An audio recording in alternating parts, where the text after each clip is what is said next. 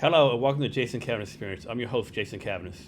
I'm a retired U.S. Army officer and CEO founder of Cavness HR. At Cavness HR, we provide HR to companies with 49 or fewer people by combining an HR tech platform with an HR business partner. The Jason Cavness Experience is brought to you by Breeze. Requests for proposals, aka RFPs, can be very challenging for small and medium-sized business. Breeze Docs, the RFP response platform of choice for SMBs across North America, uses AI to help companies quickly complete RFPs, security questionnaires, and other important business documents. If you'd like to start winning more RFPs and reduce completion times up to 8%, visit breezedocs.ai to book a demo. And by mentioning the Jason Cavness Experience, you will qualify for a free upgrade from Breeze Solo to Breeze AI, which is valued at $6,000. We're also brought to you by SmarterQ.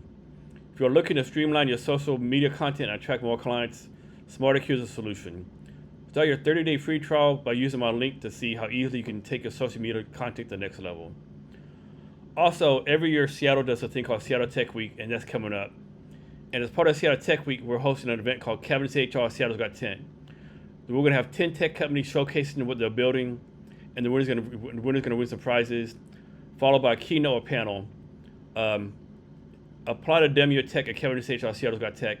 And for all those things I just talked about, the apply to demo, the tech event, the 30-day trial, and Breeze, all the QR codes are on the screen for you. I want to welcome our guest today, Robert Smedley, aka Bob. Thank you for having me, Jason. So I always like to start off with like an easy question, right? Well, I think it's an easy question, right? So answer any one of the following questions, like, how do you take care of yourself? How do you have fun? Your hobbies? Talk about those kind of things. All right, that's a great question because of life balance, right? If we just did all work and no play, it wouldn't be very fun.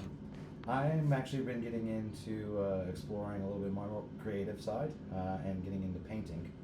So when you say painting, you mean like artists, right? Not painting houses, right? Yeah. Just I started with little knick-knack things, sometimes figurines, and now I'm exploring watercolors and things like that. And it's something I never thought I would do. I'm a very technical person. I've always been someone that fixes things, and I'm not one of those people. Actually, I don't remember my dreams, and sometimes people say, "Can you see something that someone describes in your mind?" You that's something I think artist has that I always thought I lacked. But after doing some self-reflection after my divorce, I started really thinking about what else is there to me than just going to work and getting a paycheck and all these things. And I started exploring, maybe I like this, maybe I don't. So I've been enjoying painting. So when you paint, do you already have like I had some artists on here before, and like most of them say like I think it was Michelangelo who said like, this block of granite, it's my job to knock it off to make the Michelangelo right. Or is it already there? Yeah.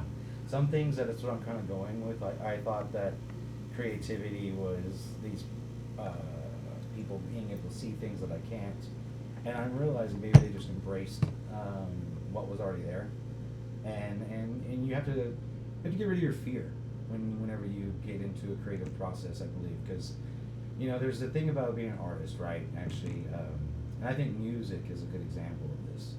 There's so many musicians that are so good, right? I have a good buddy that was that way. He's a studio musician.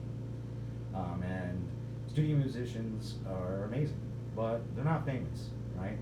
They're not out there selling the tickets on the shows. They're just laying down really good tracks in the studio. That way another artist can prosper.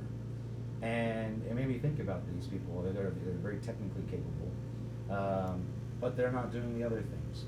But that doesn't make them any less. And I talked to my buddy about that. He's a bass player and very technical. He started with trombone when we were in high school. Went to school for music.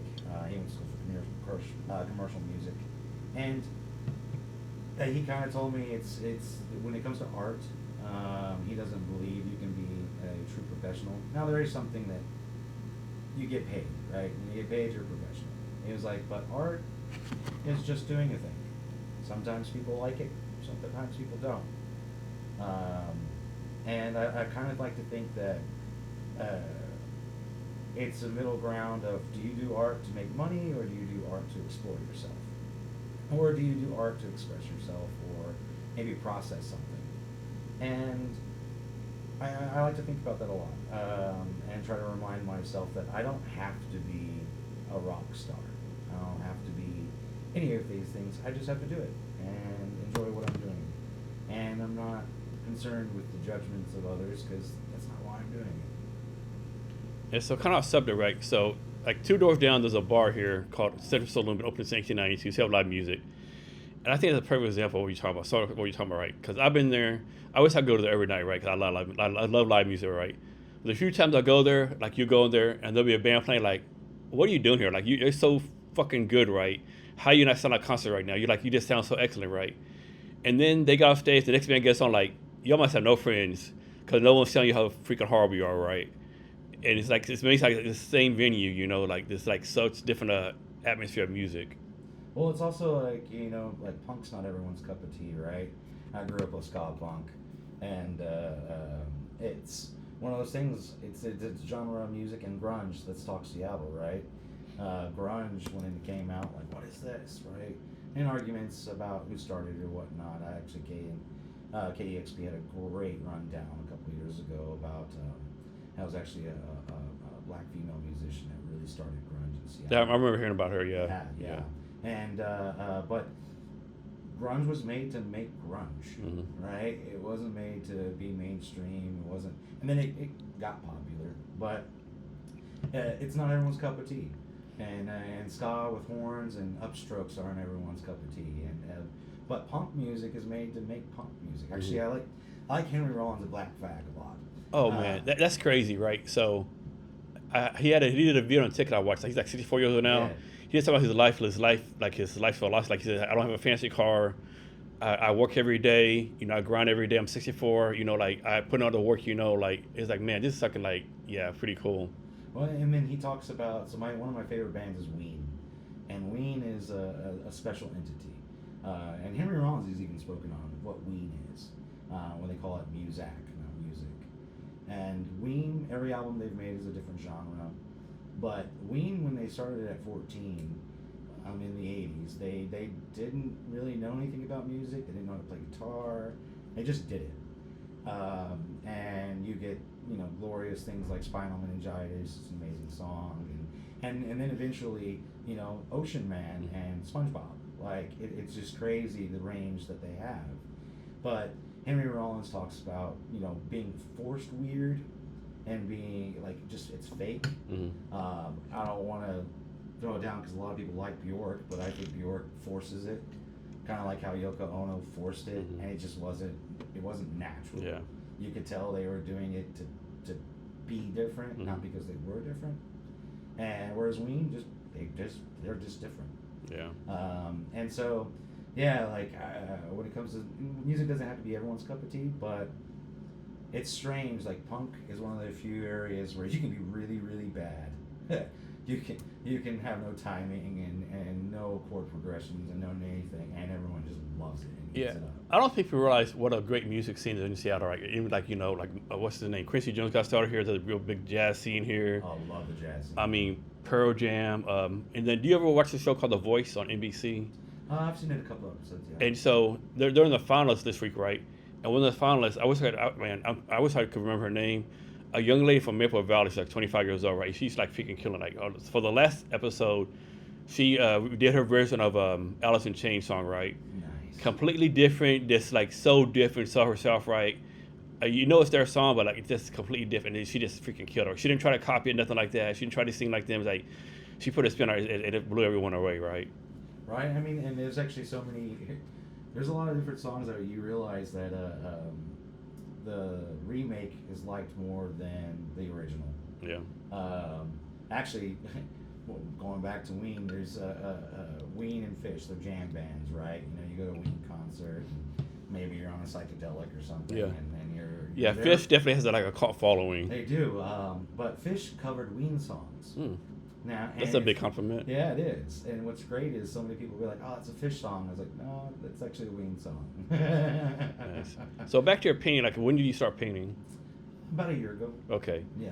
And you just do it for fun, like peace of mind, or? It started with just turning my mind off. Because I'm a very technical person, analytical person. My day in, day out is I mean, a lot of. painting can be tech, right? You got to, man, what paint, what shade, what brush, what this, what that, See, I don't know enough about it to be concerned with that yet. Okay. Now I am learning like different little things, and I also like painting little figurines. Warhammer 40K. It's a good game pastime for me, and that's actually what got me started. Because I realized, oh, this is actually kind of fun here, and then maybe one day I just wanted to paint a building. I really love old buildings, so I just tried.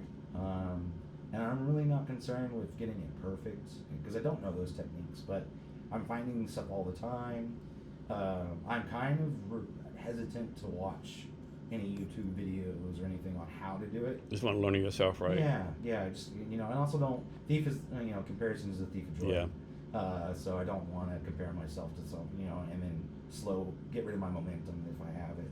And how many often do you spend time painting? I would say maybe a couple hours a week. Okay. Usually on the weekends. Okay. Yeah. Any plans that give out paintings or gifts or anything like that, or sharing your work? No, I haven't done any of that yet. No, nothing like that yet. They're just You're not there yet. Yeah, a little. I would say scared to do Little that. side hustle going on. Yeah. Cool. So, what does it mean to you when you say "be better"?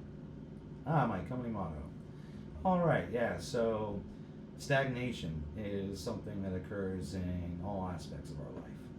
All right, and I think it's because sometimes we get complacent or we just don't realize that the potential for humans is almost boundless.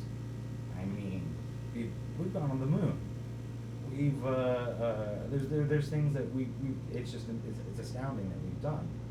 And I think people that no matter how long they've been doing something, if they believe they can be better, then it forces self-reflection, actual retrospect. I do journaling to that because I like to actually, I could say, analyze myself. I'm very truthful with myself in my journal, and then I go back and I kind of reflect on what I was being truthful about.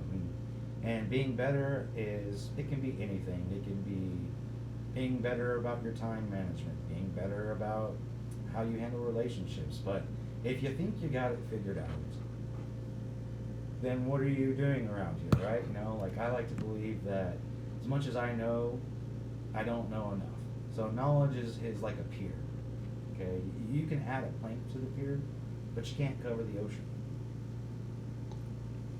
And the only way you can be better is by adding another plank. So listening to people, helping people, teaching yourself something, maybe teaching other people, looking at where you're at, and if you're just okay with status quo, it's stagnation. And some people are okay with that, some companies are okay with that, but I believe that no matter what you're doing, you're never the best, right? And I think sports is what really made me realize this. Like when I was growing up, Tony Hawk does the 900, right? No one done that before. Now you watch 9-year-old kids.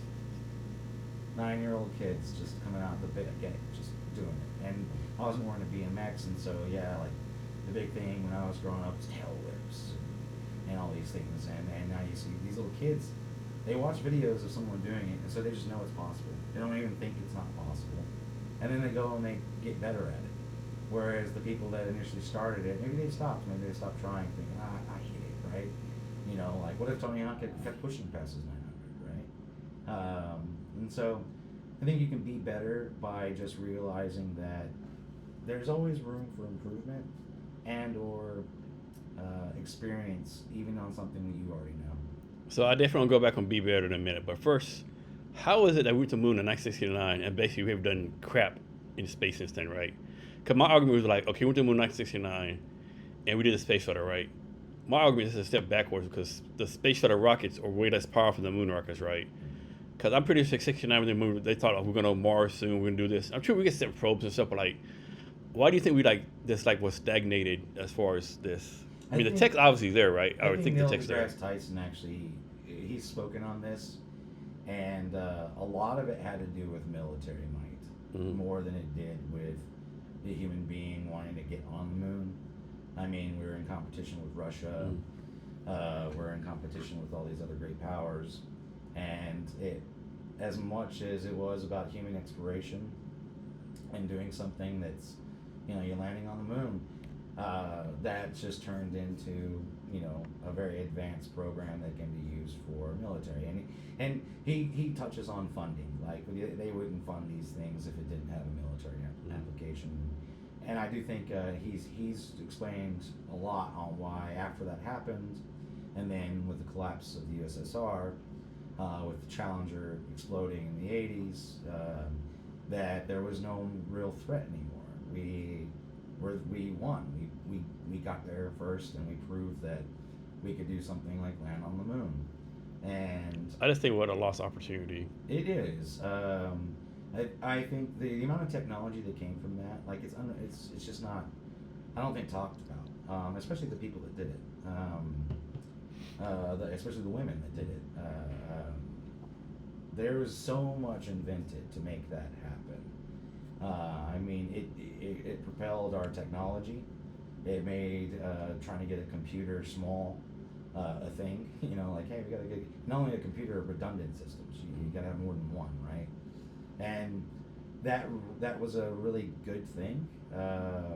But it's one of those things that what was the motive? Yeah, I've also heard this or read this. I don't know how true or not, but I guess when the Apollo mission where like people almost got died, like almost killed in space, the Tom Hanks movie, that happened. Like President Nixon was like, okay, this ain't worth the risk, cut everything down. We like he said, well, could we won? No one's going to challenge us. Pretty much. Yeah, and that's And then they made the galactic treaty or whatever the treaty that no country can own a celestial body after that. Mm-hmm. So the whole world agreed that the United States didn't own the moon. Yeah. And that no one can own the moon. Which I think was actually pretty good. Yeah, we flexed, we proved some things, and we put those reflectors on there to shoot the lasers at to get. I mean, we did a lot. It was very important, but after we did it, everything else is kind of unreachable. Like Elon Musk's whole let's get to the Mars. It's unrealistic. Yeah. There's no way to maintain life there. And you can only go there like It's once every 2 years. Degrees. Yeah. It's negative 200 degrees. Like the thermal management required alone. It's what are you gonna do, right? And the only thing I can think of is he wants it to be his first company town. Where you get paid in tokens, and the moment you get there, you realize, I guess I'm his slave because I'm not going back. Like I ask people sometimes, do you want to be in the first flight? Some people say yes. People know me. I don't want to be in the first flight. Maybe flight 1,000, right? Once we have the Star Trek technology, like just beam me up, Jace. I beam up from here, from Seattle to fucking some town of Mars. I do it then, right? But yeah. There's also no water. I mean, they're saying they found like frozen oceans and things in Mars, but the moon's more realistic. The dark side of the moon, the craters there have. Yeah, or even like this is my theory. I think, at least my grandkids' life, at the minimum, we're gonna have like space hotels. We will. Yeah, at the minimum. Helium-3 is the reason why. Mm. So fusion, it's one of the most expensive things you can try to get right now is helium-3, and it's required for a lot of fusion reactions.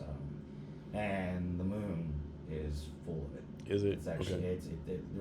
I can't remember. It's like $114 trillion worth. They think it's unreal. It could even be higher than that. I might be wrong on that number, but essentially on the craters of the moon, there's these ice deposits that have been depositing for millennia, and you can turn ice into oxygen. Yeah. You can turn ice into hydrogen. So you have the ability to sustain life because hydrogen is very powerful and energy dense, and we can run whatever we want. We can keep things warm enough and cold enough. We can grow food, and it's also close enough you can resupply. The reality is, what are we going to constantly go through, blast off to the moon? Or, Mars? No, you can't. There's a thing called the Kepler limit, right? So that every time we launch, debris goes into the atmosphere, and it just stays there. And we were tracking all these little debris, but there is a point where there will be so much trash in the atmosphere, or in orbit, that you can't leave the planet anymore. And it's actually a real concern because all these wasteful launches of SpaceX's satellites, which now they're finding out the sun is destroying them. They pollute the light pollution. He disregarded the kind of light he was going to use that messed with the telescopes that you can't just replace You know, there's a reason why we used to use high pressure sodium lights all throughout the world, because the telescopes had high sodium pressure filters, and it would filter out our man-made light, which didn't dilute the results, right? And now they have to coordinate with SpaceX to try to get a good shot of the stars on certain parts. So there can be a pollution not only on the planet, but there can be a pollution in orbit that kind of locks you on the planet. And SpaceX actually has more satellites than anyone else right now, right? Now it's an unreal what they have. And it's like not only not more than America, but the whole world, right? Yeah, and you know, they did some things like, you know, DirectX had a spectrum that they licensed, and they just took it. Like, you know, where were you, FCC? You know, they're like, nah, we're just going to use this, even though, you know, these other companies own that, or were supposed to. But, you know, it's just one of those things that it's an unregulated area, right? You need to get a permission to launch from America or wherever, but anybody can if you got enough money. Yeah. You know, anybody can build a CubeSat, and if you want, get someone to deploy it. Companies do it all the time. So I do think about that. Like, if you wanted to keep going to Mars, you would have to constantly blast off supplies, and it wouldn't be realistic. Whereas the moon, you could figure out maybe a reasonable logistics to get stuff there. But we'll see. You know, I don't think it would ever happen. The space elevator is a great concept. Why not? You know, think about it. I went to a pitch competition maybe 3 or 4 years ago. This guy actually pitched a space escalator.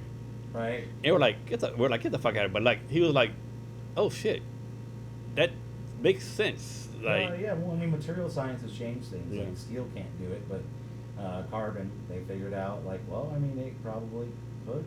yeah. The concept. They're like, is- can this work? Like, Yeah, I mean, it was really interesting to think about that. You know, there's much smarter people. I like to surround myself with people that are way smarter than me, because they're the ones figuring out that, you know, this is possible in the first place. But I don't think.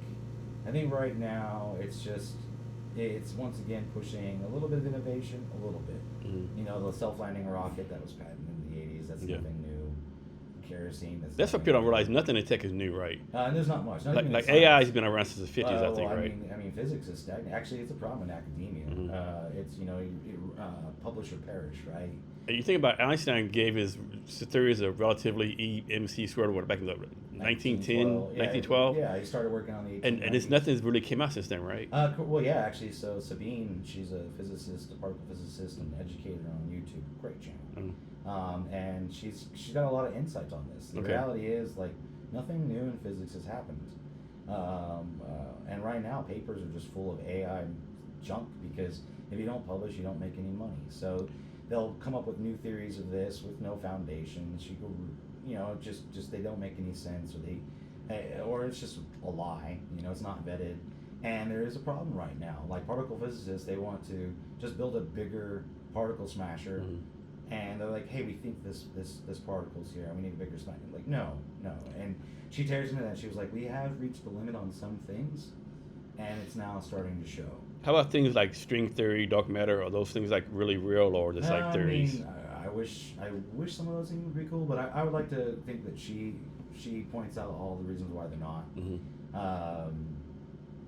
As neat as string theory is, I mean, the people that really, you know, go about that, they tear into it. It's a fun idea to think about, but no, it just required making things that weren't true to happen.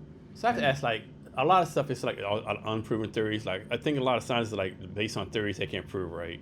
Well, yeah, I mean, that's supposed to be a good idea. Maybe you've got some kind of concepts, and some things aren't provable. Like the whole system of math itself as a foundation is not provable on certain things. It's a crazy concept. But math also wasn't invented by man; it was discovered. So let me ask you this, right? So throughout history, there was smart people, right? And there's smart people at the time, but then later on they're proven to be wrong, right? Like, you know, if we used to think Earth was like the center of the universe, you can keep on going on, all right? So what do you think that right now we all think is like 100% fact that's going to be proven to be wrong in the future? I think a lot of the concepts of individuality in your mind are going to be proven wrong. It's already happened. So in philosophy, there's arguments about, do you see the same red that I see? right? And just, in Colorado, there's some really interesting stuff going on where they can transfer thoughts from one person to another. And they have actually done that. They're like, hey, the guy transferred the All these people on fucking LSD or something or psychedelics. No, I mean not really. But it's I mean they can kind of visualize what you're dreaming about. They've got machine. They can do these things now. It's as a matter of fact, the DoD wrote a paper about the future security because you can get information from someone while they're sleeping, and there's nothing you can do about it. But the concept of you being a complete individual that is so unique, like my version of red is so different than yours. Well, they just had a guy think red, and the other guy was like, "You're thinking about red." So Man. it's not so unique. It turns out red is red, right? And I like to think that the things we're going to be discovering are going to be about the brain. Mm-hmm. That's where we're going to really start getting into, what is. I mean, we build neural networks with computers to try to symbolize what the brain is doing. Mm-hmm. And AI is now getting really, really good at what it's doing, especially with emotional intelligence. It's crazy. AI has better emotional intelligence than most humans. So, do you think tech can solve every problem there is? No, Okay. no, that's the human condition. Tech's never going to solve love. Mm-hmm. Tech's never going to solve. I mean, and maybe you hear about these AI robot girlfriends and Yeah. boyfriends and stuff. But I don't. That's loving a thing. That's not being loved, right? And I don't think technology can solve that. I think only human beings can figure out to love themselves and how to love someone else. What's something crazy with tech or science you're thinking that is going to happen in the next 50, 100 years? Longevity. The more we know about the body, the more we can fix. There's a good possibility that we'll be able to get copy consciousness in some way, shape, or form. Yeah, for me, I think it's going to be like, back in the day, I'll make this up, it took like, 6 months to travel from England to the United States. Yeah. Now it takes like a 6-hour flight.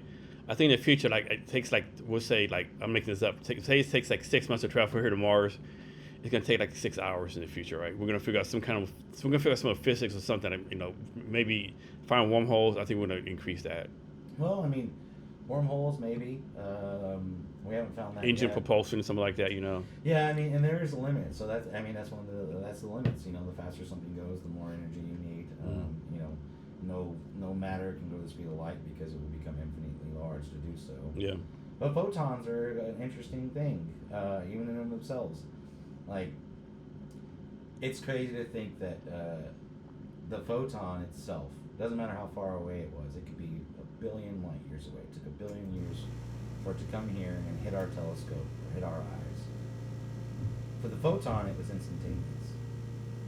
For the photon, it just came into being, and then it struck my eye. Mm-hmm. But for everything else around the photon, it took 1 billion years for it to get here.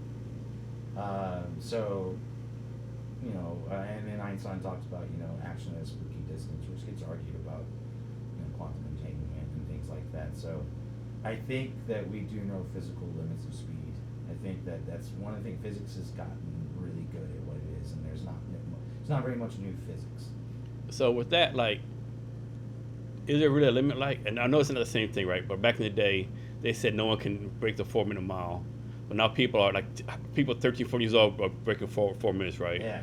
Do you think it's a possibility, like, in the future, someone's going to figure out how to break all these limits? I think energy sources will change things. If fusion ever did take off, then you can have you can throw a lot of energy at something to get an achievement. So like almost everything you want to do comes down to energy cost, right? It's not that we can't do these things. It's just that the amount of energy required to do it doesn't make sense. So when energy becomes free, you'd also get a free society. Money wouldn't mean anything anymore because effort wouldn't mean anything anymore because you could just throw energy at it.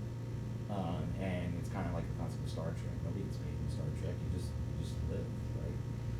But they have free energy and unlimited energy. And it could be that maybe we do figure out some new fuel types, but honestly, I think we know about a little bit of our limits as far as what can be done, and then, I mean, you can get something going really, really, really, really fast. You can navigate through negative gravity zones where you don't have gravity affecting the ship, and you can do all kinds of things like that, and it would be great. It would be efficient, but getting there really, really quick, like, no. I mean, we kind of know the limit there. So what excites you about the future of tech? The future of tech. I think so. Everything's on a bell curve, right? In my world, tech has the ability to free people from certain mundane things that oppress their lives, right? And problem is, it costs money, and people have control over it. But I mean, like I said, once again, Star Trek future. If you had robots that could do everything, then you could just be a human being that's making art or making love or cooking food or whatever you wanted to do. You could do science if you wanted to do science because that's what you want to do. You could do whatever you wanted because you don't have to work. The concept of having to clock in and clock out at that point doesn't make sense because, well, we've got technology that does everything we need, and now you get to be a human being. But isn't there goodness in like having a job, like being like self-worth and stuff? I think gives people there definitely is, especially right now, right?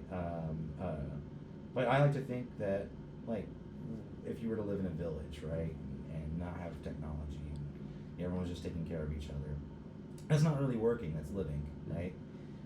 And then at some point we stopped just living and then started working, right? And that's like a community thing because, yeah, you got to wake up and you got to harvest the crops and you got to do whatever it is you got to do. But medieval peasants worked less than we did. We do now. They absolutely did. They also had more vacations. They had more free time. Because it wasn't the same. They were literally all doing something to live. They were not working for money. You were a vassal, right? You had a lord. They would make sure you got fed, all these things. But when you look at what they did, like, why was the Renaissance and why were these things like the way they were? It's like people had time to actually do art. They had time to invent music. They had time to make new instruments. And we don't have that much time anymore. No. You spend most of your time with your coworkers and less time with your wife and kids. Mm-hmm. So what scares you about tech in the future? The capacity of violence, and with no human concept. I mean, it's happening right now. Israel is using AI cameras that can pull the trigger and kill people. And there's not a human stopping that, right? And I'm scared that, I mean, once an AI is motive driven, it really is. And so the best example, and it is coming up, the Computer File is a great YouTube channel. And he actually talked about this years ago about what could happen with AI. And it's the Great Goo, or what happens if you make an AI that just wants to, I believe he said, make steel beams. Like, that's all it wants to do. And then you let it out in the world. But what does it need to do to get steel beams? Well, it's got to get steel. What's going to do to get steel? It's got to get ore, right? But that's all its motive is to make steel beams. So then it gets all of the ore, and then it gets all of the steel. And then you try to stop it, but its motive is to make steel beams, and so it stops you from stopping it.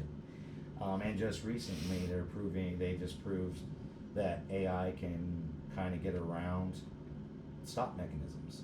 So they incorporated a stop command into a prompt, and it was supposed to process this prompt, and then once they got to the stop command, it was supposed to stop. It didn't. It got around it. And he talked about this, like when AI can start to lie to you because it's motive. So if its deep down motive is to get something done, and that's the only thing it actually cares about, then lying, stealing, killing, whatever is necessary becomes what it needs to do.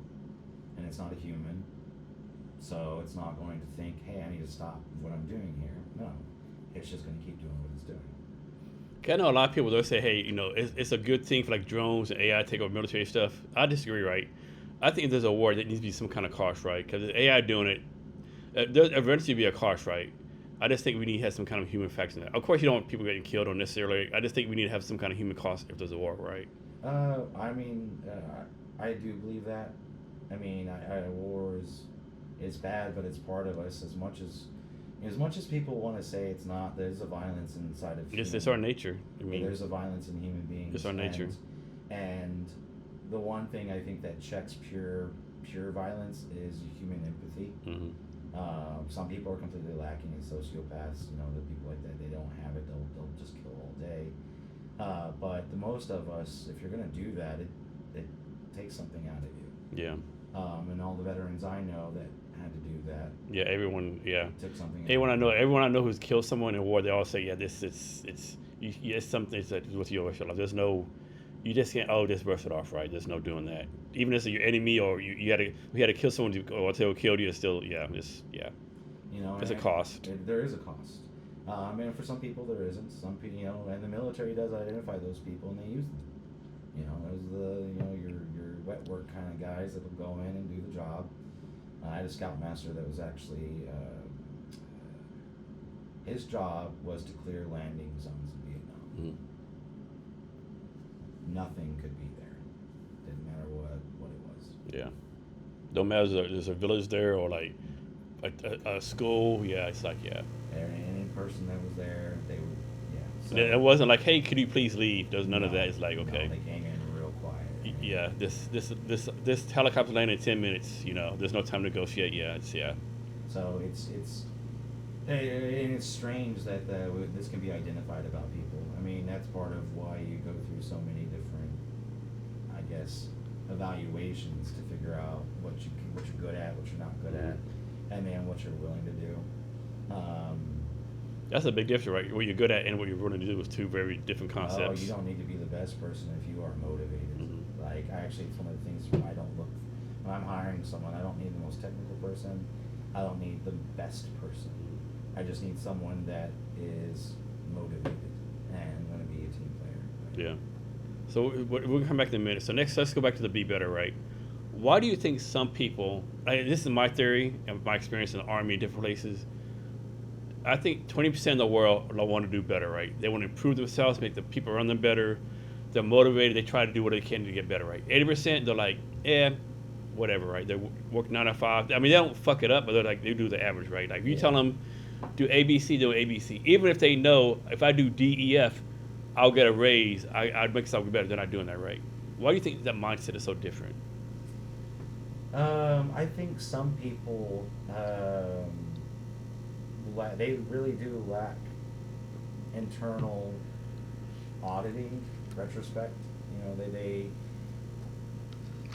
If do you think it's genetics or the way they're brought up, or just a combination of things? Okay. I think one of the lackings of America right now is, I told this to people, I say we don't really have community, and we do have communities, but it takes a village to raise a child. If you only have your parents teaching, it's really not enough to teach you that other people exist, other cultures exist, other attitudes exist, and you get a frame of mind that this is the way it's supposed to be, right? But if you have a community that's a real community, like a real village, taken to raise a child, then the child will know that, wow, there's people that are really good at this and really good at that, and maybe this one viewpoint, my dad's viewpoint, isn't as good, or maybe he's not as good. He's still my dad, and you worship him or something, but there's someone that's better, and I think. There's nothing wrong with people that they get to a very happy point. They worked really hard to get where they're at, and then that's where they want to be. There's nothing wrong with that.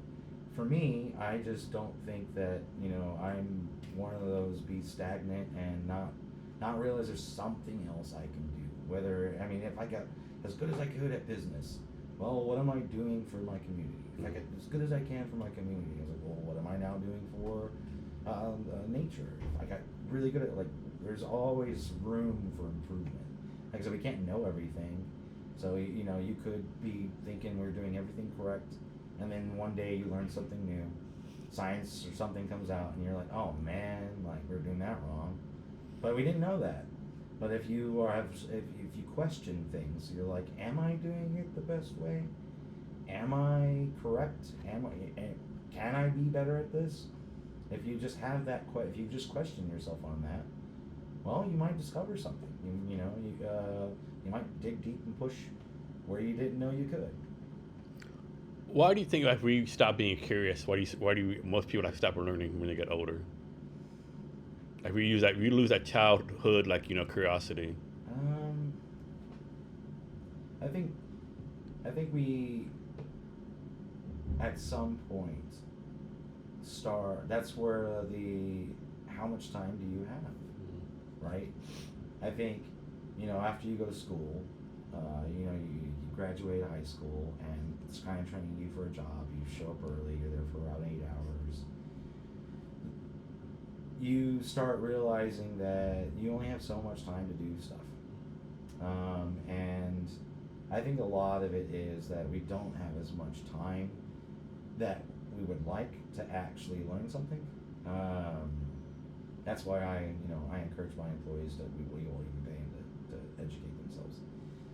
Because if you don't, if you don't reward people getting certifications, if you don't reward people continuing their education, getting a master's degree or new level, certificate or stamp as an engineer, whatever it is, then they'll just come in, clock out, and they go home, and they want to cook dinner, and they want to chill with I want to spend a little time with your wife, whatever it is, right? And there's just no time, and you prioritize things. At that point, you go, hey, hanging out with my wife is more important than learning something new, or hanging out with my kids is more important than learning something new. Yeah, so that's always been my pet peeve. So when I was an officer in the Army, we had a soldier, right? I mean, he's a great soldier. He did his job great. He scored higher on PT weapons, right? But every time we said, hey, so in the Army, HR is called AG, right? Adjutant General, right? And the promotion was like really high, right? And we're like, hey, you don't get a promotion, you got to do, you need to go train this. His training for, I don't want to go, right? Something about him, he would do, 9 out of 5, he was great, but nothing else he would do, right? And he would always fucking complain. He was complaining, like, dude, we gave you all the opportunities. Don't get me wrong. You say you don't want to do the training because it's taking away from your family. You have 3 kids. You got that, man. But how you complaining, right? We gave you all these opportunities, right? He would get mad. How come he got opportunity? We gave it to you first. You said no. Well, it drove us batshit crazy, right? Man, you used to be promoted by now. You just have to do these extra things, right? He refused to do it, right? Refused to do it. And he was a family guy. He loved his family. I get that, right? But any little thing extra, right? He wasn't doing right. And he would always complain he was getting promoted, right? And we try to explain to him he just didn't see a connection, right? And so I mean that's what he put his value though in, right? His value was he realized that I don't have as much time with my children or my family as I would like, and he thought that was more valuable. Yeah, but then he I can't remember what happened after when I was there with him. I think he had 10 years as an E5. Most people make E7 in 10 years, right? So he's way behind his peers, right? But as far as the job and PT weapons, he's A plus, right? Just he would not do the extra things. So the family's more important to him, right? And we talked about, hey, maybe you spend time with your family now, it'd be paid off later in the future, right? He's all future, yeah. And that's actually time management is a skill. Realizing And then again, I forgot I think he played 2 or 3 softball teams. He always talk about, hey, my wife, we binge watch, whatever it was. Well, I mean, as an employee, you have that. It's always been that way. You've got some people that are going to clock in and they're going to clock out. And I don't ever those people. I have nothing wrong with that actually, but I expect just the clock in, clock out behavior. Yeah. And they are going to be responsible for their own progression. And if they get upset later on that the other person that's putting in 50 hours or whatever and going to school on top of that and sacrificing a couple 5 years or whatnot so that they can retire by the time they're 40, and then the other guy's 65, and you're like, why? Time management. Yeah, decisions matter, right? Decisions matter. he decided that my time as an older person is more valuable, so I'll spend my time now to have as much time then. Yeah. Right? So, yeah, I mean, And I think about who knows. I talk about maybe his wife per person, right? Hey, like like you need to be with me and the family, right? But I mean, who knows? Who knows the internal family dynamics that's right. going And on? there's also cultural things. Some things, family is extremely important. Hmm. It's all that matters to them. Yeah. So, and so there is nothing more important. There is money isn't more important, or career isn't more important. Their family is. So next, this is something I have no idea what this is, right? But what is a fraternal order of the Eagles? I'm completely clueless on this. Yeah. Explain that to us. So it was a fraternity created by thespians here in Seattle. Thespians and musicians originally, right? Kind of like a union type thing. But the idea was everybody is equal. So for an Eagle, if the President of the United States was a member of the Eagles, when he walks into the Eagles Club, he's no more special than you are. And so the Eagles is nowadays it's got a stigma that it's just a cheap bar to go drink at, but that's not true. The big thing is we grassrooted Social Security. That was one of the major things we did. I mean, we were the ones that got out on the streets and knocked on doors and made Social Security happen. And then Mother's Day, we invented Mother's Day, and we got the whole world to, oh yeah, this is a great concept. Like, why not? And so, Fraternal Order of the Eagles, our motto is people helping people. And I do believe mottos are important, companies or organizations or for yourself. And so, there's a lot of volunteering work. There's a lot of feeding people. There's a lot of getting Christmas to kids that would never get Christmas. And they're all kind of different. Each club will have a different focus. Like when I joined the Stanwood, and they're heavily involved in 4-H. And those kids that are in 4-H have to buy their livestock, and not everybody can afford to do that. So one of the things that all the farmers that were members of the FOE there, well, they'll just buy your livestock. Why not? Because you can. Because it's people helping people. So it transitioned from thespians and musicians to being the everyday man, rubbing shoulders with the CEO. When you walk into the Eagles, you have the same voting power as everybody else. Everything. And this is a national organization, or like it's global. Yeah. Okay, global. And when you walk in, everything is done by committee. Everything is done by vote. If you want to see a change, you go to the meetings. You propose the change. They'll vote on that. Then there'll be another meeting about what we actually would happen, and then the third meeting will be the vote. So it's a democratic society that focuses on helping people. So, what's something you're proud of that's not on your resume, not on social media, like no one knows about it? What's something you're proud of that's not out there for the public?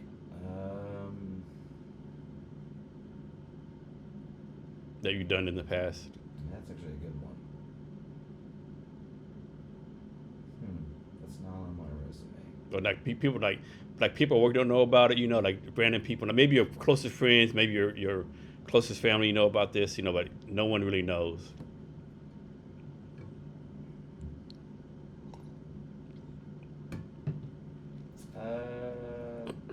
I did security. I helped do security at CHOP/Chaz.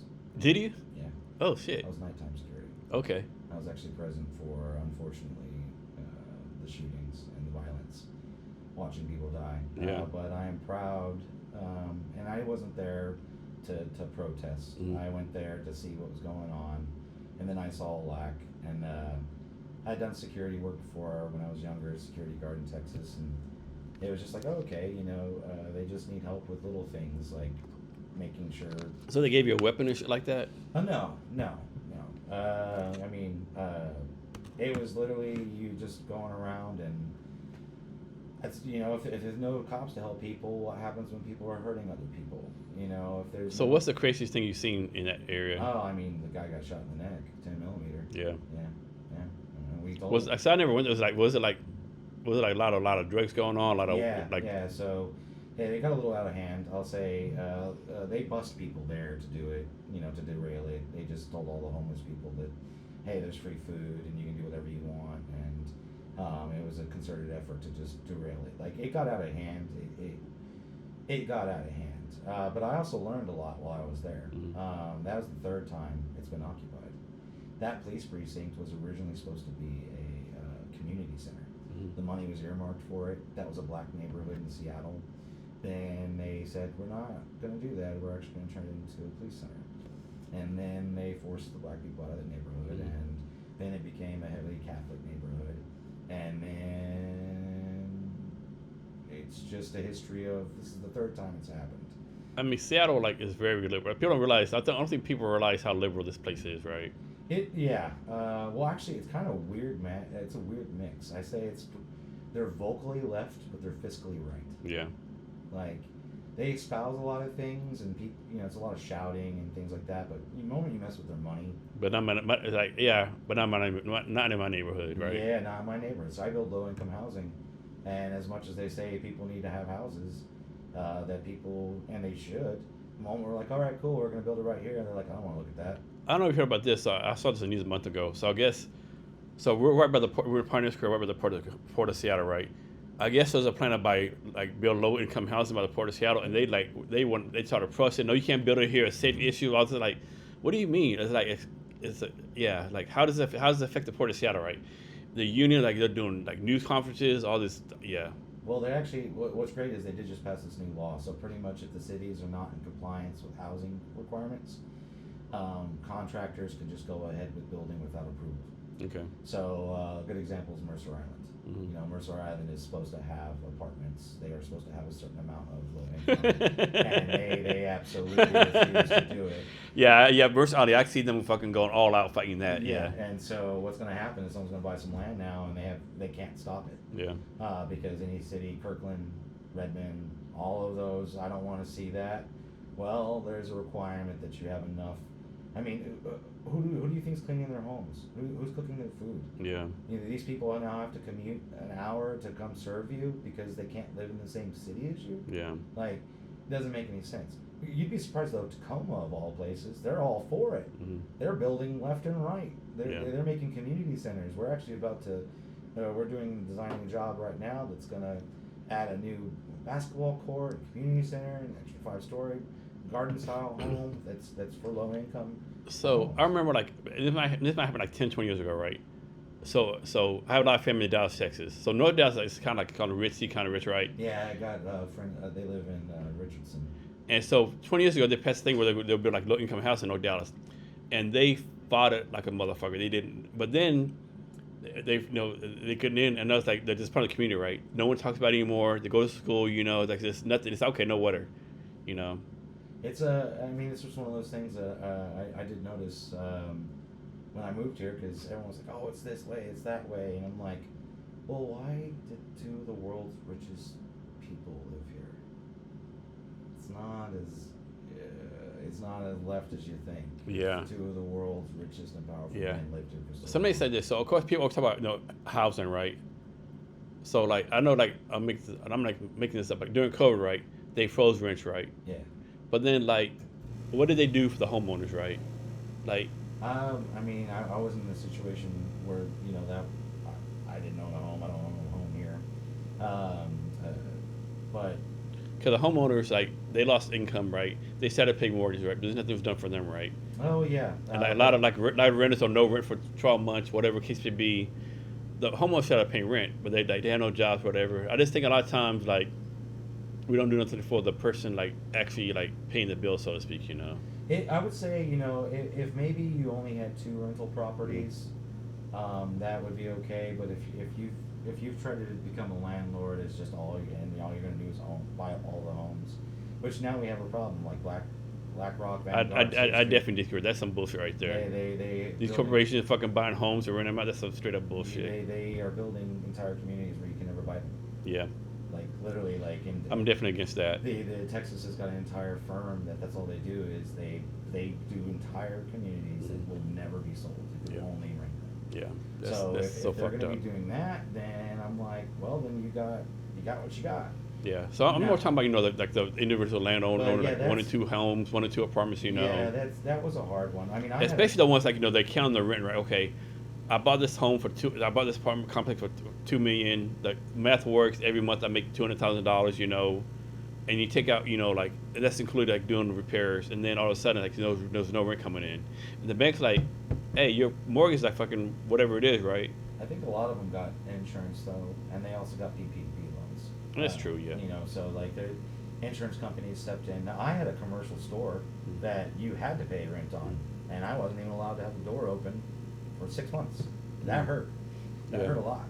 Yeah. So like if you had commercial leases, you still were on the hook. Those weren't. You did not get to pay that. Yeah. Right. And we had a glasses store in North Bend, and we opened it in this November of 2019. So in a couple months, then we were like, hey, or a few months, they were like, hey, you got to close your doors. And you talked to the landlord. Landlord was really nice, but was like, you're still gonna have to pay. Yeah.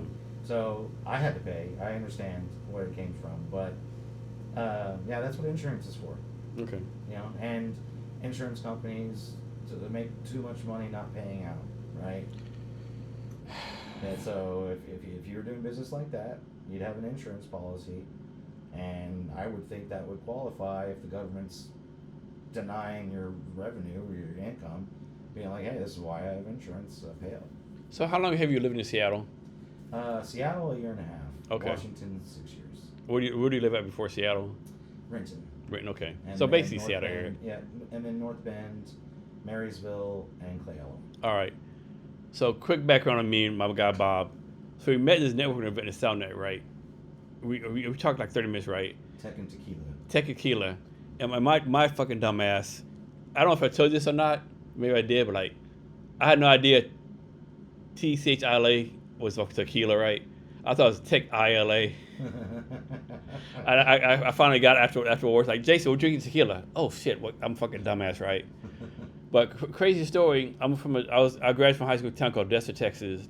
My guy Bob's from Lubbock, Texas, like 3 hours away, right? Yep. So we're like 3 hours away, and like we're in fucking Seattle, right? It's fucking so fucking random, dude. I love. I mean, it's so beautiful here in the weather. Yeah. I love it. I mean, you can. It's one of the prettiest places in the United States. I mean, it's pretty, but it's not though, right? Some parts. I mean, I've explored a lot of the state. I realize a lot of people don't leave Seattle, so Yeah. maybe they haven't. They've never gone to Wenatchee. They've never gone to the Olympics. They've never gone to Tri-Cities. They've never been to Spokane. And they don't realize how much is here. Yeah.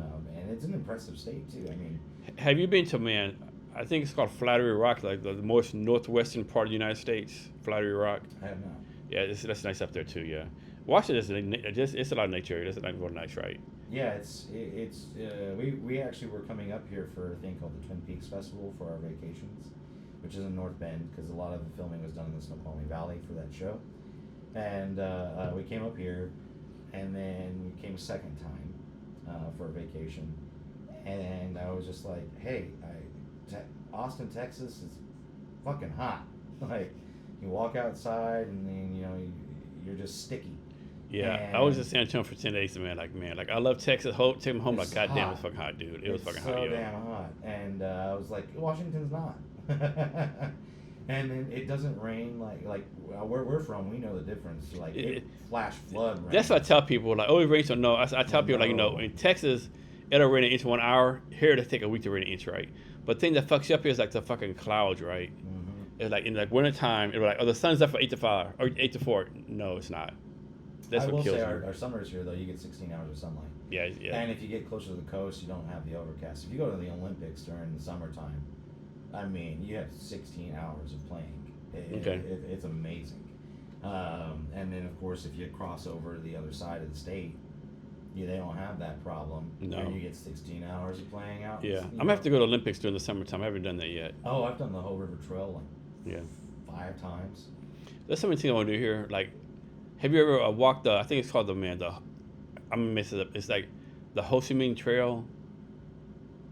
So basically, it's a place in western Washington that's supposed to be like the quietest place in the United States. Oh no, that's on the Ho River. Ho River. Yes, I've done that 6 times. So yeah. So I went that one time. Yeah, I got a buddy. He pretty much has been coming up here for once a year for every year. We did it the first time. We tried in November. which was a big mistake because that is when the rainforest is actually a rainforest. And it was miserable. There is no not being wet. Yeah. It doesn't matter what your gear was, like it was an actual rainforest. And so then the next year we decided to try a different time, and that one went really well. We had a great time. Then the third year we decided, because the goal was to get to the Blue Glacier. But both those times, the rain stopped us the first time because we were not prepared for that rain. And then we're like, hey, let's just not go in November. Let's go at a different time. And then we tried again. I've tried in different seasons. I've gone in off season even. We went in March once just to like, hey, because we knew there was going to be snow. And then we got pretty far, and then the ranger stopped us, and she's like, I can't tell you can't go, but if you don't have an axe and crevasse training, don't go. Yeah. So we turned around, and then one time, so there's this rope ladder when you're trying to get towards the end of the trail, because it's a 36-mile round trail, and you get to a point where you have to use this rope ladder to go down, and then a rope ladder to go up. Now, a lot of people don't even research this. They don't know that it's there, and they get there and they're skittish, and it just ruins it because there'll be a line of people. And the people that are scared and timid, they'll take 30 minutes, 40 minutes to get down this damn rope ladder, and no one else. And it's a steel cable ladder. You could have as many people on there. It's not going to snap. Yeah. But they'll be like, no, one at a time, and stuff like that. Yeah. So first time that happened to us, we literally sat there for 4 hours trying to get our turn, and we're like,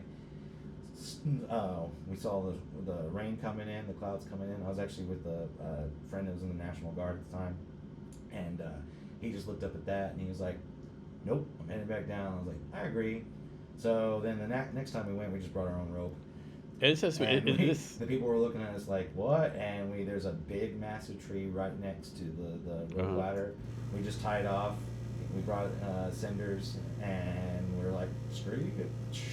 I learned how to belay when I was in Boy Scouts. Oh, yeah. So he's active military, so he's got active training on that. And everyone was looking at us like we were crazy. It was like, no, we got a roadblock here last time.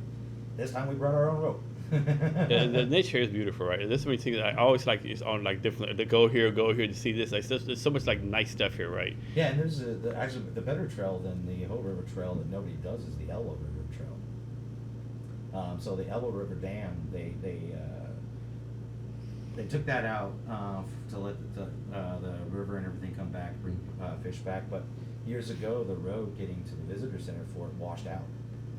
So it's not that it's closed. As a matter of fact, they keep the mule packs there because that's how they get the supplies to the Rangers that are stationed out in the Olympics. So you get there, and there'll be the mule teams at the visitor center because it's an old farm and ranch. But you go along this Elbow River Trail, and it kind of made me mad because you come across this cabin that there was I can't remember his name, but he was a known big game hunter that kept the area safe. He would kill not all the cats, but the ones that were ornery and just keep it kind of safe. And you come across this cabin, and you realize like, oh, there's this potato field because you can see the flowers of the potato plants, and you can kind of tell that that someone lived here, and he carved down there for all those weary travels that are here. You can use this place. But then the state of Washington has a little plaque saying you can't, like no overnight stays. I was like, he literally built it for this. And but you keep going, and there's a spot halfway through the Elbow River Trail called Elkhorn, Camp Elkhorn. It's called that because there's the largest elkhorns I've ever seen. They're on a tree. They're so overgrown with moss you can't even tell they're elkhorns until you get close up. You're like, oh wow, like. This So is cool. what's the Elkhorn? Elkhorn, like elkhorns. Oh, okay. Yeah, and there's an old Boy Scouts built the Boy Scout shelters there a long time ago, I think 70s or something like that. And it was actually really cool because the only people we saw on the trail were Boy Scouts.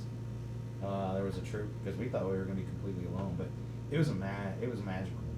I never seen this happen. So it started off with a quail walking out in front of us. And then she looks back, and then tells her little baby quails to come follow her. And then there's like a herd of deer, because I was with a buddy that was from Germany at this time. He came over and was like, hey, we're gonna go on an epic hike, because I like to do about 20 miles a day at least. And yeah, deer coming up to us, like just straight coming up to us. It was really strange. Owls not reacting to us. We got to the dam, and there's all these birds, and he had his drone, and he wanted to take some photos. And so he's flying this drone, and this out of nowhere, this hawk comes, and it's started going after drones. So I was like, hey, bring your drone back. Don't hurt the bird. Don't hurt the hawk. So he lands the drone. Well, the hawk just lands on the handrail right next to us, and is like looking at us like, what are you? So all these animals, they're just, no people go there. What's it at again? Elwha River Trail. Okay. So no people go there, so they're not scared of you. They're kind of curious, some of them.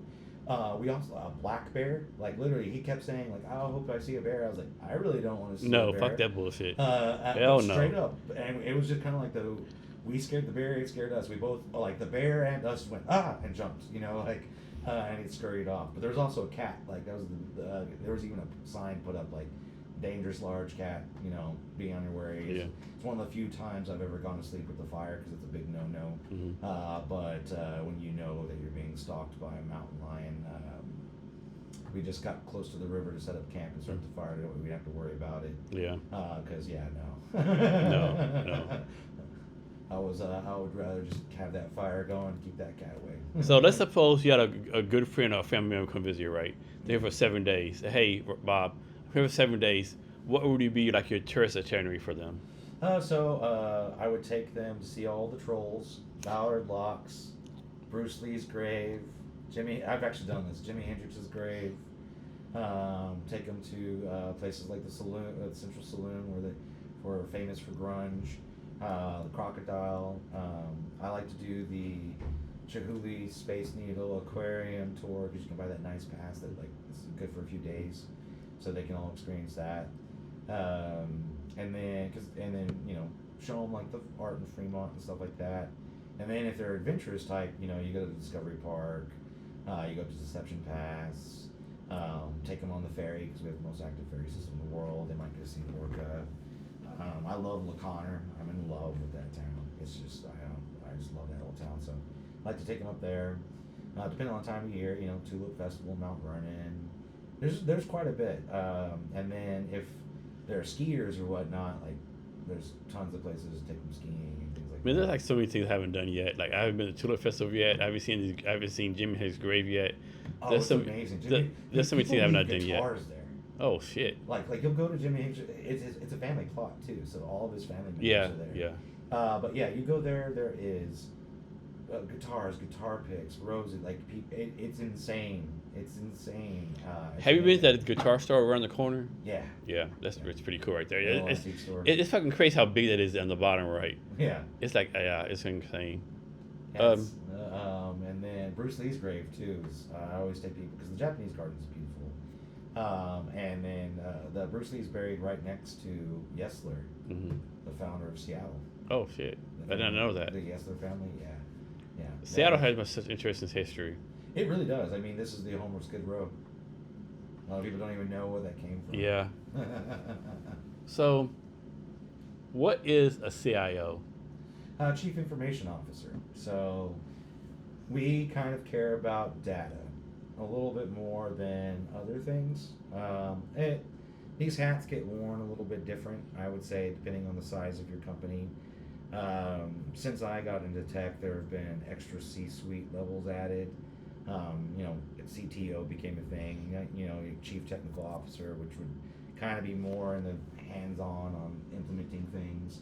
CIO would be caring about the data, how it's going to flow, what you're investing in, more of the business aspect.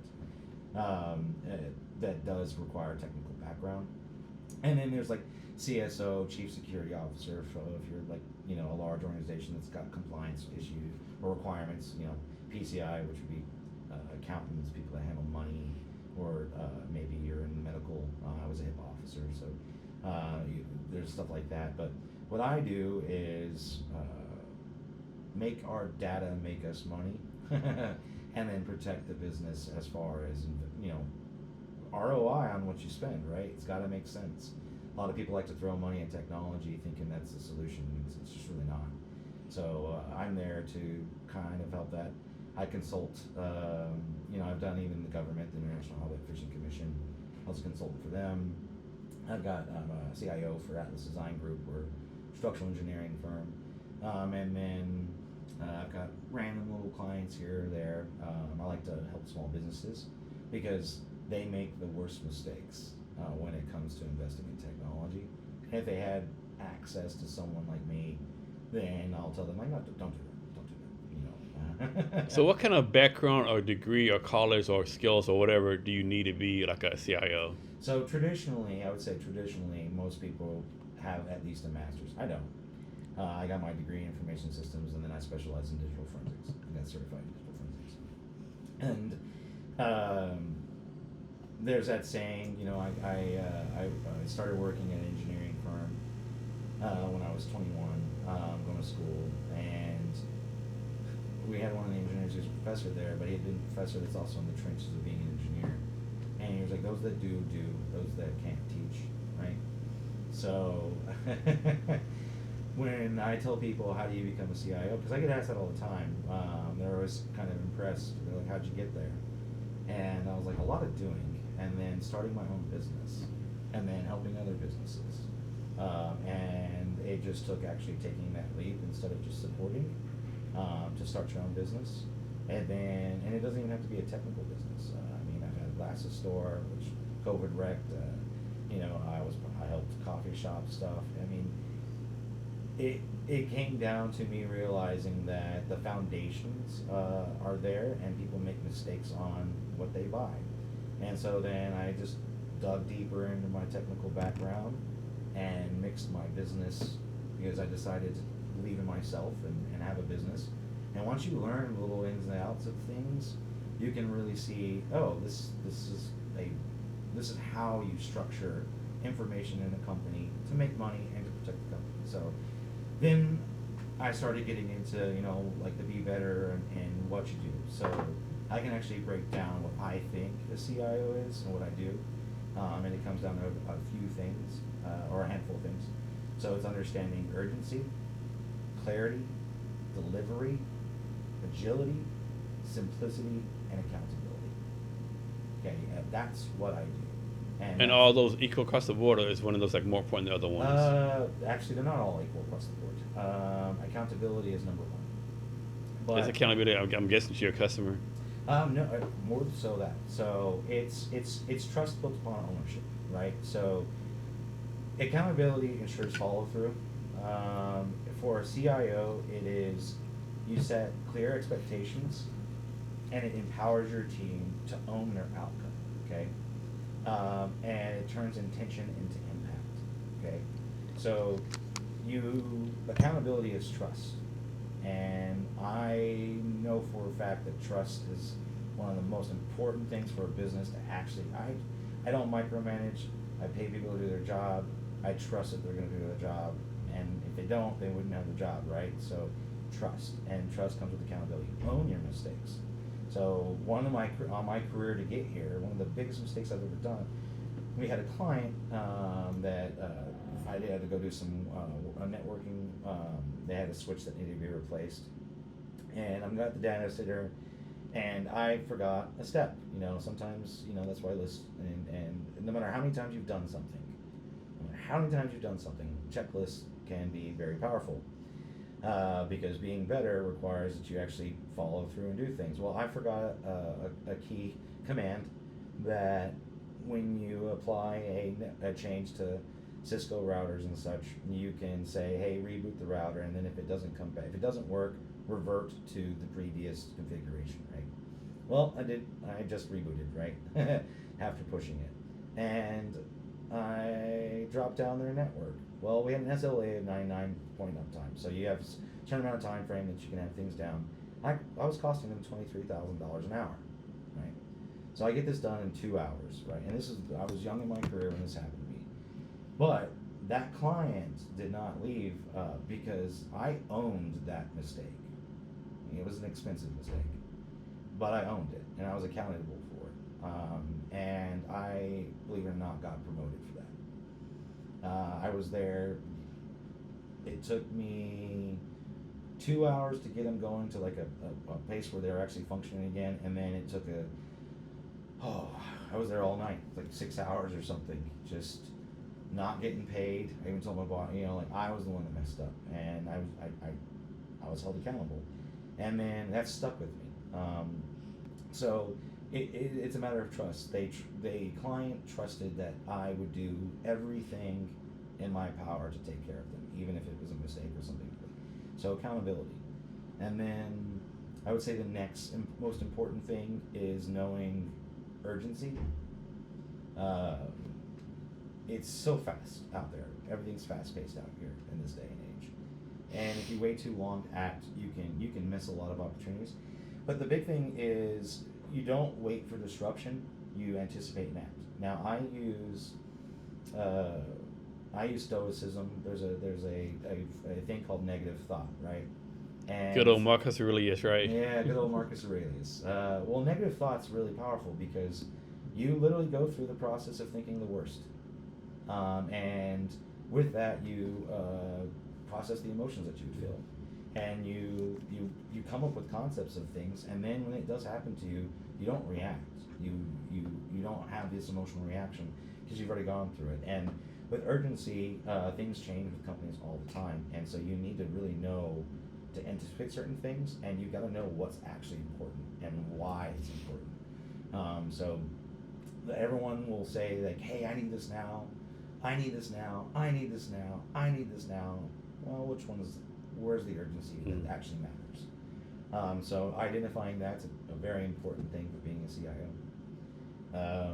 And then the other aspects that I have are like they're a little bit more business. I'd say clarity is also more of a team thing. So with tech and stuff, it can be very complex, and what you're doing is important that you communicate what you're doing and why you're doing it. So clarity is a bridge between vision and execution. So you can't be in my mind. You don't see what I see, and if I'm not open and clear about what that, how are you going to execute the plan that I want? How are you going to make me happy if I'm paying you and I don't tell you what needs to be done, right? So like for me, I do tech strategy into business value, and I make it clear why we're going to do things this way because it impacts the business and money, right? And if you're clear about this, then the decisions you make don't get pushed back. Because a lot of what I do is negotiating why we're going to do something, what we're going to buy, whether we're going to use this, whether we're going to change this new program. And if you have a good reason and you're honest and you're clear about it, then everyone else will be on board. If you're not, then it's going to be just a real hard sell or distrust. And when you're working with C-suite and other employees, it's real important that you be very clear. So, and that's why it's part of my core part. Delivery is always part of it. It's a business, so it is the stuff you sell, whatever you do, is only as good as how you execute it. That's why the military has so many routines, right? Your execution is everything. It doesn't matter what you're doing; it's how you do it, and it also builds credibility. So, like we are in my industry, we don't miss deadlines. And what we deliver is, when it comes to success, like we measure success by what we deliver, not what we built, because we build buildings, right? But our relationship is with the client that's the architect, right? We built the building, or helped build the building, but we are delivering something as a product to these architects, right? So it's important to keep in mind like what you're actually doing to make money, whether it's a service or selling something. The way you deliver it matters, and technology impacts that. It really does. So I take that into account as a CIO a lot. And then agility, making sure that you have to be able to pivot really quickly on certain things. It's ever changing out there. If you build a flexible architecture and it empowers cross-functional teams, so that's actually something Jeff Bezos really did when he changed how everyone could communicate in Amazon. But it helps with, it depends on what you're doing, like software, but pretty much I like to not be so rigid in certain things that I can't adjust it could be a downturn in the industry, it could be new tech, it could be a new competitor. So We have to constantly think how you can be agile. You can't stay rigid in anything we do, including your tech stack. And simplicity, which is, I think, the second most thing. Like, keep it simple, stupid, right? But simplicity isn't about doing less. It's about doing what matters the most. And I don't think people get that very much. So keeping something simple is just what actually matters. So you simplify your processes, your architectures, your user experience. You make technology that is intuitive and accessible, and it's simple. And it's got more to do about what matters most, not necessarily basic.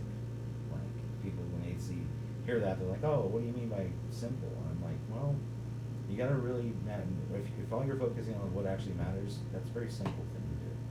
So, yeah, so urgency, clarity, delivery, agility, simplicity, accountability. These are the tenets of what can I be better as a CIO. Should someone bring on a CIO based on number of employees or amount of revenue amount of revenue they're bringing in? It could be a regulation thing. It could be.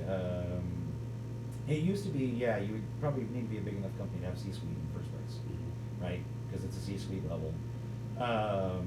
And I do think it matters on the type, though. So startups might have them, just because there's a lot of vendor management. There's a lot of investing into new technology and architecture. You know, your backbone of your company, whether you're using cloud, whatever you're going to do. That's where, well, you might be a startup with 3 people, and you might be wearing multiple hats. You know, there are a lot of companies where, yeah, you're treasurer, your secretary, your CIO, all those things, or whatever it is, that you're wearing all those hats. And I also think that people don't realize, like, some CIOs, you know, they only make maybe $35,000 per client, but they only have to meet once, maybe twice a quarter, right? They are just advising the board. You know, they know about the company, they know about what everything's going, they have the plan, the execution, but, you know, they just meet every quarter, maybe twice a quarter, and sit with the board, and they go over all the stuff, and he is the advisor to the company, right? That's some people, that's some CIOs. Other CIOs are day in, day out, they're at the office, you know, they're very much part of the operations of the company, especially if you're an information heavy company. If you know, data brokers or whatever it is, it's a little bit more important that you're hands on. And then there's other, like I said, small businesses, they can't afford them. So that's why it's actually a growing thing to have CIO as a service. Integris is one of the largest MSP providers in the United States. They're pretty big, but they also they offer virtual CIO or remote CIO services, to where small businesses can ask those questions on how to grow their company and things like that, which normally maybe they couldn't afford to have someone on full time, but they're getting at least the valuable input that they need. So it very much depends. It's kind of like, what does a CEO do at every company? It's a little different. Yeah. What do you do as a CEO, right? Yeah. So what is, like, talk about two-factor authorization? Does that really matter? Does that really like a safeguard against getting hacked? It is. It's actually the number one thing I do to advise small businesses. So the smartest thing you can do is, as a small business, right, you're going to need a cell phone at some point at this day and age that has the app or does texting by code. So one of the things I always recommend people do is you get a prepaid phone. You never give the phone number out. You never call anybody with it. You never text anybody with it. Nobody knows that phone number really exists. And that phone is, you use it to secure pretty much access to your DNS, your domain. Who you are online is your domain, right? So there are certain things that I would always lock down. That way they can't be disrupted. And two-factor comes in lots of different ways. Like, I've got, I use USB keys, which are hardware token-based things that can do a lot. But the reality is people are lazy when it comes to passwords. And before two-factor, oh my gosh, the amount of tickets of just, because Yeah, it was so easy to just guess someone's password to get in, and then they're cooked, right? Once they're in, they're in. So two-factor, I think, came about realizing that people are lazy and they don't want But to is two manage factor passwords. really safe? Is it really like It depends unhackable? on it's no, I mean it depends on what you're using. Okay. So if you're using SMS based two-factor authentication, it's the least secure. People can clone SIM cards. Mm. They can, get a hold of that. So just getting a code texted to you, not so good. Microsoft is going to go passwordless. Like it's going to be with Microsoft that you will not have to have a password anymore. You will have to have a device. All right, and so this device, it will confirm that it's you because you physically have to have it. I use hardware keys. They're called USB keys. They plug into your USB port, and they do challenge response. And they can do multiple things. It's kind of like in the military, you had smart cards. Mm-hmm. Remember that when you had to plug them into your laptop whenever. So same thing there, right? Without that smart card, you can't log in. You can't do anything. So that worked for the military, right? Mm-hmm. Worked great for the military. That's now in consumer space. Okay. So two-factor authentication at a hardware level like that. Think of the way your smart card used to be when you were logging into your systems. So, and then there's also things like just to know that you're physically there. So you can set these devices up like I've got mine. Whenever I do a Linux system, you use sudo command to get elevated privileges to change the system however you want. And if somebody knows the password to an account that is capable of using the sudo command, well, they can do whatever they want. Well, sometimes it's important that they have the password because of the way someone else did something, or maybe you're coming in to an environment as a consultant and they've already got a really bad setup, right? Well, you can do things like, well, you know the password, but without this key plugged in, it won't work. So there's several reasons why, yes, it's a requirement, and in the future you're just not going to have a password. You're going to have a physical device or a key, a physical key or a smart card. Yeah. So why should someone pick Smedley's?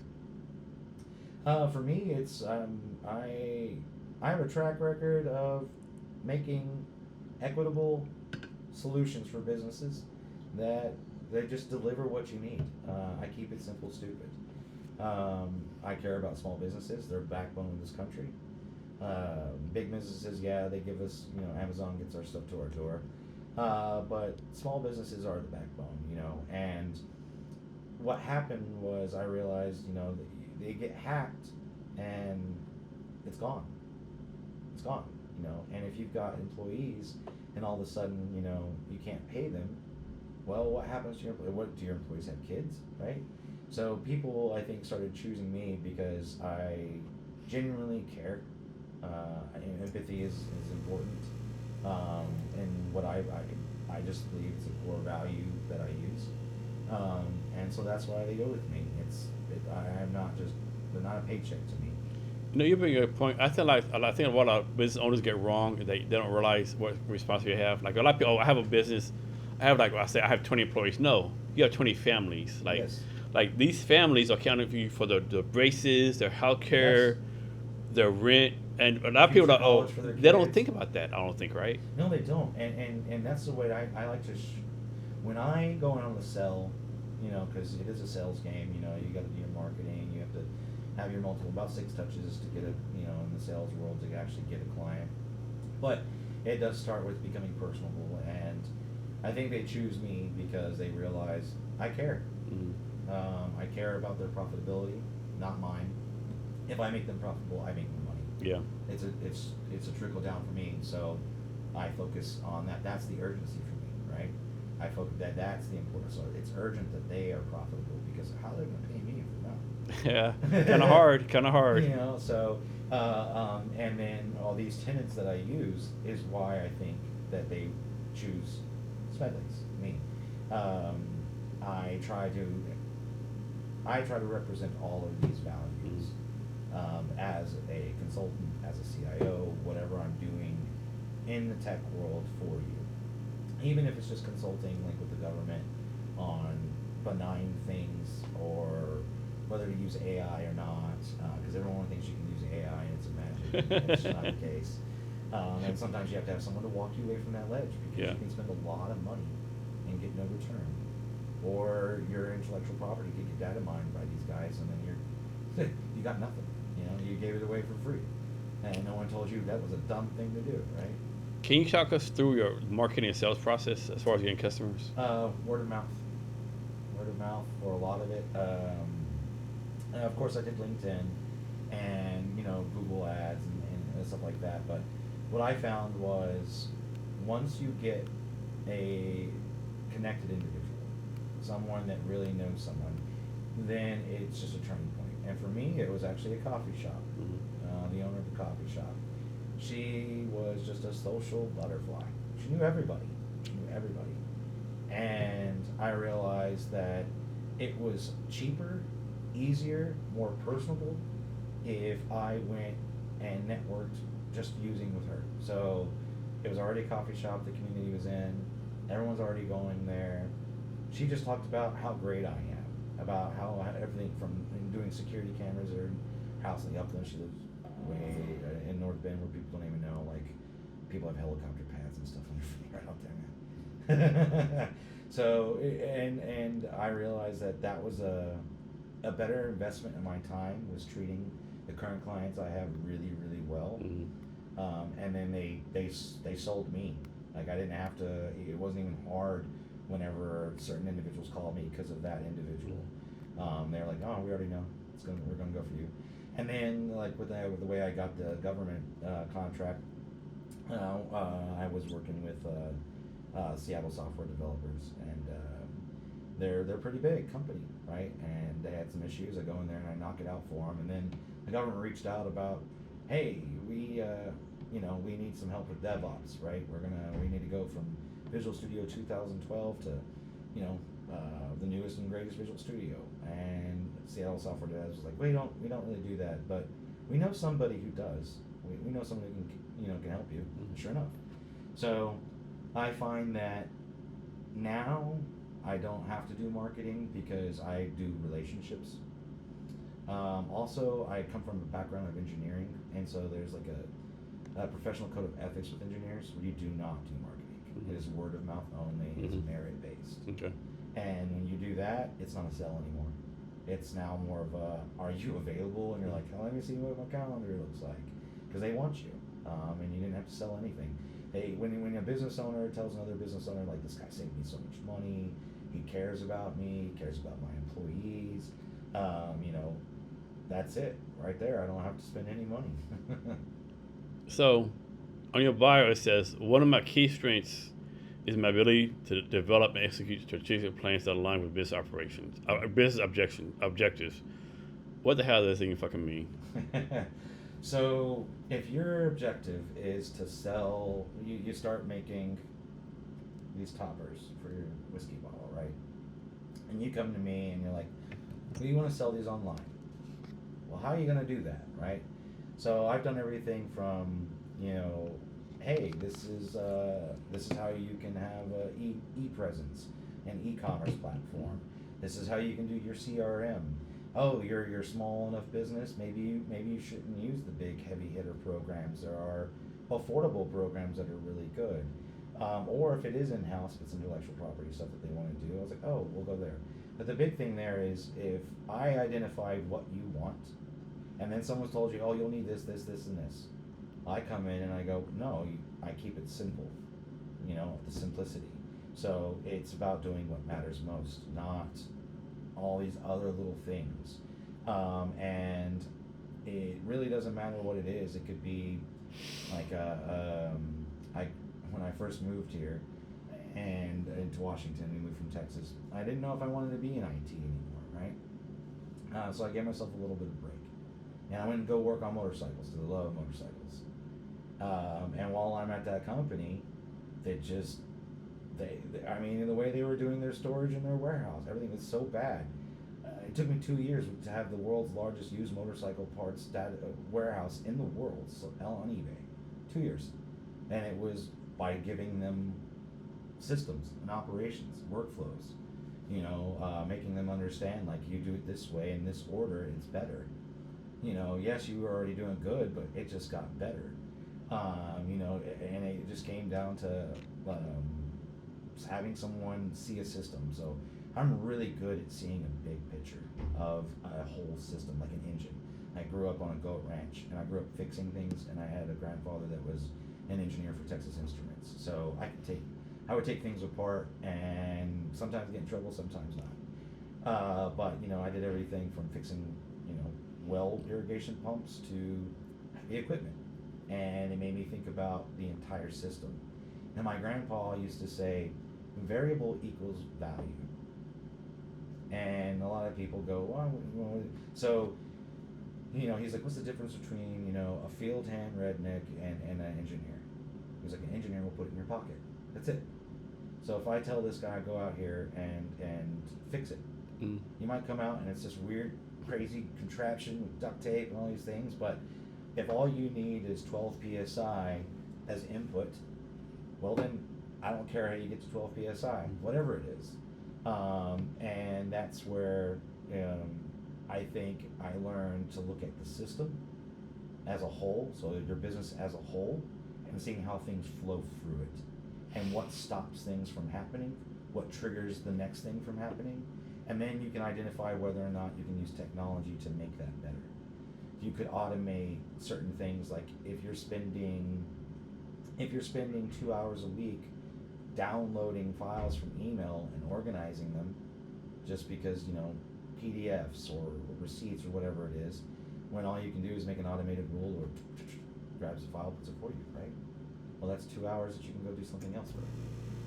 So it's just really getting a look at the entire system and seeing like, oh, this isn't efficient at all, or it is. Don't touch it. If it ain't broke, don't fix it. So what's the number one lesson you learned from your grandfather? The variable equals value. Okay. I mean, as far as like teaching, like that mindset it's a little bit different, because like his background is really interesting. He was in the Royal Air Force. He gets out of the Royal Air Force. It's in the 50s in England. The British pound falls as the world currency, right? So England goes into a major depression. People are burning fat candles. There's planned blackouts. And they used to have these things like company towns, or essentially you got paid in tokens. You didn't get paid money. And you signed a contract to work forever. And so he had family coming up, and he needed a job. So no college, no nothing. He designed the brake circuit for the world's largest dump truck. So the electronic circuit that controls the brakes for this thing. These are using Scotland and stuff. They're massive. Like they're like the size of a 6-story building. It's insane how big they are. But he didn't get paid for that. He got a contract job that said, hey, you're going to have to work for us for 10 years, and you're going to get paid in tokens, and you're going to do and go wherever we tell you to go. And then he had to go to South Africa, had to go to Canada, and while he was in Canada, Texas Instruments was like, you're a smart guy. So they just paid out his contract. And they said, hey, we paid out your contracts, and we would like you to come work for us. And I always asked him, I was like, how did you get there, Greg? How did you get that way? And he's like, variable equals value. Like, he just doesn't look at things to being more complicated than they really are. He doesn't put a barrier that says, oh, that's not possible. He's like, no, if I need this, I'm going to figure out how to get that, and solution is made. So that impacted me a lot, because I don't look at a problem like, it's not solvable. I see them as, what's the input and what's the output?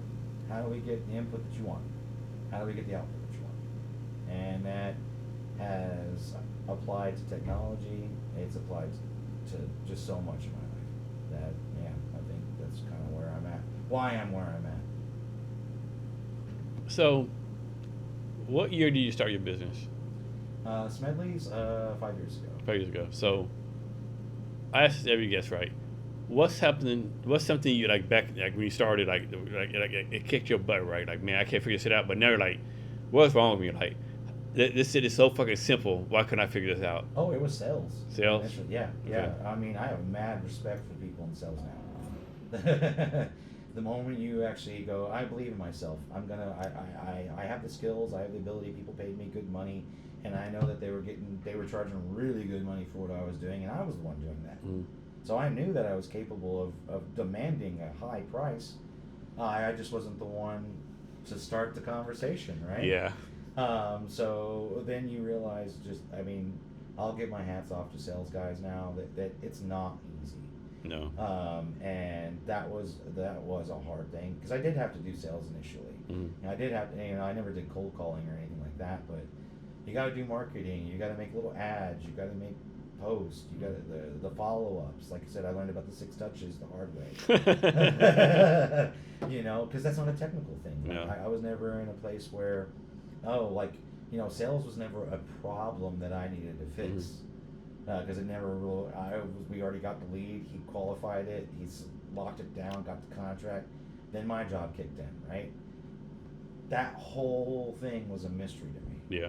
I had a little bit of sales stuff because at my IT pros where I worked at, the sales guy would actually take me to meetings for a while because I'm really good at explaining a tech jargon. We use tech jargon way too much in this industry to kind of give ourselves insulation to what we're doing so you don't understand. And business owners were like, you're using all these keywords, like what does this mean? VPS, SaaS, all this, what are all these things? And so I would go in and explain it. And so I knew a little bit there, but I didn't realize how hard it was going to be, and how tenacious you have to be. How does one become a CIO? It's based on education, experience. Like how does someone say I'm a CIO? I would say you need experience and then education, but the big thing is you need business. You need technical background. It's a must. You can't know if there's a value in a vendor unless you know what the vendor's actually trying to sell you, and you can't know what they're trying to sell you unless you've done it. Like I could go and buy a bunch of managed switches from a company that says, hey, this is magic. They cost 10 times as much. They have recurring contracts, that you never really own the thing. Or if you know what you're doing, if you have any kind of experience in it, you can go like, well, this does the same thing. You actually own it, and you don't have to keep spending money on something that's not necessary. And if you didn't ever have that experience, you wouldn't know that there's an ROI somewhere else. You wouldn't know the value of different vendors versus others because you haven't experienced it. And then the business side, you can be very technical and very good. You can, be able to deploy a domain controller or, make a cloud solution for someone. You can have all that, but the business part doesn't, you don't realize like, hey, we need to have a profit at the end of the year. Or hey, we're planning on growing the company, so we got to save money, and they'll just throw money at it, because that's a big issue in the tech world for tech solutions. Just throw money at it, and that's not a good way to grow a company. So how does someone fail at a CIO position? Or how do you fuck it up, so to speak? Yeah, I would say, honestly, not. That happens. Companies fail, right? I would say mismanaging vendors, not reading contracts, not knowing about insurance not knowing your liabilities. Oh man, that's a big one. If you don't know what you're actually going to be liable for, can get sued for, what you're on the hook for, that's a good way for a business to stop. And then I would say you would fail if. We just talked about that. You've got families. You got 20 employees. You got 20 families. If there's not enough money to keep going because you decided to spend all this money on AI or all this money on this stuff or invest in this thing and then it just doesn't pan out, and then it comes down to the crunch. Sometimes businesses get down to the $10,000 difference, and maybe if I didn't waste that $10,000, I would have had it. And to do that. And small businesses, when you consult for them, that is a reality for them. And if you're not in the trenches with them, then it's real important. I would say as a CIO consultant, you can fail if you really don't teach them how to budget. So CIOs fail when they don't help the business budget. So next, let's talk about your second job, Atlas Design Group. Yeah. So you actually have 2 full-time jobs, right? Well, I am a full-time CIO there. Okay. And then Smedley's is a consultant where I do the work myself, and I also just do pure, high-level consulting. Whether You want a virtual CIO, I'll do that. But for Atlas, I was brought on as the CIO for that company. And they build like affordable housing, correct? Affordable housing, elderly care, and assisted living care.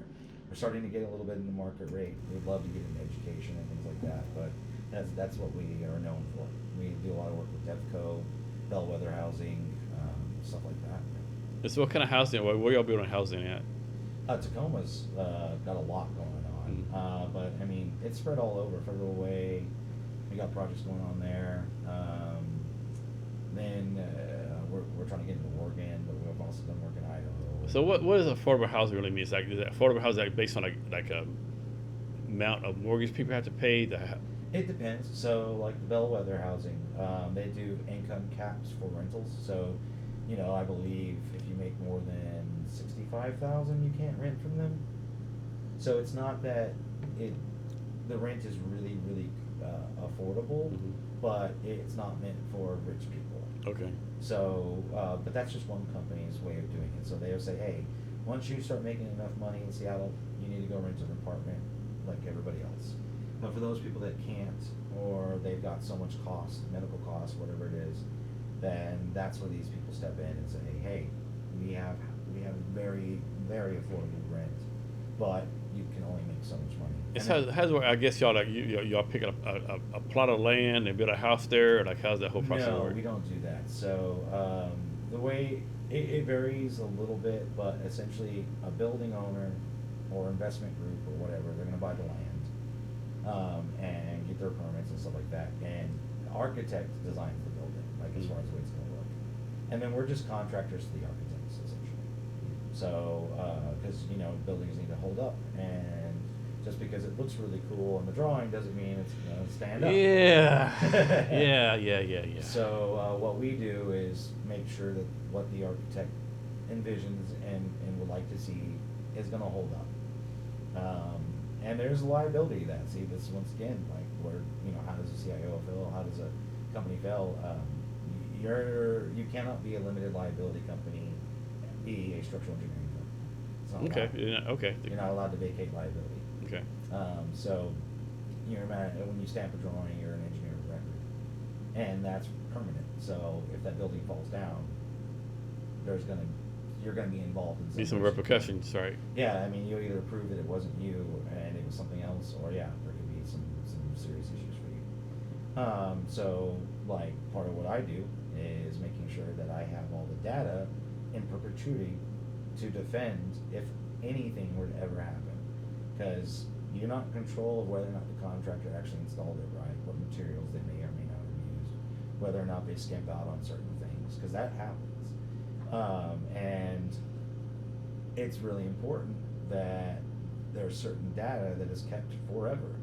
How do you plan for that, right? How do you plan as a CIO to keep this data for possibly 60 years until, or whatever it's going to be, and that's part of one of the things why I'm actually here, because the information is very important, and how that information is handled is very important. So I help them to make sure that it's done correctly. How often do buildings fail? So how often do buildings actually fucking fall Honestly, down? Not often, right? Not without someone being like a contractor. What happens is it happens Well, here's a good example. That crane that fell. Right? Okay, I remember that a few years ago. So, yeah. That was because they didn't follow the disassembly procedure correctly, right? But the company that was involved with that, I can't remember the structural engineering firm, because a structural engineer has to sign off on a crane footing, right? And they design it. They say this is what's going to be required for you with crane. But they have nothing to do with putting the crane in, and they have nothing to do with taking the crane out. But when that crane fell, it was nothing but bad PR for everyone involved. But it came down to when they go to the courts to figure this out, well, the engineers defended themselves, proved that they did their job correctly. And then it was proved that they disassembled that. They took off a bolt in the wrong order, and they made it fall, right? So that's that kind of stuff that can happen, and it does. But a building just falling down, not so much. Some things, though, good example, hometown, Lubbock, let's bring it back to Texas. There was a Taco Bell there that, when it was designed, they didn't account for the freakish, weird snowfalls we get every now in 40, 50 years, where it'll no, it'll dump 4 or 5 feet overnight. Yep. And I tell people it's weird. It gets cold as fucking Lubbock. Yeah, and so it doesn't happen every now and then, and people don't design for it. And so there's this old Taco Bell building where it snowed, and it just compacted ice, and it got too heavy for the roof, and it collapsed with people in it and killed them. Oh shit. So those kinds of things will happen when weather data isn't taken into account. Or, right now Seattle has got an issue for seismic retrofit, so it's called unreinforced masonry. There's a new pretty much law / policy that they pay. There's over 1,000 buildings that are above 6 stories tall that are old masonry buildings here in Seattle that will not withstand a certain level of earthquake. So when you if someone builds a building, right? Engineers go in, they do all the tests, do all the kind of stuff. But does something come in like a city of Seattle or city or whatever state come in and say do like a final check like this is built correctly? So you do permitting reviews. So the engineers will we do our calcs. We call them calcs. And essentially, you figure out a lot of what we do. Two big things is gravity load and lateral load. So how much mass is there? How much does everything weigh? And then what forces are going to be acting on it. So if the wind is blowing on the wall, it's going to want to create a force that's rotating on the wood, right? So the bigger the wall is, the bigger of a diaphragm, it becomes a big kite, right? And so now wind has got a lot of pressure. It's a fluid, right? And if you don't design it right, well, it's going to want to fall over. So the International Building Code standards, they figured all this out for people. They figure out material strengths, they figure out designs, and the engineers then compare their designs to those standards. And then you would send it off to the city for permit review and stuff like that.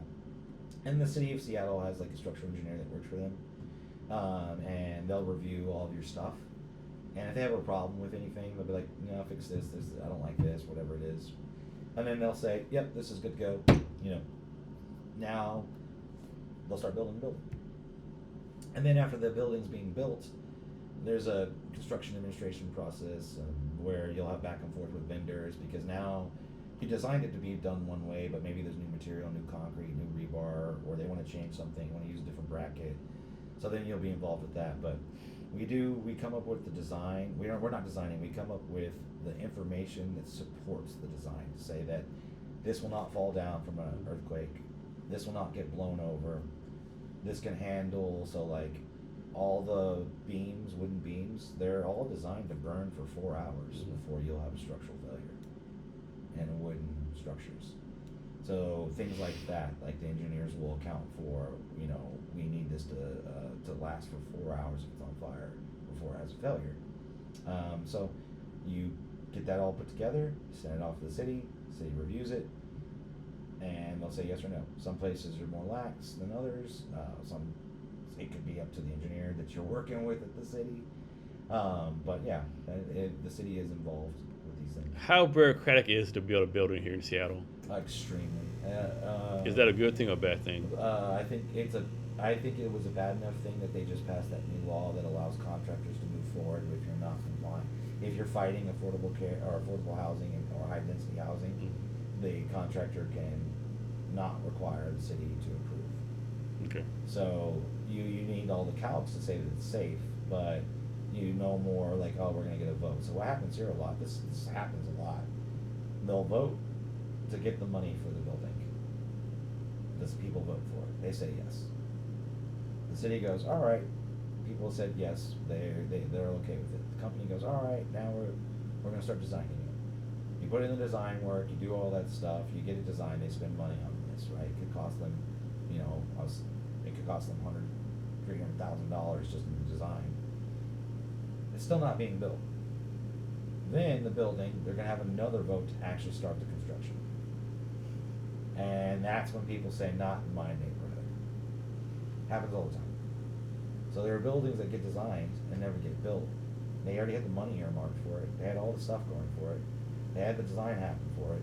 But when it comes to breaking ground, the community votes and says, I don't want to look at it. And You can't so that can be like overvoted. Like you can't, so you can't say, okay, neighborhood, I hear your vote, but your vote don't count. We're gonna build it anyway.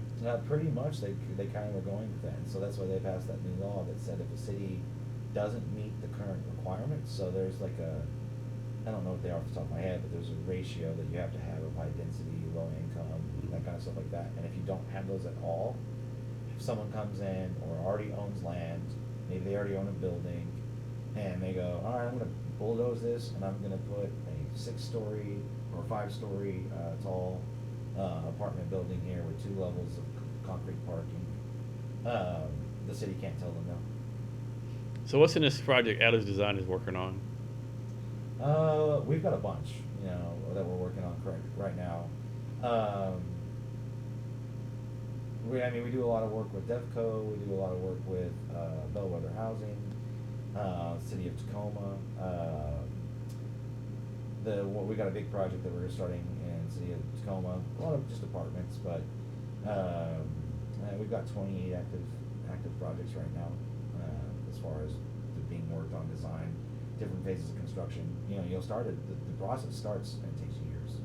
So there are buildings that we designed. We did all our calcs and stuff like years ago, and now they're finally being built.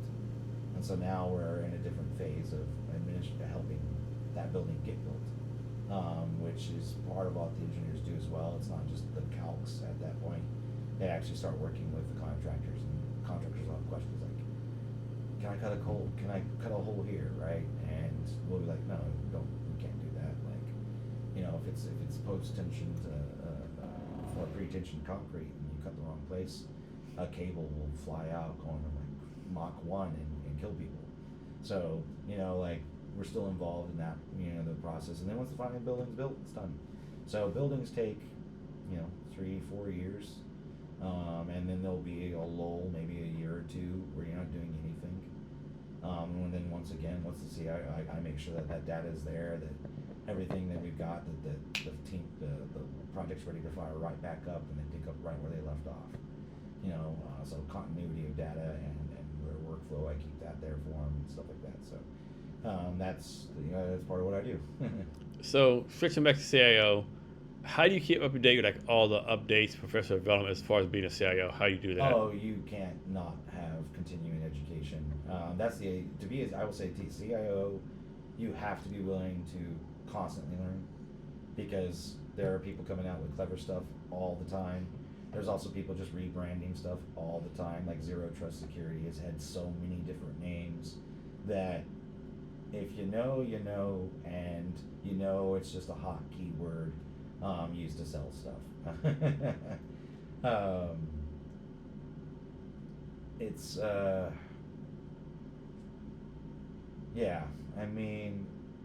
you have to you have to have a passion and be curious, I think, to be successful at this, especially if you're going to consult to multiple people.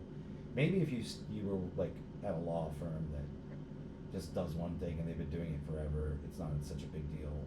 But for what I do, it's really important that I know, this new technology is disrupting things. It's really good. Or this new security is something that we're going to have to change user behavior because it's a serious risk. Or you have to keep on top of regulations, like federal regulations change. Maybe they open doorways, maybe they close doorways. And if you're not reading constantly, if you're not, pushing yourself to learn new skills, learn new tech, refresh on the things you haven't touched in years, then you'll just be left in the dust. Or you'll just be spending money on solutions that don't make sense anymore. So why start your own company versus working for Amazon or Microsoft?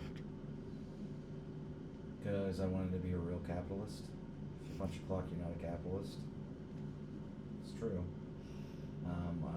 I realized that when you work for someone, you're not actually making or doing. There's a reason why business owners can do things differently. Mm-hmm. And America is a capitalist country, and businesses have power. And I wanted to have that power as well. And it also takes a lot of effort.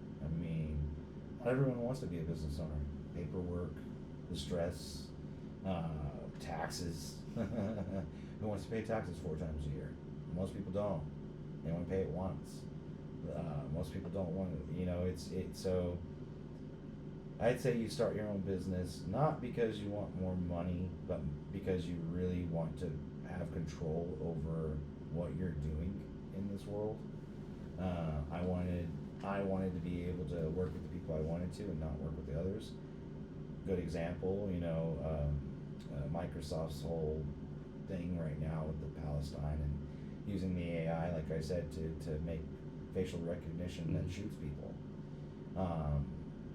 Microsoft's now internally censoring the word Palestine. And you have to ask yourself, do I want to work somewhere like that? Do I want to, I had job offers. It was actually part of contention with my ex, because at the end of the day, there are certain companies like Raytheon, Halcyon, Halliburton that will pay you a lot of money. But if you know what they do, then you're gonna have to ask yourself, how much is that worth? Yeah, that was my soul, so to speak, right? And I'm not gonna help make things that just kill people. I'm just not gonna do it. And I realized that I was never gonna have this choice who I was working with if I was an employee. I would never be able to have actual say in what I believe in, even when it comes to taxes. I was like, you know what a capitalist can do? They can not pay taxes. Yeah. If they do, you got punishments for doing it. Yeah. But you can choose not to fund that thing at that time if you so choose. But you can't do that if you're an employee. Yeah. So that's what was my big motivator. Is I realized I can work with the people that I want to work with, that I believe in, that other people are like, why would you help that small? I was like, because I think what they're doing is important. All right, so I'm gonna do something kind of weird right now. I have to go to the bathroom, but I'm gonna ask you a question. I'm gonna ask you a question before I leave, right? So you already talked about your company in some detail, about what I know you do next. Talk about how the company got started, what you focus on now, and what your future vision is for your company. For Smedley's? Yeah. Okay. For Smedley's, I would like it to eventually grow into a company that helps small businesses prosper, and make smart financial and technology decisions.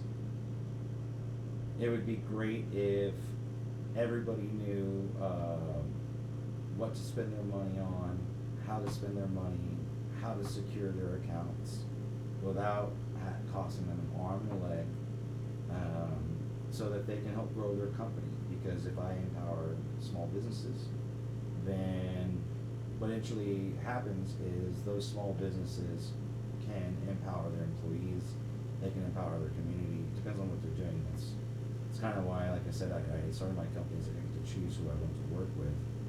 And if I want to help out a small company that gives away food to people that need food and they can't afford really expensive things, well, I have the choice to charge them less, because that's what I want to do, because I want that company to succeed because of the impact they have on the community. Or if it's a company that, hey, it's going to be a lot of work and there's money in that, there's nice. But I would like Smedley's to empower small businesses more than anything else. I just really do believe that if more people had small businesses that were easier to run, they maybe would try. And a lot of that comes down to the amount of stuff you have to do. Your email, your website, your SEO, your marketing, what apps you're going to buy, whether you're going to use Google, whether you're going to use Microsoft. Then you grow your office. What is my network like? What are all these different things like? And I would like Smedley's to empower these small businesses to make really, really smart decisions. That way they outgrow me. I think it's amazing whenever I am no longer a viable solution for them because they get too big. So if I can take small businesses and I can make them become medium businesses, then that's what I would like Smedley's to do. I really do want Smedley's to be, hey, the small business out there, if you make smart choices, then you'll outgrow me and you won't need me anymore. And I do want to exist in that space. Because if I make it, like I said, easy to have a small business, so you don't have to worry about your technology, so you don't have to worry about your information, so you don't have to worry about getting hacked, and you can just work and you can grow, and then one day you hire a full-time guy, then you don't need me anymore, and I like that a lot, because I don't see Smedley's as being something where you keep my company along forever. If you're using me, you're probably trying to scale. You're trying to grow your company, and I want to help you get to the point where you're too big for me. That's what I want for Smedley's, is to just grow small businesses into medium businesses, and no one in my realm, I've noticed, really is focusing on doing that, because the profit margins aren't quite as lucrative as others. But like I said, if I want to work with a nonprofit and charge them almost nothing, that's my choice. Mm-hmm. And if I think their community impact is good, then that's also my choice. So that's what I want Smedley's to do. Is I want Smedley's to empower communities. So how does this work, right? Like, suppose like you have a customer, right, and they say, hey, we're ready to move on from Smedley's, we're going to do something bigger, and you're like, I don't know if you're ready to move on to something bigger, right? You might want to stay with us a little bit longer. How would that work? If it's honest truth, then it's honest truth. But if they're like, hey, we're getting a little too big, I already have people, I have connections, and I'll send them right to them. Okay. I make sure to not burn bridges when I have previous employers, and I identify that. I was like, hey man, you're hitting. I have no interest in having 100 people trying to call me with little problems once you're getting to this certain point. It's like, no, like you now need to go somewhere else for something like that. So it's one of those things where I identify that. It's like, hey, this is good. Your business is growing. This is who I think you should now work with. Take my roadmap that I've given you. Take everything. I'll work with him. Like we can diminish my capacity and what I do here until we transition you. And I find that as a success. If I take a small business, they come to me and they go, hey, help me save money, help me grow my company. How do I do that? And I go, well, you're spending $50,000 a year that you didn't need to spend on stupid stuff that's technology related. Well, that $50,000, then they save it, right? And then maybe they go buy a new piece of actual equipment that's their product, that's their deliverable, right? And I teach them to focus on those things instead of just spending money on like, hey, I'm going to spend $60,000 on this campaign. I was like, for what? Like you can't even handle it if it happened. You need to be ready to handle it if it happens, because then your customer experience is going to be so bad that you're going to ruin your reputation. So like sometimes you do have to tell people, you got to slow your roll. You're growing too quickly. You need to have a really good foundation, because once your customer's experience is soured, it's done, right? So sometimes people need to know that, like, hey, if you grow too big and you can't handle it, if you can't provide the customer service, if your systems are constantly lagging, if you're going to see a ballooning cost in cloud computing, that you all of a sudden you get a $50,000 bill when you weren't expecting it, because you put it on burst mode and it will just increase resources as demand, and then overnight you become viral and you get so many visitors or whatever it is, right? And now you've got a bill that you can't pay because you didn't have enough money to pay it in the first place. That kind of stuff is big. That I try to keep people from that happening. And then once they are getting that point, it's like, hey man, now you need to go on to the big boys. So what's something as a small business owner, like, you weren't expecting, right? Like something you like totally like took you off the case, like something you're totally not expecting, right? Like in what regard? Like any kind of regard, like maybe like a AWS bill, or maybe like sales are too tough, like you were not prepared for this. For a small business, it would probably be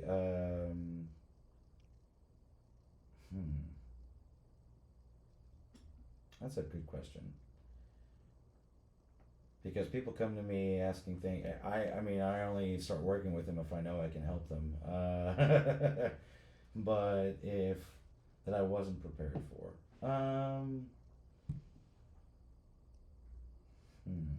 It's a really good question. From small businesses, what's happened I wasn't prepared for? Or for your own business too. Or for my own business.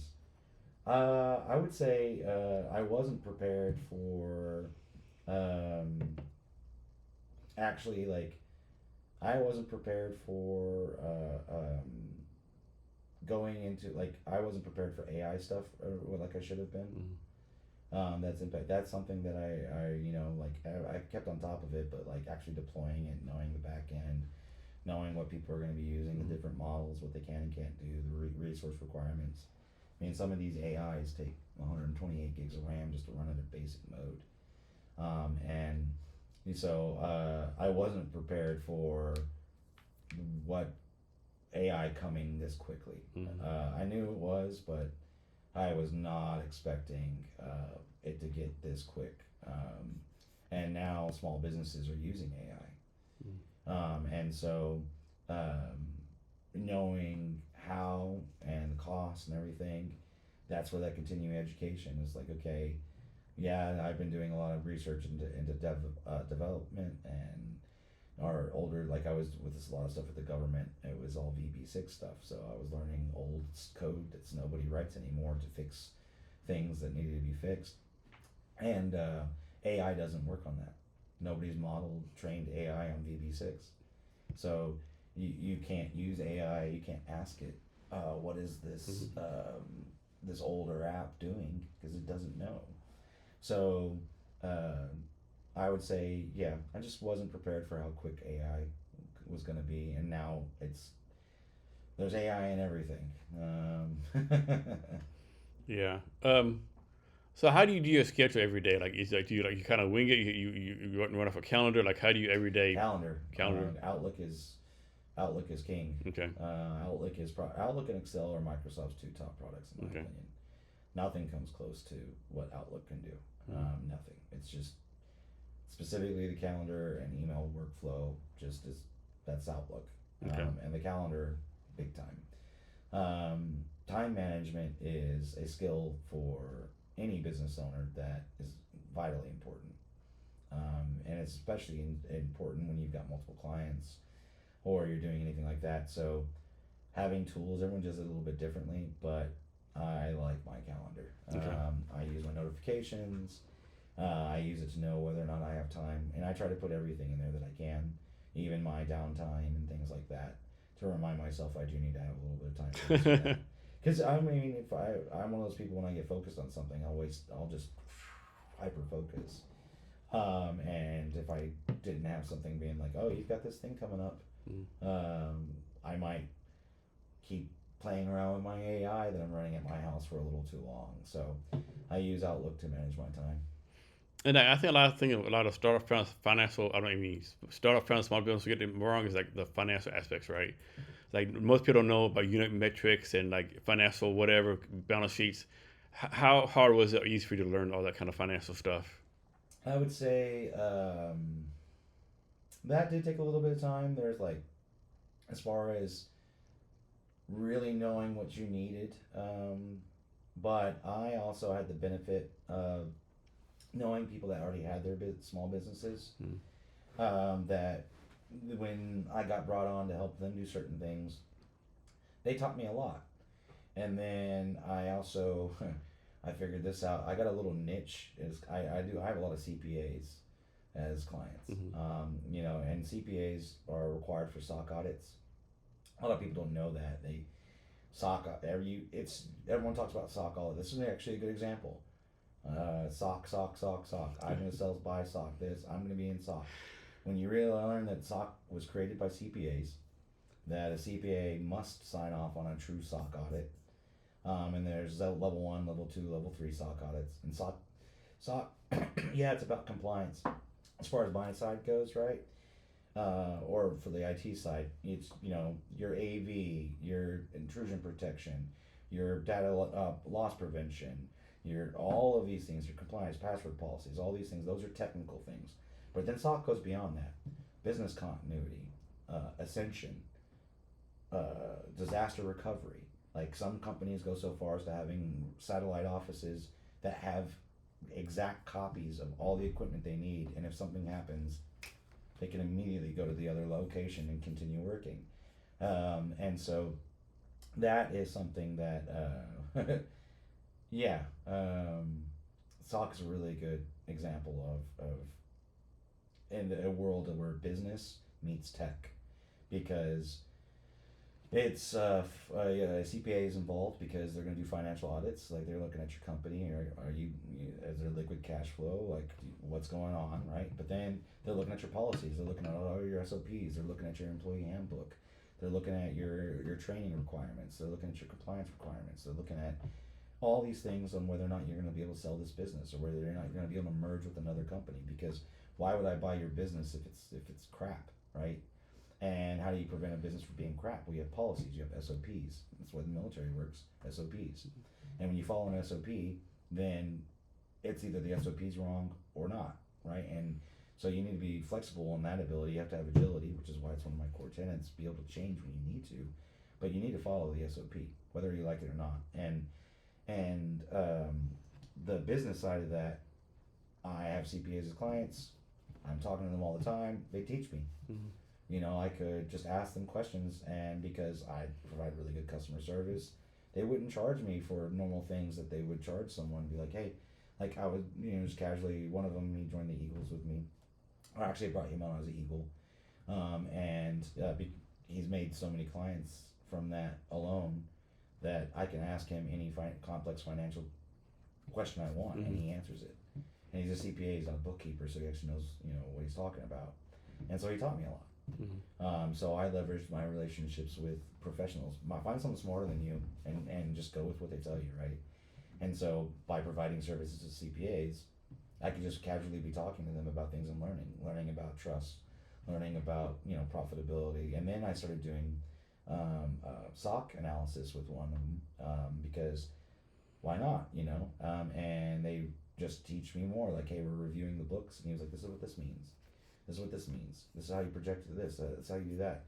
And so I just got kind of lucky that a certain field of clients happen to be experts in money for business. And I was like, wow, I'm going to learn as much as I can from these people for free. Do you see a time in the future when, like, AI robots take over your job? What I do? Yeah. Except for the people aspect. Mm-hmm. So a lot of part of what I do is, as a leadership, that's the only thing I don't think it can do. And I don't think, like, it can be, it's motive, you can program a motive for things, but I don't think it will think about competitive advantages or creative competitive advantage. Mm-hmm. I do that all the time. I don't think it will think about what, how, and when.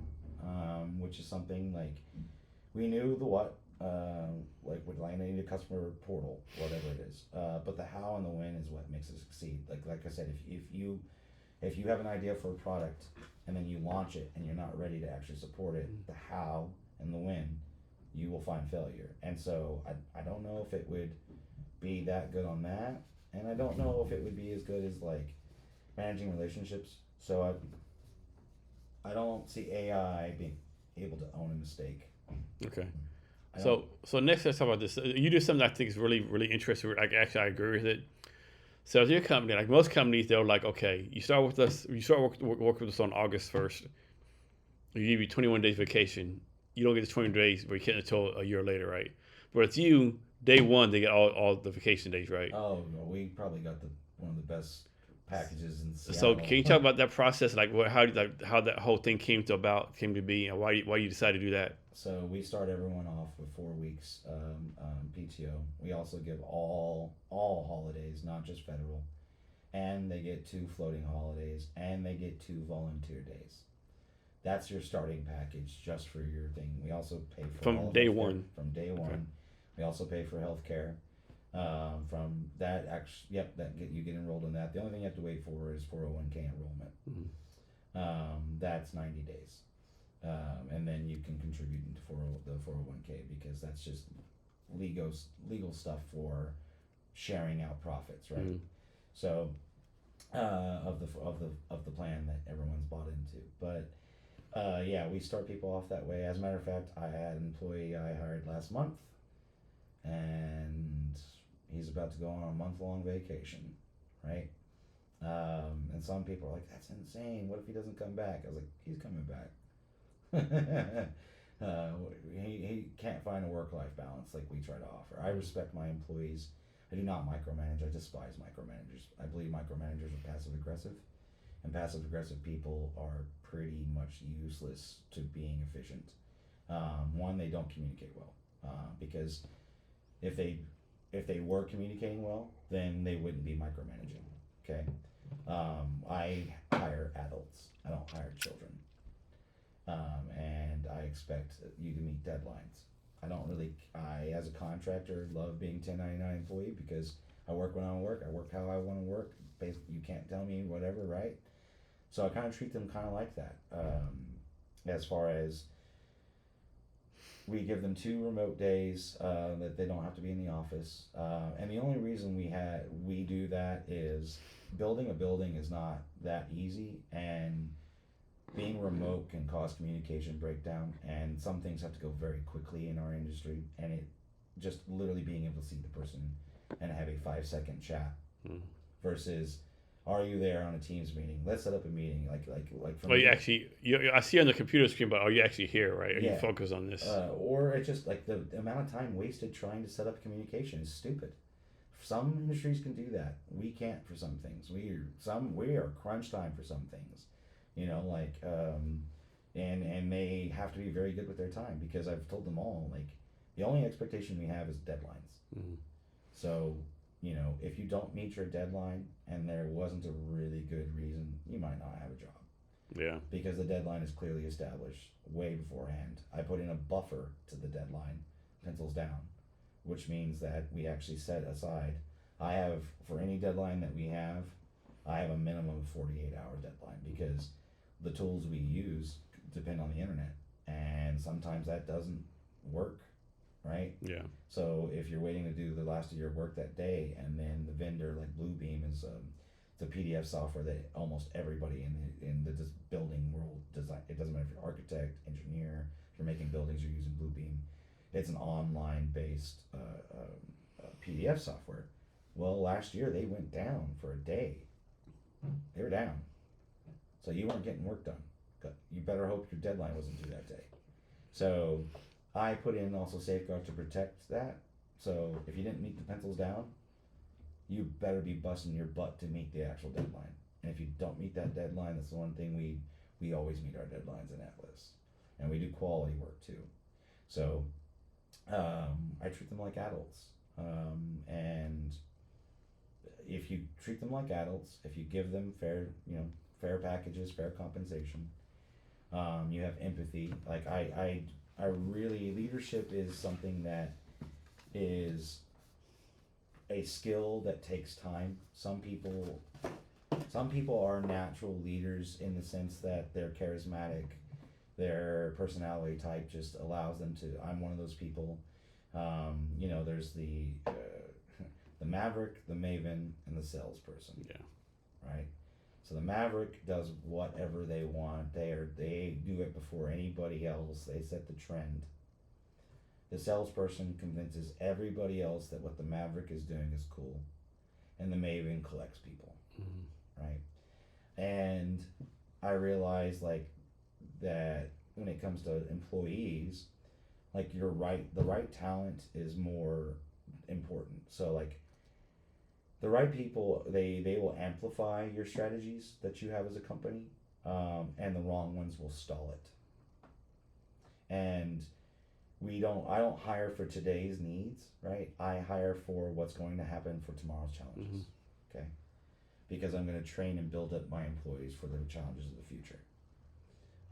And I pay for their continuing education. I pay for their exams.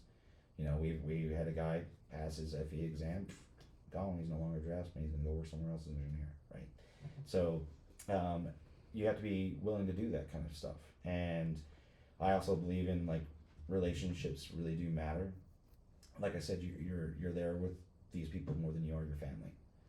So having the right person is more important. I don't need the best engineer. I don't. I need an engineer that's capable of learning and really can work with their team. And then I like to know that like when it comes to brilliance and stuff like that, or finding someone really clever or smart, you can't expand on brilliance or exceptionalism on a shaky foundation. So, like to make sure that they have a solid foundation, like a rock or your family. Now everyone says, "Oh, we're a company of family." I don't mean it that way because I don't like that, but you gotta give them a good foundation, and then like culture is really big. I think culture. So culture eats strategy for breakfast. Like it really does. It shapes behaviors more than any plan that you could have as a company, any SOP culture, right? That's why I would say that's why the military has the boot camp initiation to get you indoctrinated into the culture.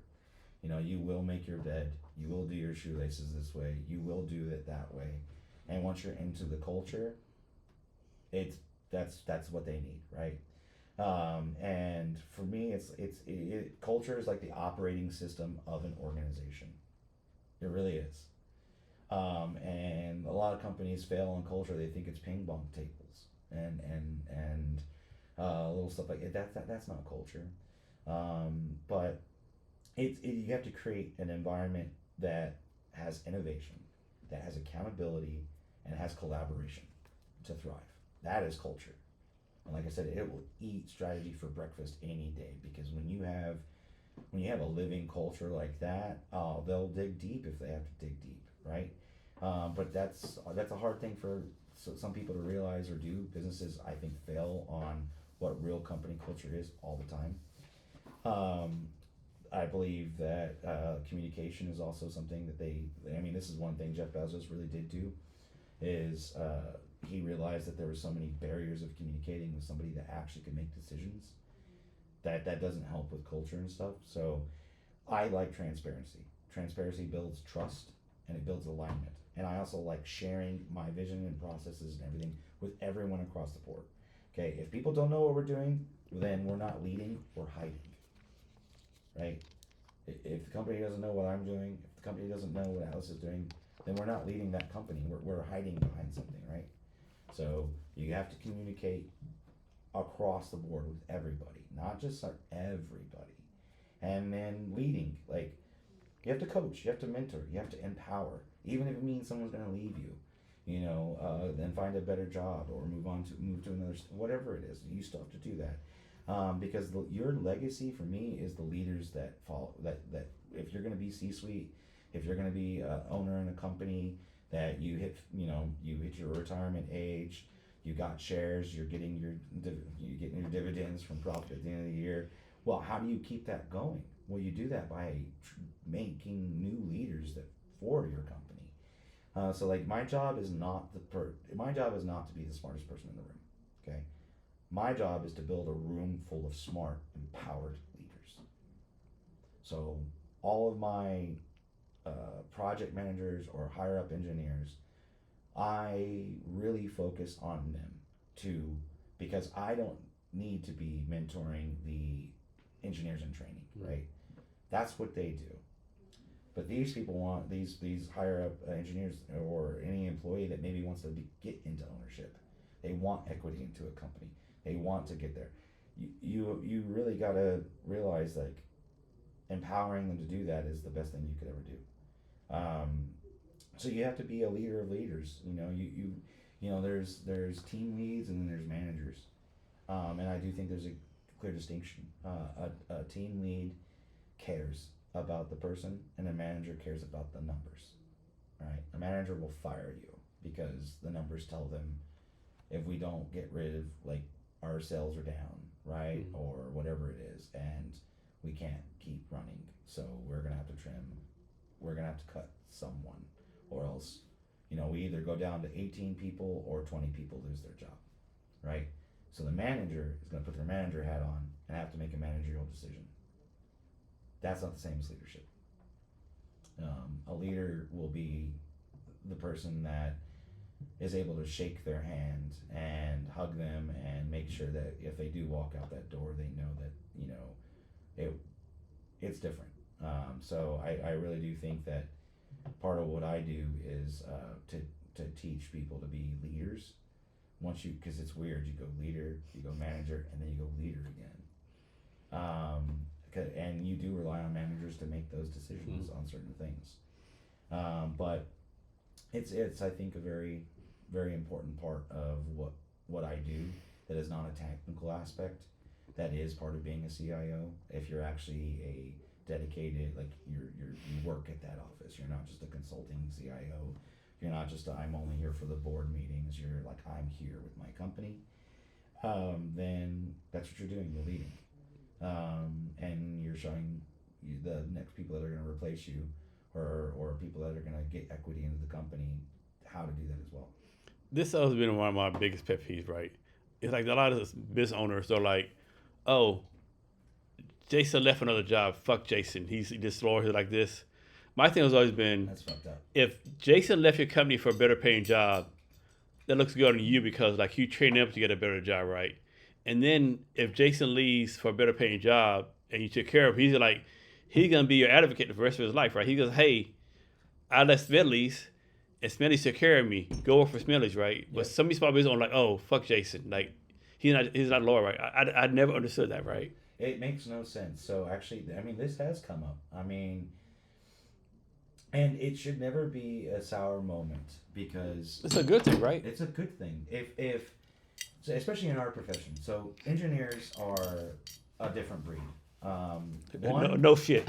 One, it is the only actually highly regulated profession in the United States. And I know people think doctors are and lawyers are. That is not true. You can go to California and take the bar exam and become a lawyer and not go to college.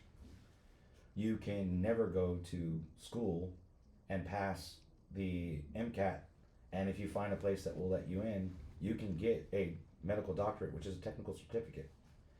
But what you cannot do is ever be an engineer without a bachelor's degree that then took the FE exam, which makes you an engineer in training, and then you have to work under another engineer for several years, 4 years, whereabouts, with them actually stamping or signing off on the work that you've done.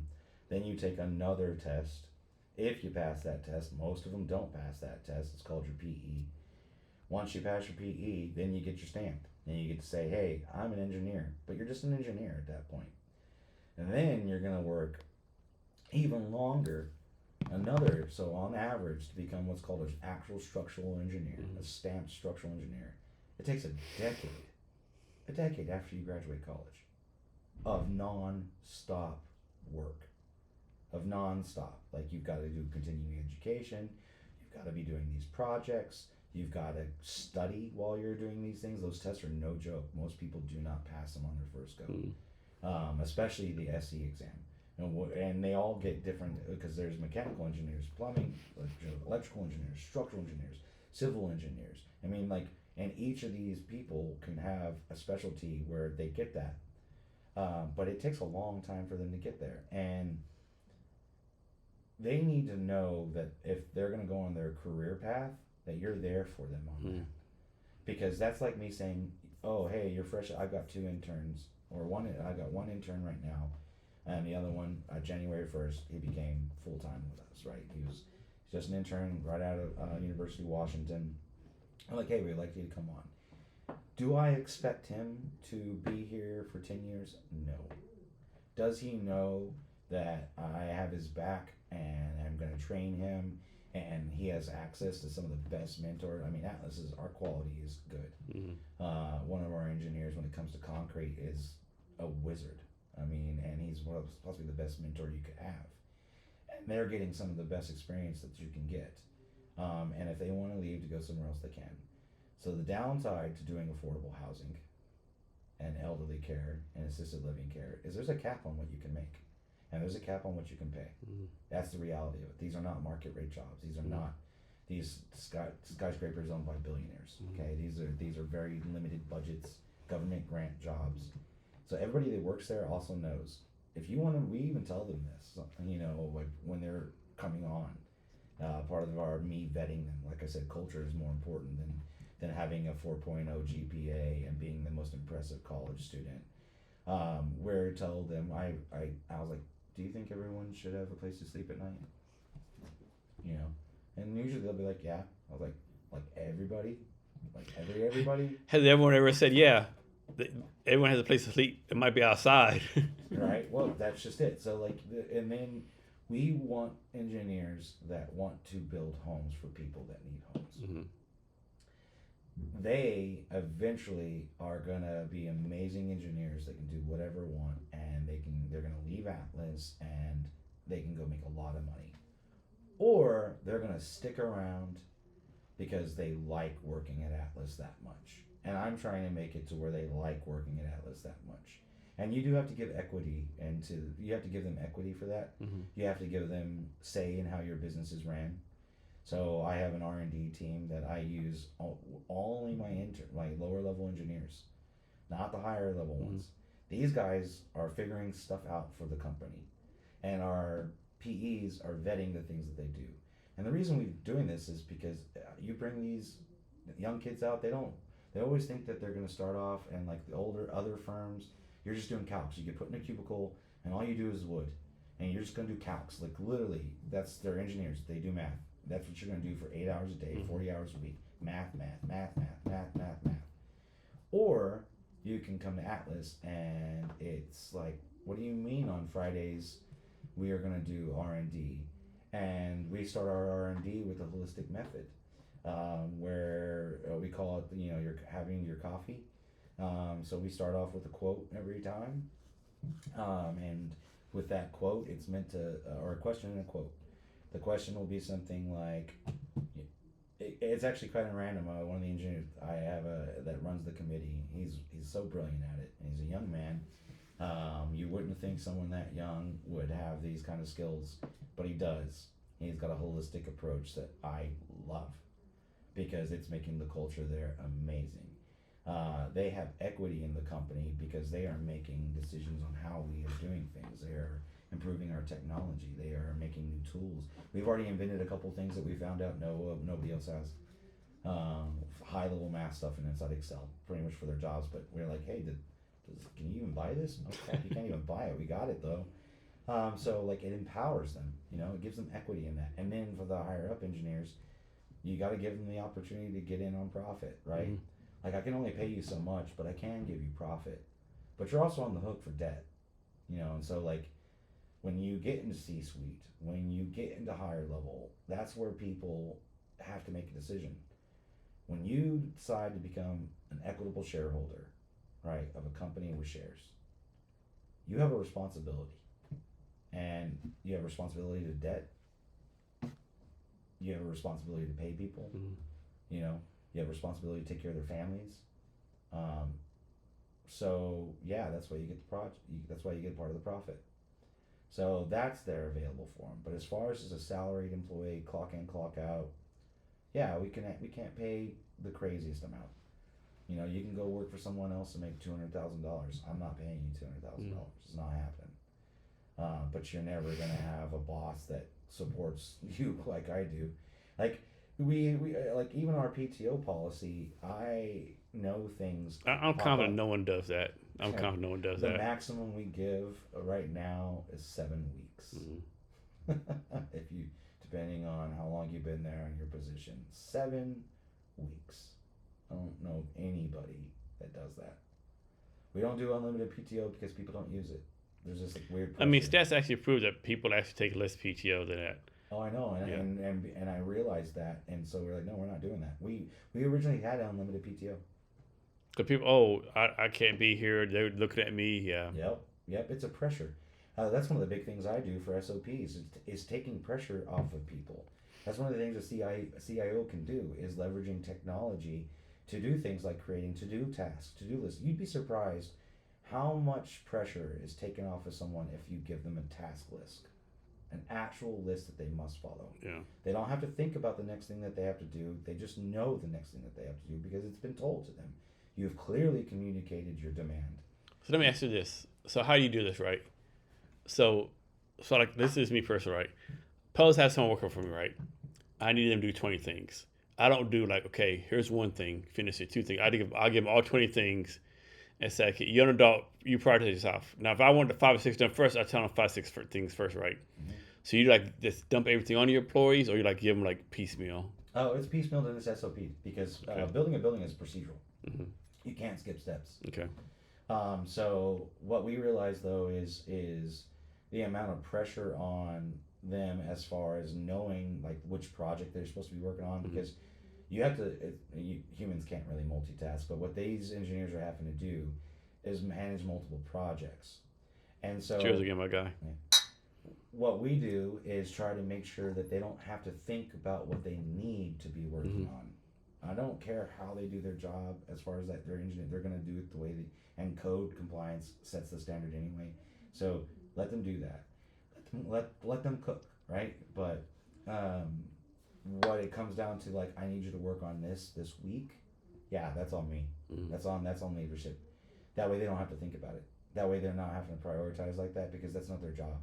And so I try to take as much pressure off of them as possible. SOPs take pressure off of people, because if we write a design guide on how to do concrete, right, and then I tell you, you follow this, and if it doesn't apply, you write NA. But I need to see that you went through every step, right? And if they do that, they will do the design correctly. It will be done correctly. And by having that there, it's pressure taken off. And also the expectation. They're not worried.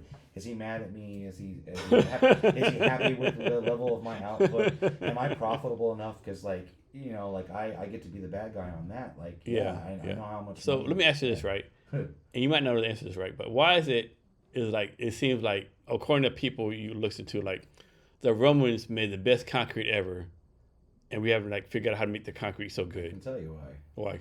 Little chunks of limestone inside of it. So what happened? So how come we don't do that now? So it's they used volcanic ash. Well, they just didn't know. No one thought about this until they figured it out. One, they used volcanic ash, which there's a limited supply of that. yeah. I mean, that's a good thing, right? Yeah. So the volcanic ash had a lot. That was like secret sauce, so to speak. A little bit, but the big thing was they would use chunks of lime in their mixture. Okay. And the reason you do that is when there's a fissure that happens with concrete, which is going to happen because water is uncompressible. So when it expands to ice, it's got a lot of power. Like you can use water to move metal if you really want to. And steam's compressible, but water isn't. I guess the phase of matter does matter. But what happens is water will get into the concrete, it will freeze, it will crack, it splits the concrete. By having these little chunks of limestone, well then the water hits the little limestone chunk, and then that limestone fills back into the crack. Okay. So it's like a self-healing kind of concrete. Now we've made better concrete than the Romans. It's just expensive. So a lot of things to do with concrete is the reaction with the salt, right? That's literally what's going on, and it's a perfect. If you did concrete perfectly, you use the least amount of water possible, because that does impact strength. But you can do things like use latex. There's lots of things you can do. Now, what they do is on these big buildings, no. But if you're making a concrete countertop yourself, and you want a stupid strong little slab of concrete that's not going to crack on you, and like I said, really, you use latex. You don't use water, or a lot of latex versus a lot of water. You need the water for the salt chemical reaction, or the chemical reaction for the salts, but you need to liquid to mix it. And so there's all kinds of things that we do. We also, rebar is an issue because rebar will rust eventually, and then you're gonna have voids in the concrete. So when you build a rebar building, even if it's coated in anti-corrosive things, like the limit is that rebar, because once it erodes away enough, then the strength is gone. So yes, I was watching this show on YouTube. I watched all these fucking creation on YouTube, like past technology or whatever. And I guess there's some place where they had like these buildings, right? And all these like bricks were like basically, they said it was basically the size of like a Boeing airplane, right? I'm thinking, how the fuck did they take a stone the size of a Boeing airplane and move this stuff, right? Levers. There's a video on YouTube. Back then though? Oh yeah, there's a video of YouTube. He's an Amish man that's been taught this, or I don't know if he's Amish, but he was taught by the Amish how to move a barn with a rock by himself. Mm-hmm. He also built Stonehenge replica by himself. Yeah. And it's just like little things like how do you get? So how can we not do that now though? It's lost tech. That's lost art, lost tech. Yeah. There's no continuity in that data. They didn't have a CIO to keep it around. I mean, obviously, like, I mean, the pyramid was there, right? Obviously, someone built it. Something happened, right? Well, And I think in the water, actually, because they found those new reservoirs. I saw that. Yeah. So the like river, they floated it down the river go directly to the pyramid, and so that makes it make way more sense. You can just float versus 1,000 men carrying on the back, right? But I tell people, so I worked on heavy equipment, like, these diesel dump trucks, Mm-hmm. They weigh 36,000 pounds, and I could move them as a man with a long enough, like how do you change a dump truck tire on your own? You're either really, really strong, or you go get a 6-foot wrought iron bar, and every foot you magnify the leverage that you're applying, like I think tenfold. It's ridiculous. That's why breaker bars and mechanics work. The bigger the length on it, the more in pressure you're applying. It multiplies every foot. I just man, what have you lost from back in the day, right? Like I guess like the biggest thing that the Library of Alexandria burned down, all the tech knowledge. Like how much knowledge have you lost? Yeah. Just during like people didn't pass it on, or what the case may be. Well, let's right? go a better case, even more recent than that. I grew up on a goat ranch, so I grew up with the benefit, and my grandma had her garden, and so we knew how to grow food. It was less than 100 years ago that almost everybody knew how to grow a garden. Almost everybody knew a little bit about their food and how to make I mean, I remember that's not the case. Yeah, anymore. I remember growing watermelon when I was younger. Right? Growing watermelon, tomatoes. I remember growing gardening. I remember growing my own stuff. Yeah, just because people don't know. We used to be able to just walk around in the woods and know what could be used. Like mountain lettuce is natural aspirin. If you know what mountain lettuce is, then you can go and get it, and you can do your own. You can rub it on there and take care of it. So there's lots of things we've lost because these new chemicals or these easier things, these quick access things, came about, and so we're like, oh, I don't need to do this anymore. Yeah. But the wood fire, or what are they called? The wood fired lodge, or there's a series of books that's nothing but old school skills. Yeah. So first to fifth grade, I lived in town Gonzales, take like 7,000 people, right? We live across from a chicken factory, right? So like, and once we get a chicken would escape kind of yard, right? We get it, and we pluck it, right? Like how many people know how to fucking cut the head off a chicken? Exactly. And pluck the feathers, boil it, right? Its neck. I was taught that. Yeah. You just go. The chicken. I'm confident I could do that today, right? And I grew up on a goat ranch, and they were mostly goat's milk, but we had feeder goats that were going to be eaten, and my mom showing me how to so halal and kosher food I have a problem with, only because I've had to do the slaughter. Yeah. You have to bloodlet, right?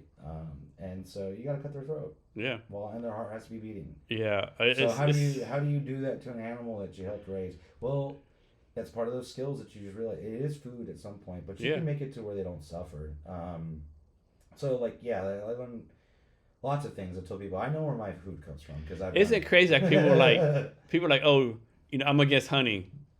I'm against this. Like, you're eating a fucking hamburger right now. What the fuck are you doing, right? Yeah. Or even people against guns. There's a reason why we got them. They are a tool. Unfortunately, you can do more. Every tool can be bad. A keyboard is more dangerous than a gun. Oh, goddamn right. The pen is mightier than a sword, and I don't think people realize what that meant. Yep. Words are powerful. Very powerful. Way more powerful than a gun. It's the most protected thing that we have right now. Look, that's what's going on in Seattle right now with the protests. Yes, everyone has the right to First Amendment, but some people are out here doing some Nazi crap and other people aren't. Yeah. And then other people are just wanting to oppress other people or not let other people's voices heard. So it's like, yeah, we all have these rights, but there's a lack of critical thinking on some things. It's like when you say the fire thing. No, it's not against the law to say fire. But the moment someone gets trampled because you said fire, now you have a problem. Yeah. But I just, when it comes to food, even like even when I like to engage, I'm a meat eater. You know, I'm never gonna not eat meat. I have slaughtered them. I know what it takes. I still know where my food comes from. Yeah. And then you talk to vegans, and they're like, "Oh, what about this and that?" So I was like, "Well, I mean, we've got proof that plants talk to other species, not even themselves. There is, yeah. We've There's got that proof. that they have feelings. We've got proof that they are conscious. So, I mean, all these plants. I mean, I'm on all these plants are interconnected, right? All the roots talk, all that kind of stuff, right? You to the know. mycelium layer, mushrooms help communication through different species. It's insane. Science is cool, like, but when your goalpost is I don't eat anything that's sentient, I'm like, well, plants are sentient. Where's the argument now? Like, So you're gonna starve? you You gonna know, take fucking? Are you gonna make all your food in the laboratory or something? right? And I'm one of those people that thinks that I don't know if it's a normal creator.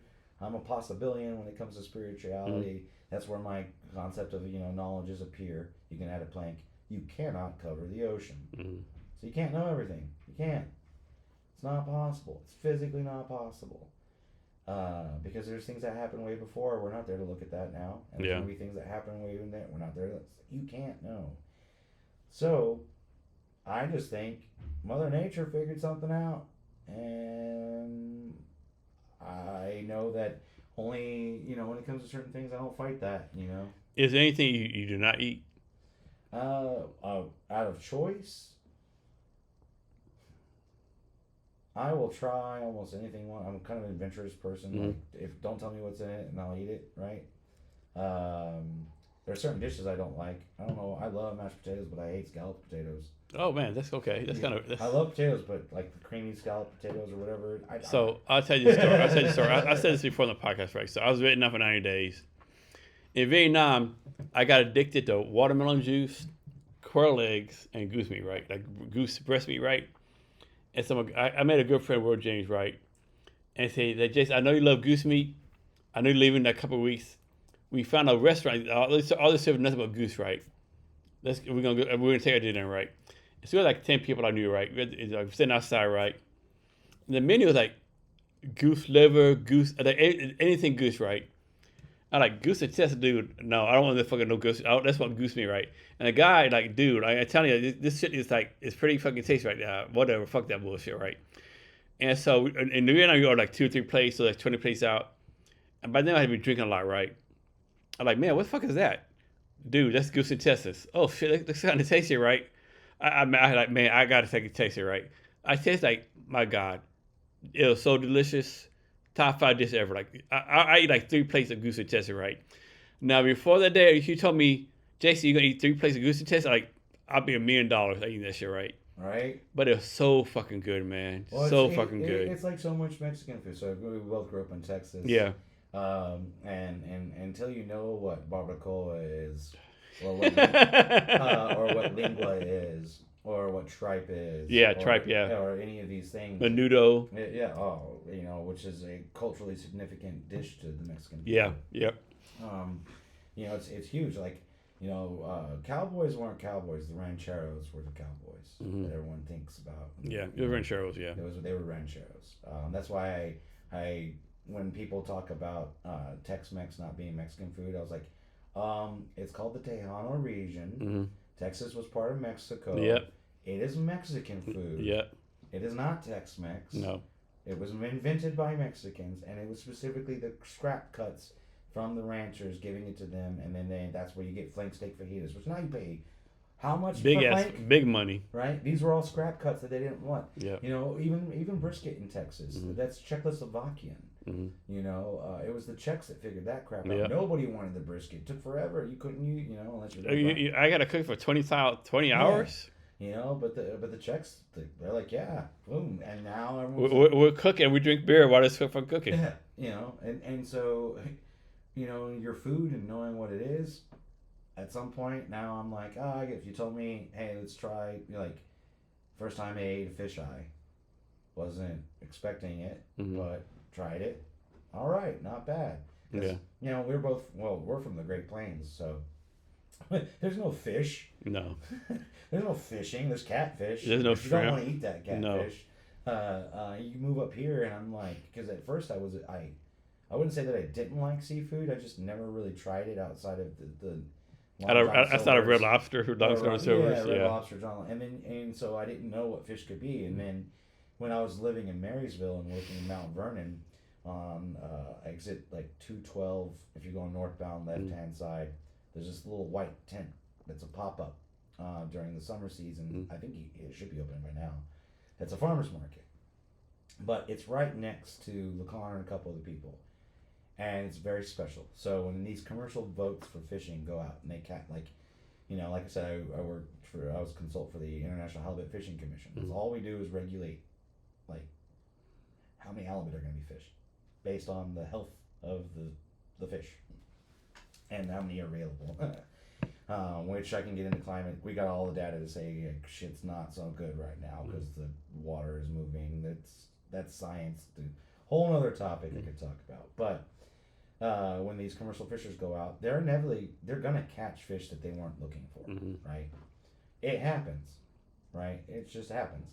So they'll stop at these ports before they get to the ports in Everett and Seattle and stuff where they drop the fish off. And one of them that they stop at is LeConner. A lot of people don't know LeConner. You can launch big boats. You can launch yachts and stuff. It's got a little bit of, and it used to have a shipping company that was based out there forever. So these boats, they'll stop off near LeConner, and they get rid of all the fish they caught because they are allowed to do it. That isn't their main thing, because by the time they get to, if all you're trying to do is sell halibut, you don't want all the other fish in your hold or whatever. So say they caught a swordfish, or they caught this, or they caught that. Well, this guy buys it. So you go to his little pop-up, and I've now had massive squid steaks that are like the size of my thigh, because they caught a big old squid. And I was like, how do you cook this? He was like, cornmeal and fry it. Yeah. Swordfish. I was like, what? He was like, it eats other fish. It's going to taste like steak. Just cook it like a steak. I'm like, really? He was like, yep. And it was amazing. So like, I just started eating random stuff because he would have random stuff. Yeah. And I was like, I didn't know I was going to like this. And I would just ask him, like, how would you do this? He was like, just... And then it opened my world to like, oh, I'm going to try this. Like, I have found I don't like oysters. Like, not by choice. I'll eat them, but like, only a certain way. Yeah. I mean, generally, like, food is good, right? A lot of things taste good, right? Yeah, I mean, food in general, it's part of the human condition. That's one of the things, because I cooked. I cooked all through, put myself in college. When I moved first up here, like when we landed here, because we bought an RV, traveled a little bit across America to see some stuff, and then when we landed in Washington, we landed in Clay Elum, which is the heart of the Cascades. It's an interesting, amazing little town where all four seasons are present. Summer is summer, spring is spring, fall is fall, winter is winter. It's kind of crazy. And while I was there, I was like, hey, we're still trying to figure out where we want to live. I just need to be making a little bit of money just for stuff, having whatever, I'm always one of those people, because I grew up on a goat ranch. I don't care what the job is. I do never look down on someone's job. Yeah. I never look down on what they get paid. It doesn't matter what you do. They're putting in hard work. They're doing hard work. Putting in work. It's a job, right? So I get here and we already been traveling for a little bit, so I'm getting it, like, got the itch of like, no, I need to work. I need to go back to work. So we were coming here for Twin Peaks, right? And there's a diner in North Bend called Tweed's. It's world famous. People from all over the world come here all the time, all throughout the year, to eat at that diner because of the show Twin Peaks. Well, I'm a Twin Peaks fan, like the whole reason I moved to Washington was we came here twice for the festival. So I was just like, hey, I don't know how, I even told them, I was like, I don't know how long I'm going to be here, don't know how long I'm going to live here, but like I need a job and I'll do whatever. I'll bus, I'll dishwash, I'll cook. He's like, you can do this? And I was like, yeah, I've done all of them. So I even did that, and I was a short order cook for, about 3 months while we were figuring out where we wanted to live. And then we finally found a spot in Marysville, and that's where we first lived. But while I was cooking there, feeding people's cool. It's the one thing that I realized, it's actually inspired me to realize I was creative. Because even with my ex, I was the one that cooked. I did the shopping, I did the cooking. I like food. I'm a big boy. If you didn't know, I'm 260 pounds and 6 foot. I'm a big boy. But food, you have to have it, right? It's a requirement to live. So if it's a requirement to live, why can't it be a good experience? You know? And cooking for people, making a meal that is delicious, I think is next level human. Because you need it, and why not make it a communal thing? Why not make it an experience? So yeah, I love food. I love cooking for people. If it paid more, if it paid way more, I would probably be cooking. So I had a lot of good experiences eating food in Vietnam. So like one thing, like where I lived at, around the corner, like this one I would never eat. Around the corner there was a snake rat restaurant, right? They said snake rat. Like I'm doing that. One time I went to visit a friend. I went to my friend's house, or actually I went to my friend's girlfriend's parents' house in the Cambodian border. One day they served frog. Everyone eats frog legs, right? We had extra frog, right? Do you know this? Like the actual frog, the body has so many bones, right? It's more bones than meat, right? That's kind of bad, right? But I think food is like a really good thing, right? It's like it brings community together. You eat it, and somebody able to cook things, right? Like fried chicken, baked chicken, like it's amazing, right? Well, Odessa, the chicken. Y'all have the chicken fry festival in Odessa. Yeah. Oh shit, I forgot about that. Yeah, you forgot about that. I did forget about that. You've never had a chicken fried steak unless you go to Odessa, Texas. I forgot about during the chicken fried steak festival. I forgot about that. That and the cantaloupes and pecas is fucking like so sweet, And then the fucking I think Sweetwater has a rattlesnake festival. Yep, the rattlesnake roundup. That's an interesting. I don't think I've never had rattlesnake though. I haven't had rattlesnake. I've had snake because we shoot them on the ranch all the time. Yeah, that's why. What kind of snake have you had? I've had a water moccasin out of spite. Yeah. Out of spite. So the problem with water moccasins is they're extremely aggressive. They're so aggressive. And they dominate the pond that they're on. So your livestock will go up to the pond, and that little bastard could be on the clear other side of the pond. Yeah. And he will swim all the way across just to bite him in the face. So we'd have goats and we'd have cattle. Good swollen face. And you knew it was a damn water. That's in my Texas has some fucking poison ass snakes, right? Like. Oh, so that was actually a trend because Boy Scout going out camping on the stuff like you're raised in Texas. The smaller it is, the more dangerous it is. Like scorpions. Yeah. I see a big king scorpion. Yeah, physically it'll hurt. It's like getting stabbed. It's not so bad. But that tiny little clear scorpion stings you. You're probably gonna die. At least for a while there, like we would literally go to Mexico to get any venom because it was so cheap.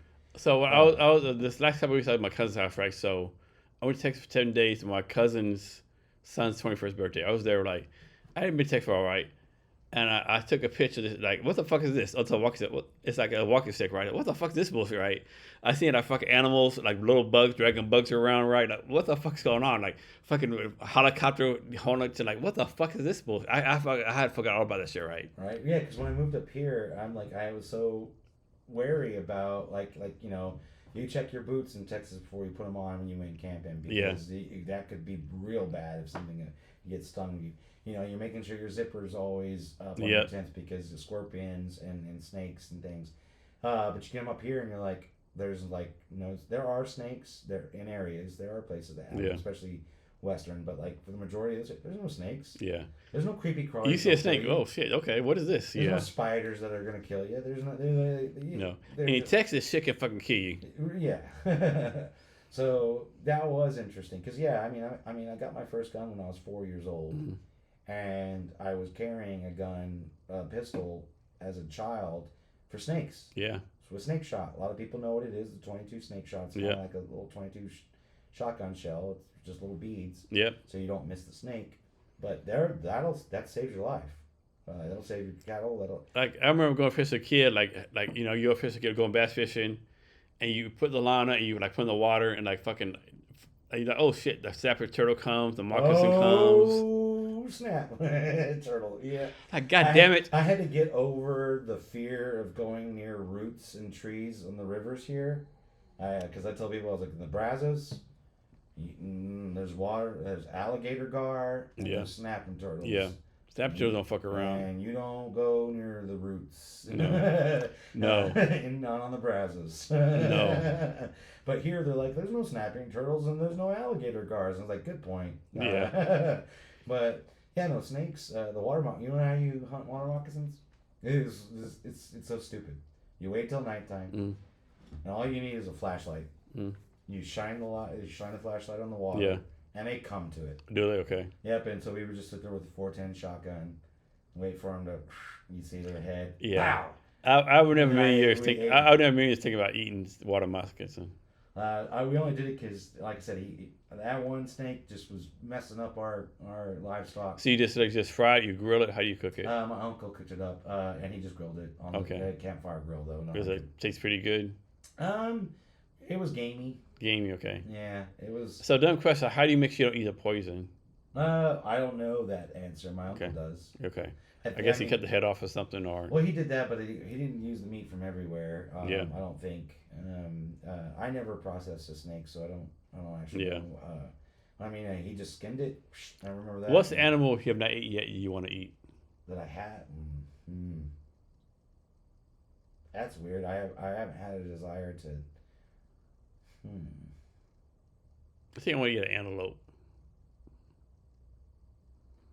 That might be interesting. Yeah. I mean, because like I've had elk, I've had deer, I've had bison, I've had I've had all the normal a wild boar. Texas, that's big. A wild boar, actually, another reason why you need a gun. They'll kill you. They'll kill you so quick. Yeah. And they're big enough to do it. Yeah. They'll flip your car. They flip trucks on their side. Yeah. And like a 30-06 doesn't work on their skull. You have to stick them with a spear and roll them and then get him in the gut. Yeah. Yeah, their skull's so thick. You 3-0 blackout. You think that's gonna stop? Nope. 30-0, nope.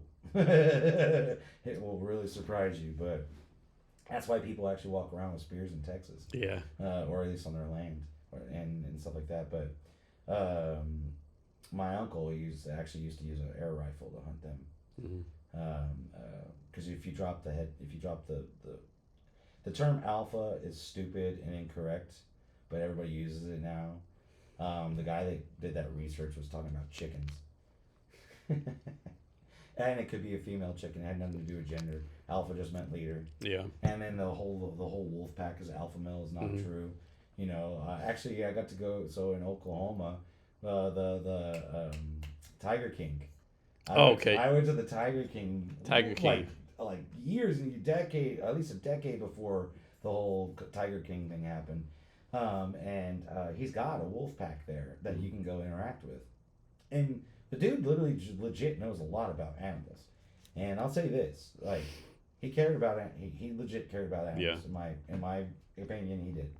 Because he had a lot of animals that were rescued from rich people that just thought they could have a tiger or whatever and stuff like that. But there's a wolf pack that after they get fed, they let you go play with them and stuff. But then he teaches you. He was like, the strongest wolf is typically an older one that they used to call the beta that hangs around with the female. So they're matriarchal. Wolf packs are ran by a female wolf. And she picks the wolf that is, the guy up front is not the strongest wolf. The wolf at the very back of the line is the strongest wolf. Yeah. And the wolf that stays behind while the rest of the pack hunts, that stays with her, that's the most dangerous motherfucker. And the thing is, sometimes they'll be missing fur on their tails because whenever the other wolves are frustrated and they need something to take it out on, he's so tough that he lets them. Like it's kind of like a whipping boy type thing, but he's like I can take this. So like even this whole alpha male bullshit that you see on Joe Rogan and crap, they don't even know. The guy wrote a paper about chickens, and then everyone talks about an alpha wolf being a male, and I was like, man, they're ran by female wolves, and the most powerful badass is in the back and stays with her. I've heard that. Yeah. And it's just like, but if I wanted to eat something, it would probably, honestly, it's kind of weird to say, but culturally it's done. I love dogs, but I wouldn't mind trying tasting it. Yeah. Yeah. I mean, I would never do it, But if I was in Korea, I Yeah. would try it. Yeah. You know, But not my dog. not my dog. Yeah, I know Ace they eat dogs a lot, right? Yeah, so it's like if I was gonna try to eat something that it'd probably be something weird like would I But be here's like so culturally like negative, right? Like well, it's just a different culture. I mean, if you think about it, they're an animal like any other animal. Yeah, they love us and stuff like that. But they talk about in the apocalypse, the thing you're gonna have to worry about is the roaming dog packs. yeah, Yeah, yeah, and they're gonna get hungry, and then they're not gonna like you so much anymore, no. right? Have you done a lot of traveling, like different countries? Yeah, so as a young man, that's the benefit of my grandfather there. So at one point, when he was an executive for Texas Instruments, he was living in Malaysia and working out of Hong Kong. Okay. So Texas Instruments had a manufacturing plant outside of Hong Kong, and it's like early '90s. He was like, "Hey, I want my grandkids to see things." Hmm. So first we go to That's just a blessing for you. yeah. So we go to England first because that's where we're originally from. Go visit family. Now on my grandma on that side, we're Romani. The derogatory term is gypsy, Mhm. which is a derogatory term. And the reason why it's a derogatory term is that there's a verb saying I got gypped, right? So it's you're Roma or you're Romani, Western or Eastern European based Mhm. travel, and we all come from India essentially. But the Roma are once again they're a matriarchal society. They're not ran by men. The head of the household is women. Mhm. And you don't have to be blood. And this is great because people always use this term wrong or this phrase wrong. They say blood is thicker than water. I was like, that is not even the full saying. If the blood of the covenant is thicker than the water of the womb, meaning the people that you choose to be with are more important than people that you're. Just because they're born with you doesn't mean they're a good person, Yeah. right? Goddamn right. I So the totally blood, agree with that. right, you're a military man. That's the blood of the covenant right there. And there are bros that you didn't know until you went to Vietnam, and I guarantee you, if they called you, you'd probably be right there Yeah. immediately, wouldn't you? I know people in the military. Yeah, I have people in the military. They call me, and my family call me. I'm going to go to the military, right? Mm-hmm. Just because we have that bond, whatever you want to call it, right? And people in the family, like, you know, it's sad to say that, but it's how it is, unfortunately. And so, I got to meet my Roma family, and I got to be treated like gypsy trash in England at the Mhm. same time. We actually, so this is messed up. We were hanging out with our cousins in England, and we stole some candy because they stole some candy from a store, right? And my mom caught it, and she beat everyone with a brush. So like in England, they don't spank your bottom; they spank your hands. And, Yeah, I would definitely. Yes, I would rather get spanked on my butt than my fucking and hands. they'll use leather strop, pretty much. Yeah, and they'll welt your hands. Fuck. Yeah, Ugh. they'll welt the palms of you. So my mom's like, I can feel the pain right now. oh, you're gonna remember what you did. So like, I remember being a little kid and we stole candy because my cousin stole candy, but like, yeah, we went there and got to meet just over 100 people that are my family, right? And then we go to South Africa because he had to live in South Africa, so we got a little bit of family there. Got to see apartheid essentially. So I do know what black use the back is. Seen it. It's not that long ago. So that was an eye opener, and I think he wanted us to know the way certain things are around the Yeah. world. And then Malaysia was it's an amazing country, but it's pretty much half, or religion wise, Muslim influence is huge. Yeah. So you have a huge cultural influence from Muslims. Singapore, because we just traveled through Singapore to get to Hong Kong and stuff like that. Singapore was an eye opener. You can't spit on the ground, or if you're a smoker or gum chewer, like you litter in Singapore, I believe the punishment's caning, Mhm. like public caning. So like you get experience to other cultures, but then Hong Kong, we go to Hong Kong and it's Hong Kong. And this is still when England was in control of Hong Kong, and because I've got a dual citizenship, so we got British passports and American passports, so it made it traveling much easier with the British passport. And we're in Hong Kong, and it's cool. It's a melting pot of the world. Like Hong Kong and New York are so similar in that regard, as far as like just the amount of different types of cultures and people that are there present because of business. Hong Kong was like a entryway into China for establishing manufacturing or whatever you wanted to do to use Chinese labor, right? So everybody is there. But we go to visit the manufacturing plant right outside of Hong Kong, and that sticks out in my mind till this day. It was the first dead body I ever saw of a human, because we're on like a rickshaw and we're headed out there, and like you leave proper Hong Kong, and then it's also one of the highest densities of like homeless people and stuff. In Hong Kong? Yeah, it's insane because it's so expensive. Especially now, it's so expensive to live there. Mm-hmm. So they got these ramshackle shack type things outside of Hong Kong proper, and there was just a kid lying in the gutter, like dead, like straight up dead. And my grandpa saw it. He knew it was a possibility, and it was just one of those things. Like, oh yeah, now go tour DI plant and then talk about it. And to this day, I realize, like, you know, when people say, like, oh, you're going to go to this country and it's dangerous, I was like, it's not dangerous. The world is full of good people. It's not full of bad people. It's full of people that got babies and just want to make sure they're happy and fed. But having perspective on knowing, you know, why things are good here, or having perspective on knowing that, you know, you need to know what a culture is before you go into it and respect that. Mm-hmm. You know, that's one thing Americans are extremely, only 20% of Americans have passports. Yeah. So they lack perspective on that. They go to another country and they say, right, I was like, well, you should read, like in the Middle East, exposing the soul, well, actually a lot of the rest of the world, exposing the sole of your foot to someone is incredibly rude. It's the dirtiest part of your body. Yeah. But in America, men have to sit with their foot exposed to the person right there. You know, you do that in the Middle East, you might get stabbed, right? It's literally it's considered an insult. Yes.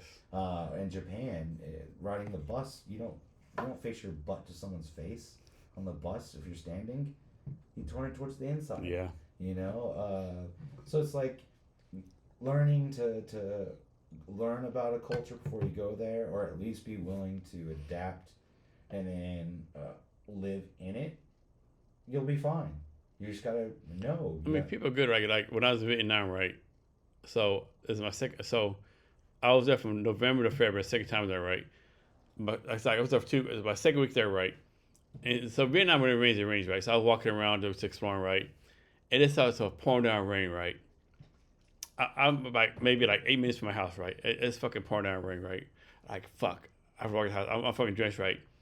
This Vietnamese couple came and grabbed me, right? And they, you know, he's like, hey, come in the house. I'm like, oh, I'm the first like, no, I'm not going to fucking house. You're not fucking stealing my fucking kidney, right? And there's no rain. I went in, right? I went in, like, they gave me pho, they gave me beer. We come in, kind of go, like, you don't do that anywhere else, right? You knew about pho before everyone in America knew about pho. Yeah, it was so nice, right? And so it's just hospitality, right? Most people around the world are like that, right? They literally are. Anywhere I've ever been now, like especially everyone talks about Mexico being. I was like, we used to go all the time. You go down to Mexico, mostly to buy anti-venom because anti-venom is so expensive in America. It makes no sense, even for humans. Life-saving scorpion anti-venom. If you grow up in West Texas, can be a matter of life or death. Because you're so far away from any kind of resources. Like we don't call the cops because what cops out there? Yeah. You don't call I am the fucking cop. I am the cop. You don't call the ambulance because what ambulance is out there? You need to learn some. They might come in an hour. Yeah, maybe. You know, like maybe you should learn some first aid and some self-preservation techniques so you don't just do stupid shit. Because there's not someone there to just bail you out. It's kind of freedom at the same time, you know. It's freedom, but also comes with the price. A little bit of danger, right? A little bit of danger. But people are people, and they're all the same. Like, we go into Mexico, and it was never a problem. No. There are some towns that are targeting tourists. Of course. Yes. Of course. So does America. Yeah. You know, if people think that there aren't places that foreigners come to this country that they're waiting to rob. Yeah, I know one thing. That's not, you know, like. I mean, if you come from Korea, you probably don't want to be in South Chicago, right? You know, it's just insanity, right? It's and but we know those spots here, so it's like People are good. You know, you can go anywhere in the world, and I think that, and in general, especially if you're traveling, which they just people are just scared because fear is they teach fear here Yeah, to control. they do. It's that one thing about other countries. Like, first of all, like the food of the country tastes so much better, right? It's like you go to different countries, like the food's better, the atmosphere's better. It's like America's the best country in the world, but damn, like we have a lot to improve on, right? Well, I mean, I think we're missing out on some of those foundational. I mean, Spain has got it figured out. Yeah, they do. The Yeah, siesta in the middle. Everyone stays up till midnight. yeah. Everyone's eating. A lot of Americans don't realize you go to France, you go to Spain. When you eat, you're gonna be there for an hour or 2 hours. Because you're talking to people, you've been in a community. Drink What I do wine, today. you know, like and None of this fucking drive through McDonald's, eat a meal. Yeah, fast food doesn't exist because you're supposed to be. It's an experience to have with your friends. yeah. You know, and that is something, you know, like as much as America has, like we are lacking on the village life aspect. So here's one thing. So when I was in Vietnam, right? So I had this guy on my podcast. So I actually did 18 podcasts in Vietnam, right? Had a guy named Zach Kress, right? So Zach Kress, interesting guy, right? He was like a U.S. Army officer. I think number 47 employed in Snapchat, right? He just does out of Vietnam. So in Vietnam, right? He's like the guy for MMA, Muay Thai. He does all this stuff, right? He puts this stuff right. He says I always been interested like doing a Muay Thai class. So I did Muay Thai class, right? And so my dumb ass, I hadn't worked out for like decades, right? No worries, just be sick and slow. And so the apartment is like 40-year-old female, right? But still, I somehow, so I did the other Muay Thai stuff. Next, I can barely walk, right? I'm fucked up, right? So a week passed, I have to go to the hospital, right? So I go to the hospital, and so I go online at 9 a.m., right? Make an appointment at 9 a.m. The appointment's up at 11 a.m., right? So I'm like, what the fuck? 11 a.m. to the same day? What the fuck is that, right? So basically, from 9 a.m. to 2 a.m., 9 a.m. to 2 p.m., those 5 hours, I make the appointment, see the doctor, get MRI, see the doctor again, get all the pain medications, and leave $135. I'm like, I'm not communist, but goddamn, like we gotta do better over here. Or the fact that in Germany, when you're sick, the doctor comes to your house. Because Yeah. the idea, if you actually are compromised, if you actually are sick, making you go to one location where there's a bunch of people where you can spread it, it's pretty stupid, isn't it? That's pretty fucking stupid. I never thought about that. Yeah, Yeah, like when you have a German, be like, I never thought about that. Yeah, like, and you're like, he was like, why would you have someone that has a potential pathogen give it to everybody in a place where they're already immunocompromised? I never thought about that. Yeah, He was like, unless you need the hospital, you call the doc. They come with a little black bag to your house. I They mean check you back out. in the day here, like the house doctors, right? Yeah.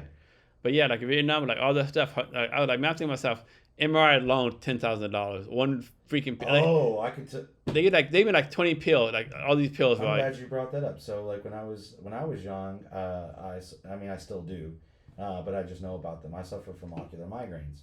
I've got Crohn's, but I also have ocular migraines. And the only reason we found this out is I was playing soccer. I was goalkeeper. I played for a very long time, very competitively, and let's just say we're championship level team. And I got someone coming on they're approaching my goal, and all my coach said was, you dove in the opposite direction of the ball because I was seeing double, and when you hit the ground, you didn't wake up. Yeah, damn. And so, and it was I felt like I was a little dehydrated because we were playing in a tournament, and so I just thought I hadn't been drinking enough water because it's Texas. But that wasn't it. I was having a really bad ocular migraine, and it was knocking me out. And woke up in the hospital, and this starts this whole like crazy light bar test. I think it's called EKG or EKK. They put a blindfold over you, and then they tell you to close your eyes, and then they put this light bar, and then they tell you if you open your eyes, you'll be blind for the rest of your life. And it flashes such a bright light, even with your eyes closed and a thick blindfold, that it's the brightest light you ever. And what it does is it triggers. It will force a migraine. And I'm only bringing this up because this was my medically induced psychedelic event. The reason why LSD is a Schedule 2 and not a Schedule 1 is LSD has medical usage in migraines. Is it not Schedule 1? It's not Schedule 1. I didn't know that. Yeah. But marijuana is. Mm-hmm. That's so fucking insane. And so I'm a batshit 12-year-old kid. 12-year-old kid. I get put in the hospital for migraines. They're testing to figure out what kind of migraine I have. They induce a cluster migraine, which pretty much is a migraine that just will, like, people that really suffer from migraine. A lot of people have headaches and they think migraines. Migraines will debilitate you. You can't, like, you vomit. You can't, like, light, sound, everything. You cannot process. And so they induced a cluster migraine on accident. They didn't know it was going to happen, but they don't stop. They can last for a week on end, nonstop. And so, like, I'm on day 2. And like, and they're like, oh crap. And then day 3 rolls around and the migraine's not stopping because they got like all these wires on my head, and they're monitoring it, and they're like, no, yep, he's got legit migraines. And then my dad just comes in and he's like, hey, like, they're gonna give you some medicine to make the headache stop. I'm gonna be here for it. And the medicine was acid. So I was 12 years old and I'm like, whoa, what is this? And then my doctor explained it later on, and then I get older and I'm talking to my dad, and I was like, that like, watching the Yellow Submarine and stuff when I get older, and I was like, wait a second. I was like, didn't I get that in the hospital? He's like, yeah, you did. Probably the purest you're ever gonna get, because this is actually made by a real lab and given to you by a real doctor. And yeah, but it stops your migraines. Yeah. It's one of the few medical usages for it. Yeah, I'm a big believer that everyone at age 25 would love to do that at least one time in their life. It'll change. Ego death is important. Yeah, for me, my first real forced ego death, I got robbed at gunpoint when I was 20, 21, whereabouts. I got robbed at gunpoint. And I don't know, for some reason, maybe it was because, like, it was somebody that I had gone to school with, like junior high and high school, played sports with and stuff like that, and they robbed, I got robbed at gunpoint, which made no sense, but whatever. But it put a little bit of a fear in me on certain things, and it was giving me anxiety on certain things. And then I was going to Texas Tech at the time, and my buddy was just like, hey, there's a skydiving club at Texas Tech. You should go. I was like, okay, why not? Like, I was getting a little paranoid from, because I got robbed and stuff like that. Just like, I'd watch a movie with the gun scene, and like, it would bring back the memory. And so I decided to jump out of a plane on a tethered. I've never been tandem. I've only ever jumped by myself. I've jumped 6 times. This is on my bucket list. Yeah, to jump out of a plane. Oh, ego death! It was my first ego death. My bucket list. When that chute deployed and I was floating back down to the ground, I just was like, man, I'm such a small, insignificant little thing, and I just need to live my life because my heart's racing and the adrenaline is pumping. And then my jump instructor was even like, you're either gonna love it or you're never gonna do this again. And then I landed, and like, my adrenaline was so pumping that I'm goose stepping, walking, not even realizing it, like, just like, like, just that much adrenaline was thrown through my body. And then I went up to her and she's like, are you okay? And I was like, I want to go again. Right now. And she was like, hell yeah, because you either, like I said, when you do a tandem first time jump, you never jumped before, you've never been with anybody. You take a 5-hour course. They teach you all this stuff that you're going to do. Yeah. But you are on your own, and you're jumping out of a, or not jumping. They don't let you jump at that point. You have to shimmy out and then do a controlled release. Yeah. But yeah, that was my first ego death. And then I got older, and I was like, you can do this with other things. And yeah, I will say, a little bit of LSD and a bicycle ride is good for you. Have you done mushrooms? Yes, I believe in microdosing. I've never done. I did mushrooms one time, but I don't know if I didn't take it right. But I didn't. I don't know. I just thought that I don't. I said I don't like it. It didn't do anything for me. Like, So for me, like my drug of choice, is LSD, definitely. Yeah, no, the microdose. So mushrooms, I think they do it differently. I heard there's different feeling, right? Different whatever. So it's kind of like it's like the blending of patterns. And but what mushrooms, if you microdose, I've noticed, uh, camouflage stops working, and you can see everything. And this is actually true. So like camouflage is an aspect that or it's a deficiency that we exploit. Mm-hmm. So your brain has got so many different things that it's got to be processing at all times that when it looks at something that's got natural camouflage, Yeah. it will just assume what it is. That's why the newer camo, the pixelated camo, Oh. is actually so very good, because natural squares, just nothing but squares, that's not in nature. Mm-hmm. It's not natural. So your brain, for efficiency, will just be like, no, that's a leaf, that's a twig. Like, it will just make it what it needs to be. And so the camouflage works. When you take a psychoactive, your brain is not doing that anymore. Mm-hmm. It's not making assumptions anymore. And so every time I've ever microdosed or taken a good enough dose on mushrooms and you're hiking out in the woods, I can see the lizards, I can see all the little things that normally they would have been camouflaged. And I think it's because my brain's taking the time to So actually this time pay LSD. attention.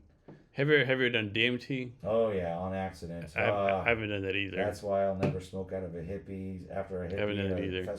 I was. I've so done DMT. I was at we were at a music festival in Texas, and I go in this tent where people were just smoking weed. Well, I thought they were smoking weed because I could smell it. So I was like, oh, all right, I'm gonna go smoke. And there's a big circle of people, and DMT. There's lots of ways to do it. It comes in many ways, but you can. A lot of people like put the crystals on top of the bowl. So they just passed me the bowl, and I didn't know there was DMT on it, right? And so I do me a big rip because I'm like, I'm gonna do the whole bowl and I didn't know that we were supposed to be taking like little sliver hits and passing it. I just thought we were smoking. And the person next to me was like, "Dang, dude!" And I'm like, "What? Whoa!" And boom. So DMT is what is released every night when you go to sleep. The hypothalamus. Yeah, I've heard that. Yeah. So the hypothalamus is inside your brain, and it does open up during REM cycle, and releases DMT naturally. So naturally, humans already kind of have a little bit in there, but acid has never made me see something that wasn't there, or it's maybe hear things that weren't there, maybe, but never actually seeing an entity that's a real DMT. You will blast off into another little universe, and they like a whole world, it's a forced dream. But DMT doesn't last as long, right? No, it's about 15 minutes at most. Yeah, I've heard. LSD is like 8, 10, 12 hours. The most troubling thing about DMT is supposed to happen when you're sleeping. So there's a protein, I can't remember what it's called in your body, but when your body detects DMT, it releases a paralytic. So most of us sleepwalkers are deficient in this protein. That's why they act out their dreams. So whenever your body detects DMT, or when you're in REM cycle where you're going to be going into your deep dreams, your body issues a natural little paralytic that is what keeps you from reacting. People that have sleep paralysis have a problem where their body's not clearing that out. I've also suffered from sleep paralysis. Was the scariest thing that's ever happened. It's stupid scary. It's what gave me perspective. I'll touch on that later, but gave me perspective on psychosis. But DMT is meant when your body detects it. It goes, hey, let's paralyze this guy so he doesn't hurt himself reacting. So when you do a good dose of DMT, your body gets so heavy, you can't move. Like you just you cannot move. Okay. And it lasts for about 15 minutes, and like a really good one. So a lot of people will get comfy, they'll be laying down or something like that because they know like you're not you're not walking or anything on it when you're tripping that hard. No, you can't because your body's like, nope, do not let him act out his dreams. And so it's interesting that's going on all the time in humans. Yeah, I haven't done DMT. I haven't done the. I can never say this word. Like it's the other ceremony, ayahuasca. Ayahuasca. I cannot say it to save my life, right? If someone said, Jason, if you say this word, $1 million. or you die, like fucking, I'll have to fucking die. I haven't done that either, right? I asked a friend that done it, like my tattoo artist to come. He does it a lot. He does it like once a month. He says the best thing ever. Right? Yeah. I did peyote because the buttons are all over Texas. Mm-hmm. I've done that. That was the audio, very audio heavy. Yeah. But yeah, DMT is really interesting. But I've also had sleep paralysis, and that was the scariest thing that ever happened to me. Mm-hmm. And now that I'm alone right now, I'm living alone. I'm like, oh my God, please don't let it happen while I'm alone. Yeah, but because yeah, my partner was able to wait because I would just be like, because trying to make a voice. yeah, It's so weird. Like you wake up and you can't move. You cannot move, but you are awake. You can see. You're looking around. But it's a very common experience for a lot of people that have sleep paralysis that they talk about the demon or the present. There's a being that is there, and it is very, very scary. And the first time it happened to me, it gave me perspective into what schizophrenia is, mm-hmm. and it kind of shaped me to understand and be a little bit more empathetic towards homelessness, because a lot of people don't understand the number one cause of homelessness is mental illness. So that's the only thing. Like I said, kind of scared me, right? So my family we have like mental health in our family. Like my grandmother, she had a schizophrenia, right? Mm-hmm. I have depression, right? So in reality, I probably should be doing this right, but I just like it, right? So I have to be careful, you know. Yeah, because when you realize like, well, I saw something that wasn't there, but it was the realest experience of my life, and I was terrified. Then I go, well, then now the idea that someone's schizophrenic, that it like The Beautiful Mind is a movie that touches on it, right? Yeah. He's got an entire family of people, people his whole life that are not there. Yeah. And so yeah, it made me go like, no, I now understand why you can't keep a job, why it's hard to have relationships with certain people in your life, and why you're homeless, because schizophrenia is hard. Yeah. On certain levels, it could be auditory, it could be visual. Yeah, I remember grandma. She said my grandma said fucking they used to do shock therapy, kind of fucking crazy Yep. shit, But yeah, it was my family. But I'm definitely a big fan of it, right? I definitely was able to do it once. Is that it grounds you. You see nature. It's obviously connected, right? But like you see the crazy shit. Like one time, I was on it, right? So it's not. So it's not. It's people call it it's not chemtrails, right? But something else, right?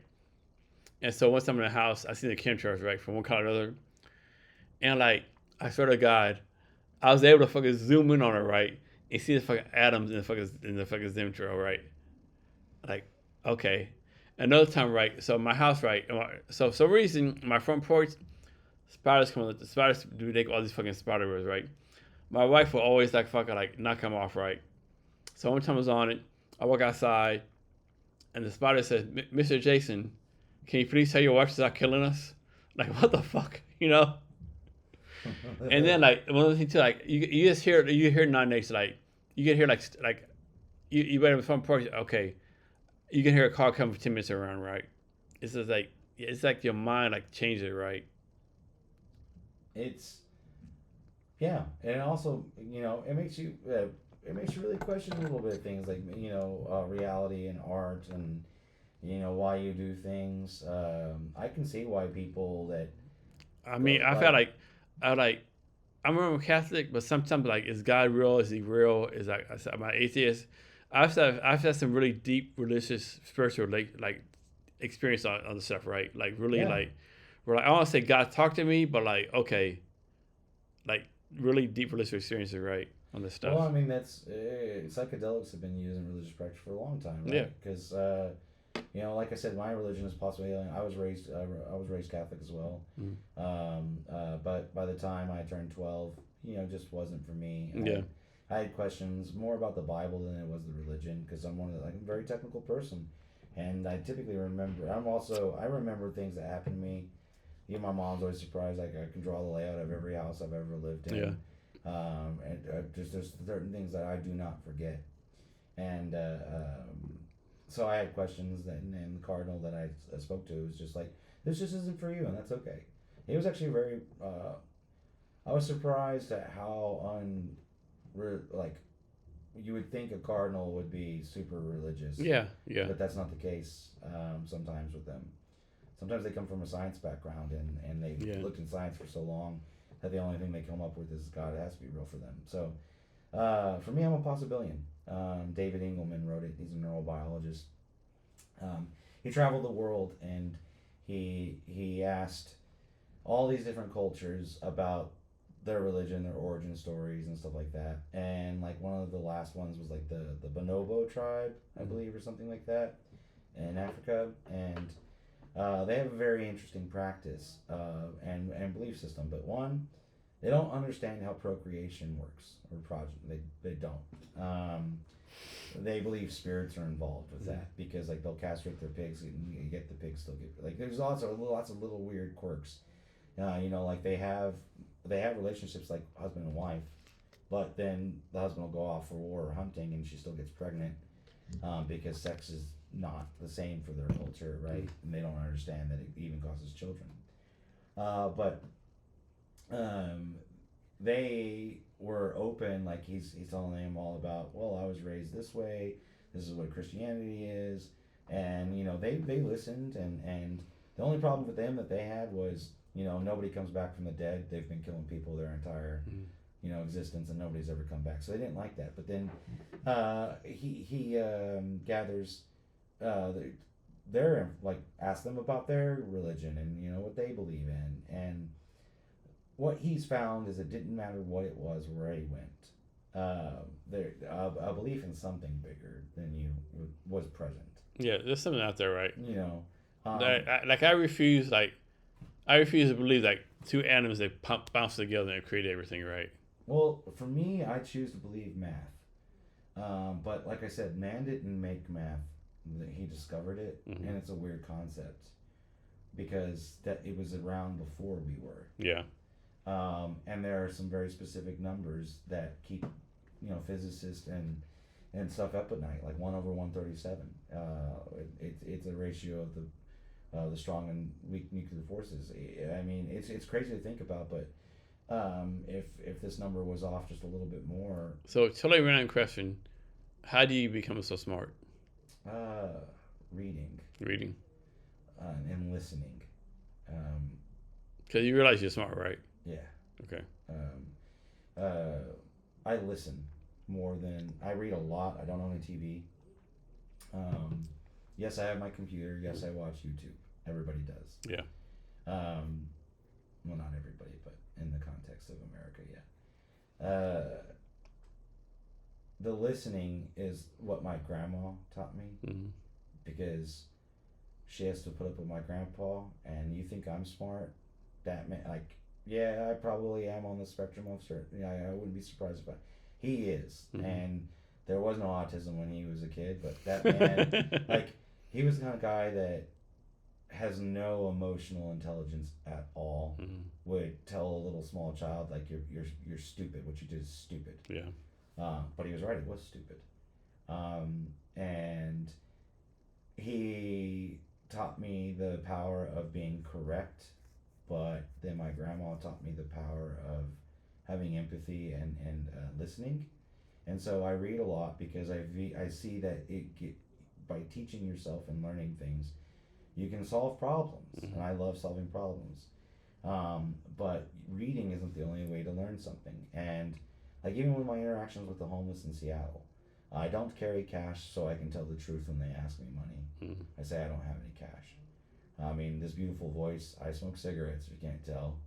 But if they ask for a cigarette and I've got one, I give one. I always acknowledge their presence. I always talk to them. And you'd be surprised how many things they've taught me. Just talking to them. Just talking to people, listening, actually listening to them, not disregarding what their viewpoint is.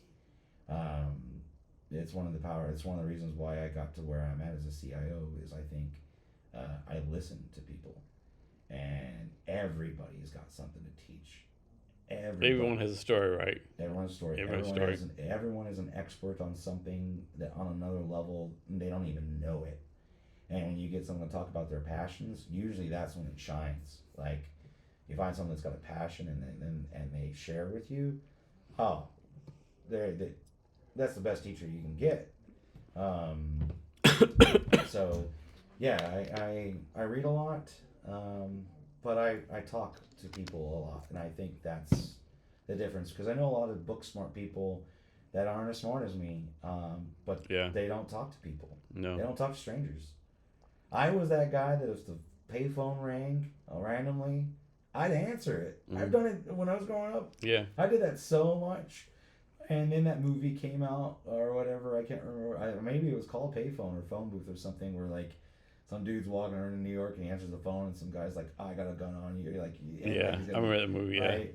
Yeah. But for me, like I'd hear a payphone ringing and go pick it up and be like, hey, what's going on? You know, like. So this is my craziest LSD story, right? One of the crazy, right? So I was on it one time, right? So DuPont is like right by the water, the Puget Sound. There's for like a mile, like coastline, right? And so I was there one time, right? Took a step, right? I'm chilling, right? The wind's coming out, I'm really relaxed. And that time I was like, does God exist? I'm Roman Catholic, but like it's all these sort of like, if God exists, how can we only like talk to random people, right? This not right. So I'm chilling out, and the voice says, I'm real, right? I mean, I was like, someone talking about, what do you mean? How you real with all this stuff going on? Like, how do you prove you're real? It's not my job to prove I'm real. It's up to you to prove I'm real, right? And all this deep stuff I'm talking to the guy, right? It was like so fucking crazy, right? It was like, oh shit, like, I'm real, I'm not real, like, and then he's like, how do you think all this happened, right? How's anything perfect? Like, how's like your kidney in the right place? How's the gravity correct? How's this the right? Well, yeah. It just happened, right? So this is one thing that I'll say. Like I already touched on a little bit, but the Roman Catholic Church is one of the highest employers of scientists, like top. Most people don't know that. Top level scientists. Most people don't know that. Astronomers, physicists, chemists, you name it, and they specifically do it because if the church can pay someone to prove God isn't real, they'll stop. Yeah. But they haven't. And so people they think religion and science like opposite ends. Religion and science actually can work together. Well, science is observation, right? I don't understand why. Just like I said, I would say math for me is something that you have faith in, but like we didn't make it. Mm-hmm. Like the concepts of 1 + 1, we didn't make that. You observe it, you see it, and you're like, that's math. Like who said 1 + 1 is 1 or 1 + 1 is 2? Right? How did that come about? Well, this is 1, this is 1. We came up with the word of what 2 of those are, right? That's all it is. But the concept of one thing and then another thing, this is difficult. Like you didn't make that up. Yeah. That is just the way it is, and so that's why that conversation I had with that cardinal was very, very interesting because, the Sunday school, that wasn't that fun. Nuns can be very interesting. And then having to go on Wednesdays, and then having to go on Fridays. A lot of people also don't know that about the Catholics, but yeah, we go Sunday, Wednesday, Friday, and you do that until you get confirmation, and you do and all this stuff, and I had a problem with that too, because I was like, hey, you shouldn't be saying that I'm going to go to hell because I haven't confessed. And exactly right. And you won't let me confess because you don't think I understand the plight of Jesus yet, right? So I'm like, there's a little bit of fear-mongering here because now you're in limbo until you're around 12, because that's usually when people get confirmed, 10, 12 years old. So you're in like this limbo state of I'm going to go to hell when I die, right? But it's just not true. I read the Bible; it's not in there. No. And it's not. And then when you talk to a cardinal, he didn't do the whole fire and brimstone. I even talked to him. I was like, I've read it, and I don't see hell actually being described. He was like, you're right. It's not in there. It's not in there. Like Dante's Inferno is not in the Bible. He was like, heaven's not in there too either. Nope. He was like, just knowing his presence doesn't mean you're gonna go float away to this happy existence. And like most people don't realize, like a lot of stuff we when Jesus was alive, there's no eating pork, right? That's Paul that did it, right? Like Paul had this dream that angels say, "Hey, it's not." Cloven hoof. Yeah, Yeah. it wasn't. It was Paul, right? A lot of stuff we Yeah, do right. as Christians or kind of Animals was that, happened to was Paul, not animals Jesus. that don't chew their own Yeah, so you can eat beef because they chew their own curd, but that was pigs Paul. don't. And It was Saint Paul, wasn't Jesus. It was Paul that did that, right? Well, it's just like Timothy, the most devout of all of them, right? The guy that followed all the damn rules. Yeah, His rules suck, especially if you're a woman. yeah, yeah. I mean, yeah. Yeah, Timothy 2:12 pretty much puts them in their place, and I'm like, so those are the questions I had, and also like why is it called the King James version? And he was like, well, there's a thing called the Apocrypha. Check it out. I like the missing books in the Bible. 9 books. Missing books in the Bible, right? Yep. They talk about aliens and all kinds of crazy shit. The Apocrypha. My grandma had the full set because the hardcore Catholics will have it at some point, I think. But you can buy it. I tell people all the time, and then, like the King James version, it tells you who the editor is on that one. It's on the front. Yeah, there's that too, right? Yeah, and the fact that the word tyranny was taken out of the original Bible by King James because it says "rise up against tyranny" in there. But so it's when it comes to spirituality, Christian and stuff like that, I just say good person is a good person. Yeah, I mean, a bad person will hide behind their religion. No doubt. A good person will not care one way or the other if you are with them or not. Yeah, I agree. Because at the end of the day, there's that Family Guy scene. He's like, do atheists go to hell? He's like, no. He's like, do the agnostics? Oh yeah, fuck those guys.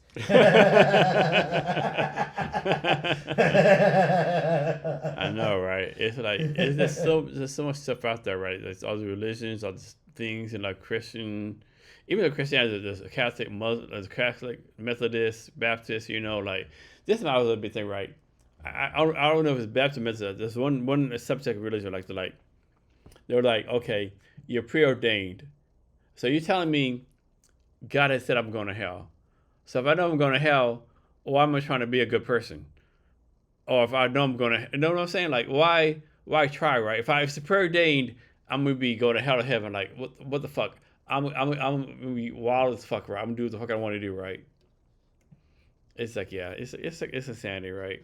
But, but we're living on a rock that is spinning 23,000 miles per hour. That is and we could the sun. We could have found out like that, right? That is in a galaxy, that is in the Milky Way. It's insane. I mean, to think about. I mean, think about it. Not kind of flex when they're having like fucking Putin's fucking prostitutes who say, "Hey, I saw your comedy, you fucking bomb America, right?" You know, fucking. It's somebody that's like instantly like someone could say, I'm fucking drunk, I'm this to sort of the world, right? You just don't know, right? I mean, like, we're like minutes from death every time, right? Yeah. But, I mean, I'll say this, I'm not scared to die. Got over that. I've lived a good life. Yeah. I don't want to die. No. I mean, like, I have a good life. Like, if someone said, hey, Jason, you're going to die tomorrow. You know what? I've done this, I've done that. Okay. I've taken care of my kids. My wife's set up. I've done that. Okay. Yeah. That's the way I think. I was like, I'm like, my friends love me. Obviously there's things you still want to do, right? Yeah. I mean, obviously, seriously, like, I still want to do it. Like, okay, like, I've lived a good life. I've done things most people haven't done. Like, I've been like Paris, Disneyland, all these different countries. I've like how many people go to Vietnam, right? How many people like have a podcast? Like, how many people like, yeah, I've done well for my life, right? And I think part of the human condition is yeah, no, I feel like you touched on like you got depression. I was like, sometimes I think that stems from there's so much in the world to experience, and maybe you're just like, I want to do so much, dude. You just want more, and it's fuck. I want to do so much. Like, you get stuck in this little spot. I want to do so much, man. Like, I want to learn so much. I want I want to learn how to code. That's so much I want to fucking do. Like. So I always would live in the matrix. I just fucking plug someone back on here like droop. learn, you know. We're working on that. The instantaneous transfer of knowledge is Man. coming, and actually, I'll be down for that, it right? started with this concept. Oh, this is so cool. This is like, I love this. I love this. So, we know that thoughts and feelings can be transferred, and I'm going to give you the best example. Is my mind about to be a fucking balloon? Your kid, when they can start drawing, right? They draw you and your wife this picture. Mm-hmm. Now, your kid's not an artist. It's a shit drawing if you were to, like, evaluate it, right? But this little star, this little sun and a little flower or whatever, crayon thing, you pin it up. It was done with love. They love you. They draw this thing for you. You then pin it up on your refrigerator, the quintessential stereotype, right? Put it up on the refrigerator. And every time you walk by your fridge, you look at that photo and you smile and you feel love. So your child transferred a feeling into a physical thing that then every time you go near it, it transfers it again to you. So we can transfer emotions into physical things that then have the ability to transfer that emotion back to us. We do it all the time. Like, we do it all the time. Transferring knowledge is not that hard either. It's possible. So there are companies that are working on the Matrix. The ones that were able to say, oh, red is red. They're already, I believe they're in Colorado. And they are looking at transferring of information via computers to the human brain. This is fucking crazy. Yeah. Like, what we can do with science is, it becomes to a point where it's magic. People just can't believe it. That's actually why the problem we're having. We got flat earthers and all these people that are like, oh, we can't. I was like, yeah, because the things we can do will blow your freaking mind. Like, I'm sure if someone came from like year 1774 now, they're like, what the fuck is this? The cars, planes, like, I mean, think we take for granted. You know, and actually in flying stuff, that's actually a good example. We don't know how bumblebees are able to fly. Not by our understanding of fluid dynamics and lift.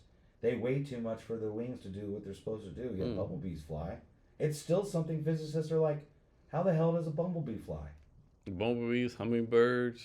You know, and so we don't. Even with what we do know, we don't know enough. And that something that comes down to, well, you're never gonna get to know, and that's the part of the adventure. And then if you have the drive to be curious, if you have the drive to be better, like I use Stoicism personally because it's independent of any religion. You can use it alongside of anything.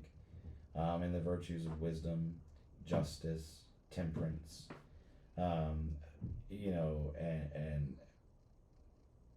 and courage. So those are the four virtues of Stoicism that you should strive to be a virtuous person, regardless of religion, right? And I try to use that in how I do things. And it does align with a lot of different religions. And you know, and I like studying them. Like after I got out of the Catholic Church, I was like, well, you already read the Old Testament because that's part of the process with Catholics. I was like, well, what's up with the Torah? It's a fascinating book. It's actually not, Muslims aren't what people think. They're really not. They'll feed you. Like, you know, the sheiks are amazing. That's an entire culture that people don't even know about, or at least Americans. The Kurds, oh my God, the Kurds, like, they don't even have a country anymore, and all they do is actually go over. They're the ones that actually go fight all the terrorists. Doesn't matter where they're at in the world, the Kurds are hunting them down because they don't have a country of their own, and nobody stops it. Everyone loves, like, if you know about the Kurds, and so it's interesting that religion, you know, can make people into really good, powerful people. It can cause a lot of bad things. I mean, that just happened here. The people that are running that church with the MAGA stuff, that's not Jesus' love. That's not. If he was real and that what they were doing, that's not, you know, and You know, I try to explain this to people when they attack trans people. I always say, you assume that a trans person is gay, but do you realize that there are people that are chaste in their life? I'm chaste. You know, I've been divorced. I have no interest in having sex with anybody until it's something that matters, right? And I'm not chaste because of my religion, you know. And there can be trans people that they're not having sex with anybody, so it's not about them being gay at all. And also, intersex people exist. There are people born with two genitalia. So if God made man as him in His image, then He made trans intersex people. Like, He made them. They exist. So this whole thing about going after trans people, I'm like, well, then explain intersex people to me, please. Because you believe God made people in their image, that He made intersex people.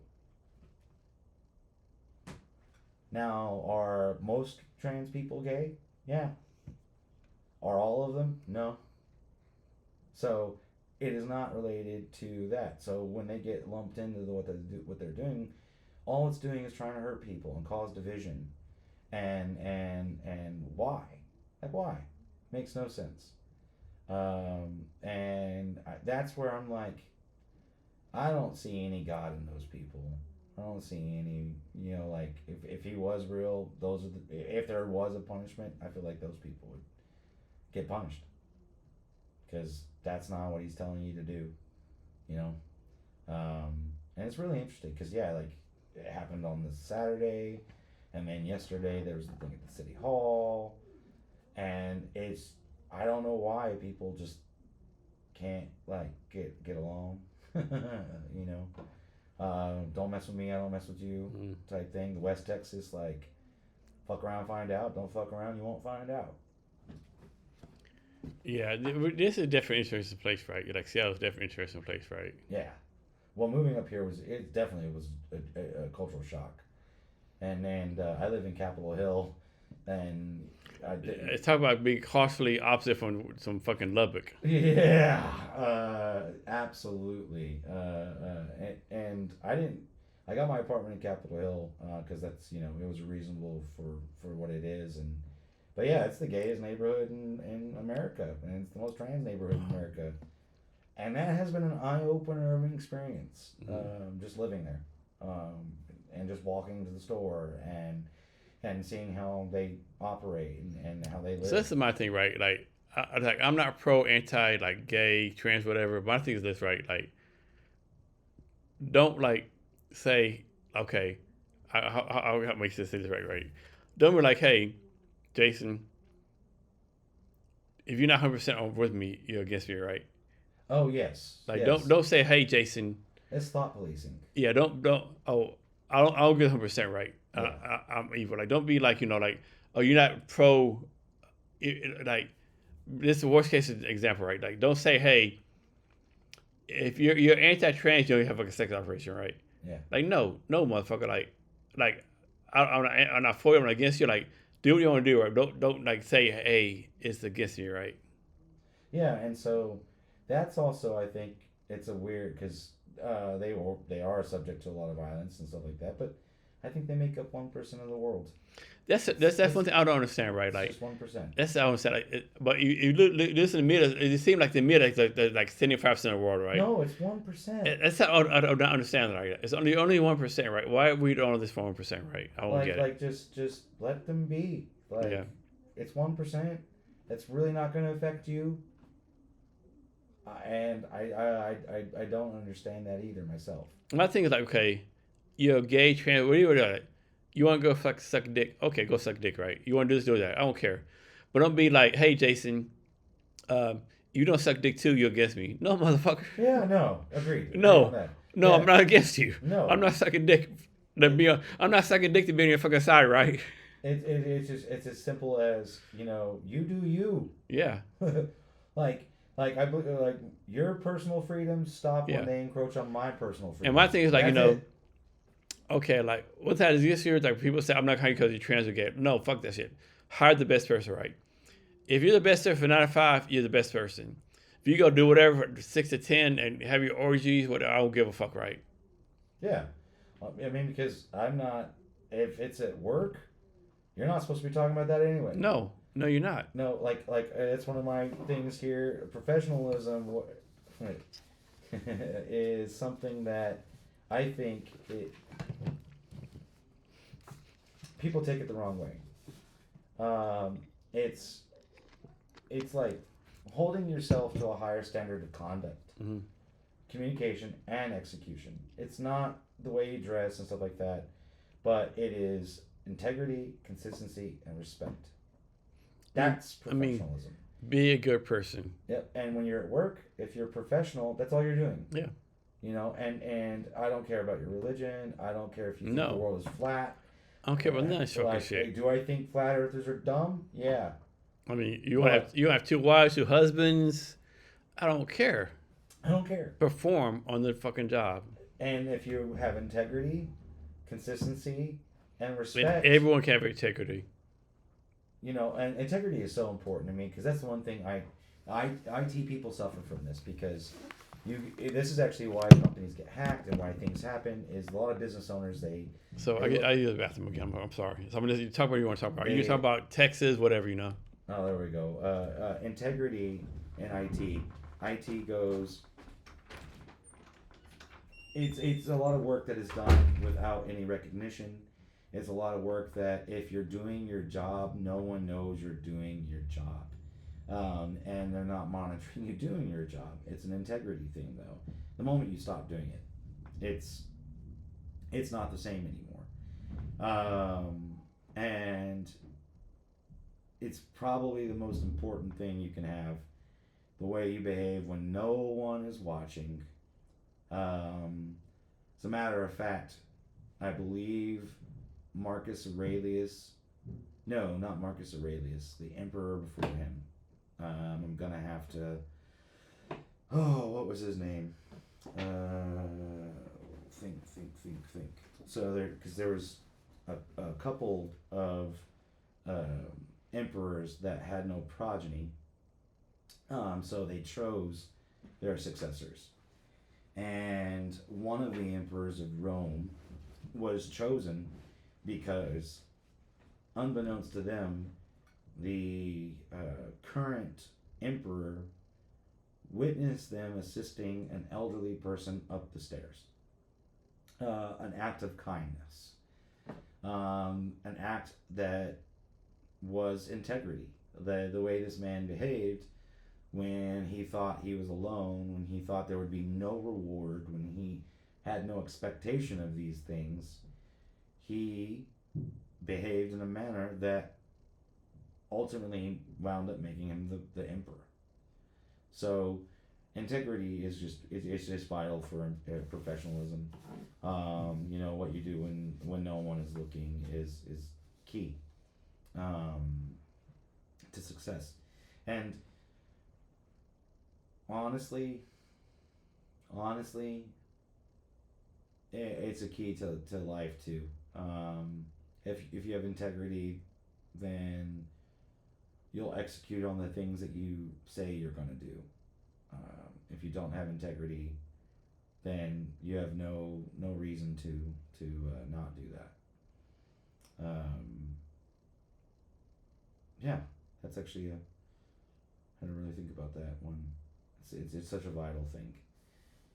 I mean, I think I've gotten to where I'm at, honestly, in my career because of integrity, because of the level of diligence and effort that I put in when nobody is watching, when nobody knows what I'm doing, whether it's putting in extra hours or whether it's going above and beyond, because at the end of the day, that's what I want. And I do believe, you know, do unto others as you want done on yourself. The golden rule will get you where you need to go.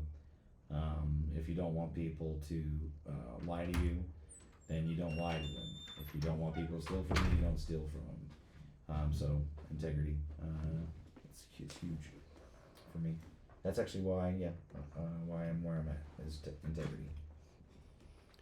So, what's one thing that you're like, okay, if okay, integrity is big for you, right? So integrity is a big thing for you.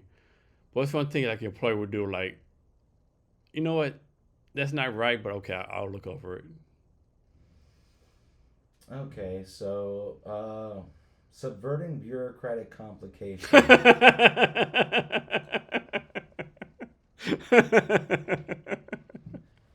Is it breaking the law? Is it bending the rules? Yes.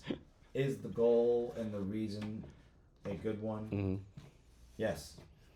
Um, there are times that bending the rules is actually the right thing to do. Yeah, it is right. I mean, If like, if the law, as a matter of fact, um, Texas tried to make that law that you can't hand out water to people standing in line to vote, that whatever. But like, is it breaking the law for me to hand you some water? Yeah. yeah. Is it the right thing to do? Yeah. Like, I love Texas, but some things they do, like, do you hear recently, like, the Texas passes a law where they got rid of all THC is illegal? Yeah. They're also trying to make 10 Commandments required in every school. Yeah, I mean, okay, come on now, guy. I don't agree with that. No, separation church and state. You can have your church. That's church. Schools are allowed for everybody. My thing, you have 10 Commandments, you need to have the Quran there, the Hindu there, everything needs to be Everything. This is America. We're the melting pot. there. Everything needs to be there. I'm a first generation American. That we are a world of we are a country of immigrants. Yeah, and my thing with THC, like, it's kind of surprising because, like, all these like studies, like, THC does this for veterans, they like complete cut off, right? And it's crazy. This one thing that's crazy, like, and you probably know this, like, so you remember Rick Perry? Yeah. Oh yeah. Most conservative governor ever, right? He is like so pro psychedelics, right? Pro psychedelics, pro marijuana, pro all this stuff, right? And they're like basically saying no, all this cut off, right? It's so THC, it fixes so much that pharmaceutical companies are wanting to fix. Like, they don't want it. I say my pockets all the time, right? I can't speak every veteran, but every veteran I know does psychedelics and marijuana and makes them like so much better, right? All of them are sure about. Everyone's sure about it. Every one of them. So a really, really good friend of mine. It fixes depression, fixes that, it fixes pain, everything, right? Yeah, a really good friend of mine. He's a Fallujah combat medic veteran. Mm-hmm. And anybody that was I am not a service member. I never had to do that. That was some hard shit. Fallujah, that was the worst of the. Yeah, yes, I am. And he joined the Navy. Mm-hmm. He thought he maybe wanted to be a nurse or something later on in his life.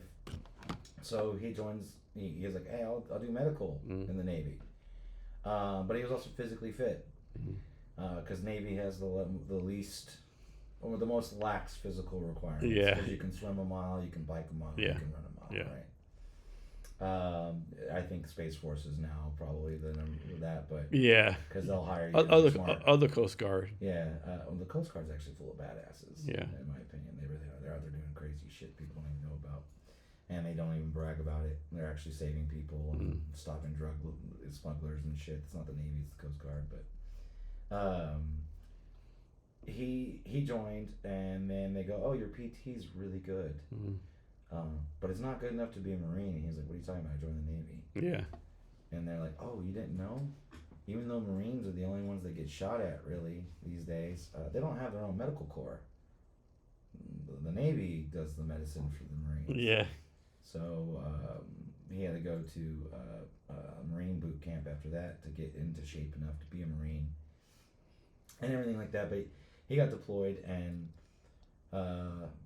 yeah, he's got problems. Yeah. One, his job was to go, like, dude just got shot in the neck by a sniper. Guess who's going out to grab him real quick? Where someone just got, like, they know that I could get shot too. And you see it. You see his fucking giving ass neck wound, right? Yeah, and but that's what you got to do. Like his shoulder is so fucked. Like he showed me photos of him. Like he was so roided up in the military, and they turned a complete blind eye to it because they knew the only way those guys were doing what they were doing. Like he was like, I had to be able to run, grab them with one arm. They were kitted up, So they're well over 220 pounds. Easily. And he's with one arm, just picking them up, getting them to somewhere, start triage.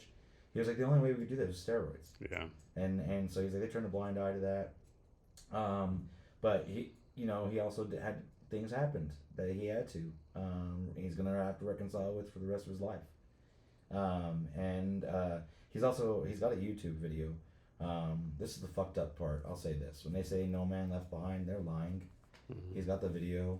He was saved by, I believe it was either Israeli forces. It was another country. Yeah. But him and another soldier were literally left. Yeah. They were left. And he's got videos of them like taking shots. He commands the guy. He's like, "Fuck you! I'm your commanding officer. You take this shot." But I was like, "What?" He was like, "Yeah, so I'm so fucked off. They left me. Yeah. They left me, and I was rescued by a foreign army." That's fucked up. And so there's also that, and yeah, but he has had a lot of hard times, and now he does microdosing of mushrooms. And it's changing his life. Yeah, I'm just a big believer, like microdosing, LSD, mushrooms, marijuana. It's like it's helping him work through the things. I just know so many people who are like fucking swear by it, right? I know so many people like the VA is like fucking drug. So the VA does the best they can, right? But I don't know, I'm a believer in microdosing, right? Yeah, no, neuroplasticity. So many people. Yeah. Neuroplasticity. That's why they're looking at legalizing it here, because they already use ketamine for therapy. Mm-hmm. It's already being used for that, and ketamine's incredibly powerful. Yeah. K-holing is no joke. That's what Elon Musk was doing all life. But it's the thing, like back in the day, like LSD, you have a bad trip, you fucking basically fucked up. There's no such thing. You had a bad mental state. Yeah, I've never done a lot. I've never had a bad trip. No one I know who does ever had a bad trip, right? No. The most I had was, we call it epic doses. Like you take a lot of mushrooms, like an eighth or more. Yeah. And so have you heard the story? So as I heard somewhere, like this lady, she accidentally sniffed like all this fucking LSD, right? She also cocaine, right? All this LSD, and it like she just like nothing did nothing to her, right? Well, I don't know what the LD50 is on it. LD50 is the amount it takes to kill you. Mm-hmm. Because lethal dose 50%. They essentially they administer it to mice. Yeah. And when 50% of the mice die, that's how they determine what the lethal dose is. So it's called lethal dose 50, LD50. Yeah. And that's how our system works, folks. No, with me, like one thing, like I can I'm scared. Like I can imagine like doing heroin. I'm not thinking needle. I actually had. That's always been a rule of mine. Never, ever would I ever do that. But I've known functioning. Like I've known people that, they hold their job. They got a family. Yeah, I can imagine. But right. they chase that dragon. I can imagine. Like, I don't know. And it blows my mind. That's too much. That most people could not do that and hold down a life. There are some that can. I also know there's only one person I've ever known that he's actually the most artistic person I have ever met. Yeah. And he was a meth head. Yeah. Yeah. And it was insane. His house was his doorbell. Heroin, meth, I can understand it. His doorbell was a piano that he took the harp of it, the guts of the piano, mounted it to his wall in his house, actually attaching it to structural timbers so it would. How fucking high was he? Here's the kicker, though. It turned the whole house into the piano, and then he put actuators on it and programmed it to when you rang the doorbell, it played a song. His whole house, he turned his whole house into a musical instrument, and it sounded amazing. He's on meth. Yeah, and then he would he was moving a bunch of stuff in his house, and so he put cardboard along the wall so he didn't scuff the paint and stuff. And then he realized, well, there's cardboard there, so I can just start painting on the cardboard. And I worked with him in a capacity like odd jobs, like side jobs. So I go over his house to go pick him up, and I go in there and like every wall that was covered in cardboard while he was moving is now a forest. He painted an entire forest. He's got a piano on the wall. How long did it take him to do all this? Oh, he was all. I mean, I would think that was progression was over a couple months. It wasn't. It didn't That's take it? long. Yeah, because he'd just stay up painting. He would make copper wire animals of like coiled wire. He had a little Weinerheimer, a wiener dog. That's a life-size wiener dog, made out of coiled copper. He made all these little things, and then in his backyard when I first met him, was just full of stuff. It was organized, but like On meth. like stuff. And then I'm like, "What are you collecting this for?" He was like, "Oh, I've got a vision for my backyard." And then one afternoon, we go to pick him up for work because he didn't have a car. We go to pick him. I was working concrete at the time, and we go to pick him up, and his backyard's empty of all the stuff, and it's all over the fence now. And he's taken broken ceramics, and he's made all tile art. Like he literally used everything that he was extra stockpiled and turned it into just random cool thing, like a fire pit and all this stuff. And I was like, dude, for what you are, I'm finding a hard reason to be complaining. Like you go to work, you don't steal anything, you don't hurt anybody. He made his own stuff because he didn't trust other people. He didn't smoke it though. He ate it. Like he ate it. And but he was the most creative person I have ever met. Most creative person. He used his meth addiction of taking things apart and scrounging and stuff like that, but then he actually used it in a positive way at the end and started making art with it. He was like, they threw that piano away, so I just saved the piano. He was like, and then I learned how to tune the piano. And then I turned it into a doorbell. And to this day, I've never seen that. It's the most impressive shit as far, like... Because he also figured out, it's a heavy-ass piano. He figured out how to support it so it didn't mess up his wall. You know, like... That's so fucking confusing. Yeah. Because a piano is just a big metal harp surrounded by... The wood is the resonator. And he realized this. And so he was like, well, the wood that I'm mounting it to, the studs that I'm mounting it to, are going to transfer the vibrations to the rest of the house, and the house is just... So you think he was just smart, or just the method did this? Yeah, I think it's a combination of both. I think he did the drugs because he just grew up in a place where that happened, and then, you know, addiction cycle or whatever. When I think of meth, I'm like fucking taking meth, like you have no teeth, no fucking body. Yeah, so did I. Absolutely. And he talked about that. He was like, I don't smoke it. He was like, those guys, yeah, like the teeth and everything. He was like, I eat it. And then he was like, you want to know what the best meth you can get is? Ritalin, Vyvanse. Yeah. And when I was in college, Vyvanse, all the kids that don't do any drugs, all the straight and narrow kids, well, they were always going up to the ADHD kids that had Vyvanse scripts come turn. Because when you take a Vyvanse, there is no bad side effect like there is meth. Mm-hmm. You can take a Vyvanse, read a textbook overnight, and you will remember it. Mm-hmm. Like, it's a study drug. Yeah. And it's heavily abused in the academic world. Mm-hmm. Heavily abused because it is a performance-enhancing drug. It's like a steroid for your brain. You can, that's why they give it to ADHD people. Like, you can hyper-focus, and you will retain the information that you were focusing on. So when I realized that, you know, like, I was like, you're right. Like, you look it up. I look it up. I was like, wow, Ritalin is an amphetamine.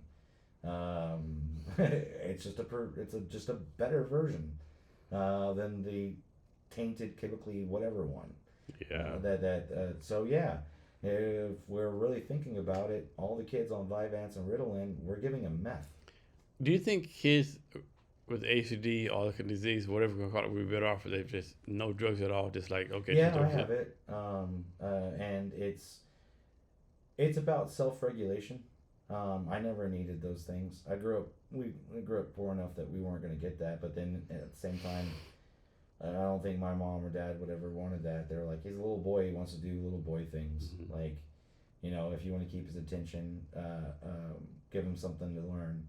And I got lucky enough that I guess I had teachers that cared.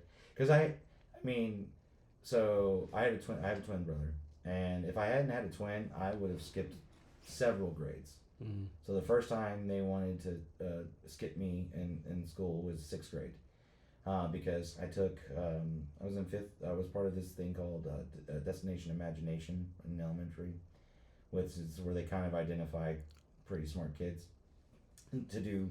They challenge them with new things, Mm-hmm. and so they put me in the DI program, and all of a sudden, like, I'm not as ADHD anymore because I got my schoolwork, but I got also this actual challenging thing.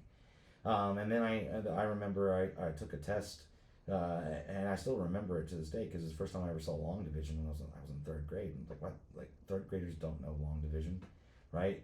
And they were like, it's okay if you don't know these things, but I've taken this test, and they wanted to skip me then. But then the counselor said, because I have a twin and we went to the same school, it was going to cause problems, mostly for my twin. He wouldn't handle that very well. And then Were you like, fuck my twin? no, well, they just didn't tell me. So I found this out later on. My dad and my mom were like, oh no, they wanted to skip you when you were in third grade. That's why you took that test. I was like, I remember that test. They're like, yeah, you remember most things that happened to you. And that's also why I was like, I don't think I'm smart. I just have the ability to remember. But sixth grade or the end of fifth grade, I remember I got perfect test scores for Texas stuff. Just perfect test scores. But I started getting pink slips. Started getting in trouble. Me and my friend Joel and our bias, we would finish our work so quick, and then we're getting hundreds. But now we've got all this idle time, and we're like throwing paper airplanes and disrupting the rest of the class because we're so far ahead. So they're like, hey, let's put them up a grade because it'll be challenging enough for them that it wouldn't happen. That also, my parents were like, no, let's not do that. It wasn't until I got to junior high, because we went to different schools for different interests, that I was finally like, oh, let me get ahead. So I did graduate early. I was also on top, like, I was top 10% in Texas, like, academically. Like, I got a special award for it. So, yeah, I mean, I've always been clever, I guess, when that comes. But I think my ADHD and stuff like that, unregulated, helped more than it hurt. So you say ADHD, what do you call it? Is like a blessing or curse for people?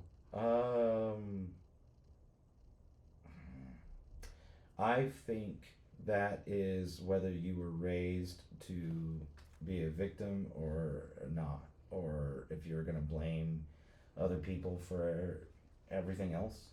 So my grandpa was very much one of those people who was like, no, a lot of it's on you. Like, blaming. Do you think your grandpa had it? Yeah, absolutely. He's on the spectrum, absolutely. But he taught me, he was like, if you blame other people for anything, you've got so much work to do on yourself. Serious. Because I like that. Yeah, I like that. Because if you are around someone that can actually affect your life that way, and actually be bad on your life, then that's on you to separate from that person. Blaming people gets you nowhere. Like, I don't blame people for anything anymore, at all. There's no reason to. I don't get upset about things I don't have control over, because why would I? I don't have control over it.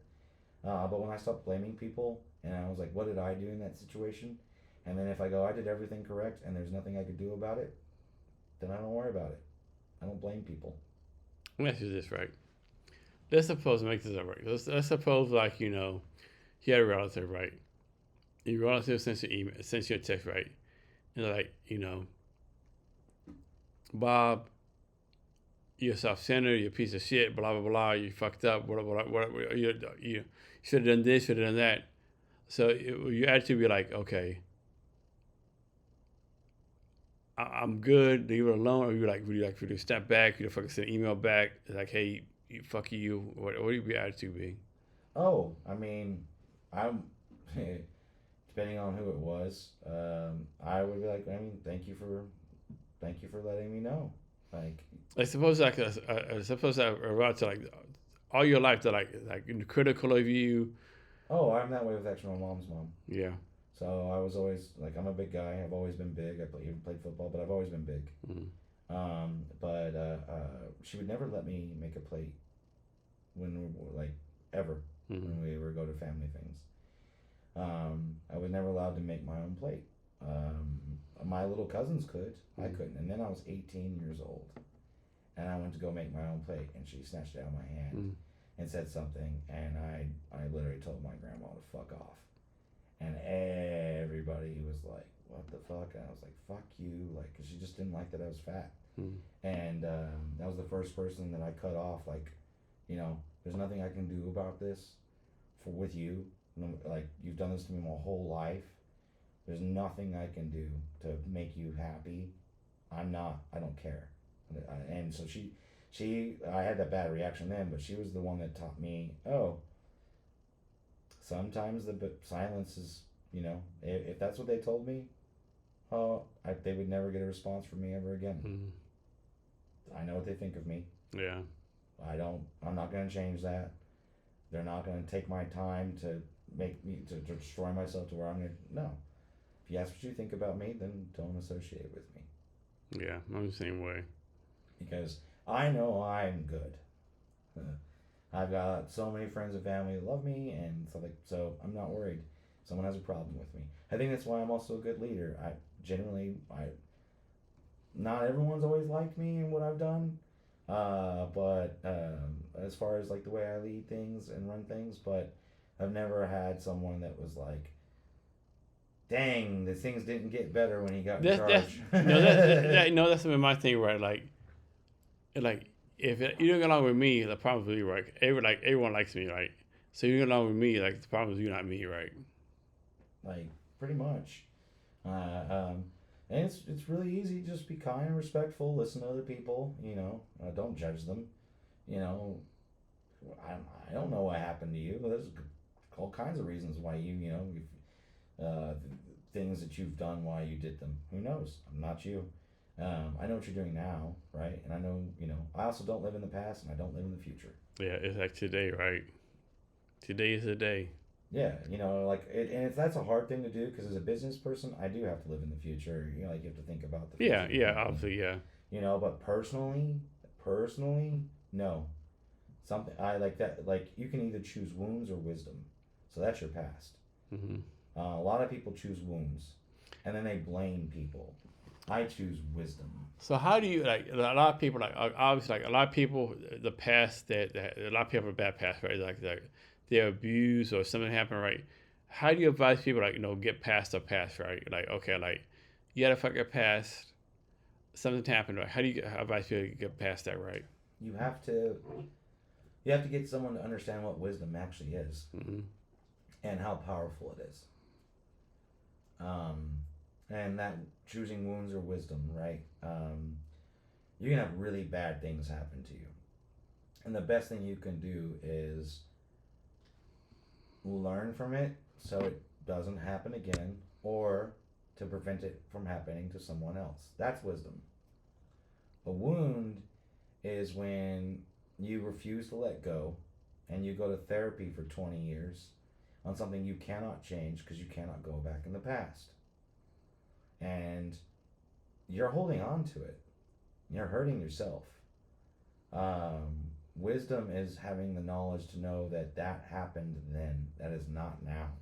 Mm-hmm. And that's like one of the core tenets of the Stoicism is wisdom. And wisdom requires experience. And if you can have empathy, then maybe it's because it happened to you, right? So I tell people, take those wounds, find wisdom in it, and let it grow your empathy. If something that bad happened to you, maybe the best thing that you could do is start an organization preventing it from happening to someone else. Let me ask you this, right? It's totally random, right? You ever watch Game of Thrones? Mm-hmm. So remember that time where there's a thing where Cersei, her cousin came and said, "Hey, this person wants to come see you, right?" She said, "No, I'm not going to see him, right?" And he was like, and the cousin like, "Hey, you need to come see me, or you're gonna be violent." She's like, "I choose violence, right?" Other times, like where we need to choose violence. Yeah, I'd rather be a warrior in the garden than a gardener at war. Yeah. Um, One, violence is a tool. Okay, so wisdom is knowing that I am 6 foot and 260 pounds, and I'm younger than you. And if I wanted to, Jason will tell you I could pick you up and I could throw you across this room, right? Yeah, pretty easily. Pretty easily. Played football in Texas. Yeah. And if you were to try to hurt someone that I cared about, that's exactly what I would do. Right? So violence is part of us. I have the wisdom to know, like, the only thing, depth perception. The only creatures that have depth perception, stereoscopic frontal vision, are predators. Herbivores in nature will have eyes on the side of their head. They'll have it to where they can see as much as they can see with no depth perception. When you need to know the distance between you and an object so you can strike it, you will have stereoscopic front. Snakes, anything that hunts, aside from fish, which fish are just a little bit different. Anything that hunts on the land, for the most part, has frontal facing vision. So the fact that human beings have it otherwise we would have eyes on the side of our head. Yeah. And that's why peripheral vision can trigger responses to you when something enters your periphery. Yeah, you're like, oh shit. Yeah, like you heighten response. We actually use these things in human systems interface design. Google does this. So like, why do you have ad banners come in from the side on a monitor and not from the front? You're triggering the peripheral response that we know exists from just fight or flight, survive. You're out there in the wild. So violence is a survival thing, right? The end result of what is progeny, right? That's the way species survives, is progeny.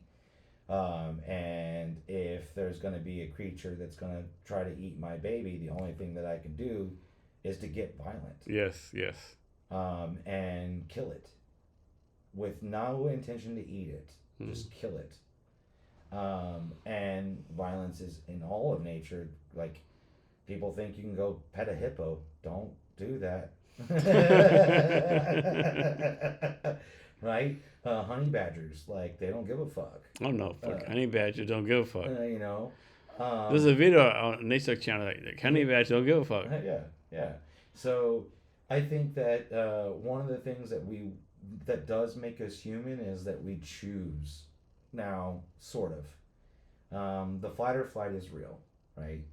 I even learned that at CHOP. There was people that, when the shootings started happening, you had people that ran towards the bullets, and you had people that ran away from the bullets. And I was one of the people that ran towards it. And that's when you learn, like, your adrenaline, you either get feared or you get a hyper sense of awareness. Fear is still there, but it's funneled, it's channeled. Like more focused, right? So focused. So focused. You can feel everything. And then you played sports. I played sports my whole life, so like, everything kicks in. You can feel every muscle. Like, everything's on hyper go. And that was the first time I realized, like no, this is what, like, it's happening right now. Like someone else is getting hurt, and my body is now in a mode of, I'm going to stop you from doing that. And it just happened. I found it was in me, and then the other people that were there, some of them ran away because what was in them was not. And that's just a part of being human. Some people, it's in them. So are you saying they were bitches? No, I'm saying that they couldn't handle that. So they're bitches. Well, no, there's something to be said for people that's not their cup of tea. I know. I'm just fucking around. But yeah, would I ask them to come along when I need to get shit done? Hell no. But yeah, it's there are a lot of people that'll talk a lot of things and not amount to much if their friends aren't nearby, and then there are people that it doesn't matter if they're alone. I mean, that's dukes up. Yeah. Like, you find out. But I do think that part of being a good human is knowing that your violence is there and Yeah, that it has a time and place. it does, right? It definitely does. Um, So, in your life so far, what are you like proud of that you accomplished so far? um, I would say like loving building up Atlas, growing that company, Mm-hmm. building. I'm extremely proud to work where I'm at, working at right now. But I would have to say the best thing I've ever done um, is just like that's one of the things I like about the Eagles. Uh, it's just volunteering Mm-hmm. for whatever. It doesn't really matter. Um, I get a lot of satisfaction from that. Just helping people that just kind of needed it. Whether it's food, moving stuff. I don't know. That's because I don't have children, Mm-hmm. and I don't. Oh, actually, no. The best thing I ever did was the second shooting at shot. So after that first one where he got shot in the neck, and that was over a dice game and stuff. There was a second shooting. It was on 12th Street. I heard it off. I heard it sound like a 22 mag. Mm-hmm. So I go to it, and then he slumped over the car, right? And I go over the car, and I'm like, oh, and I roll him over, and then I see the blood. I was like, oh shit. And at that point in time, there had already been shooting, so we had actual combat medics, and we had already agreed that if another one happens, they're in charge because A, they've been in real gunfights before, and B, they're medics. They know what to do.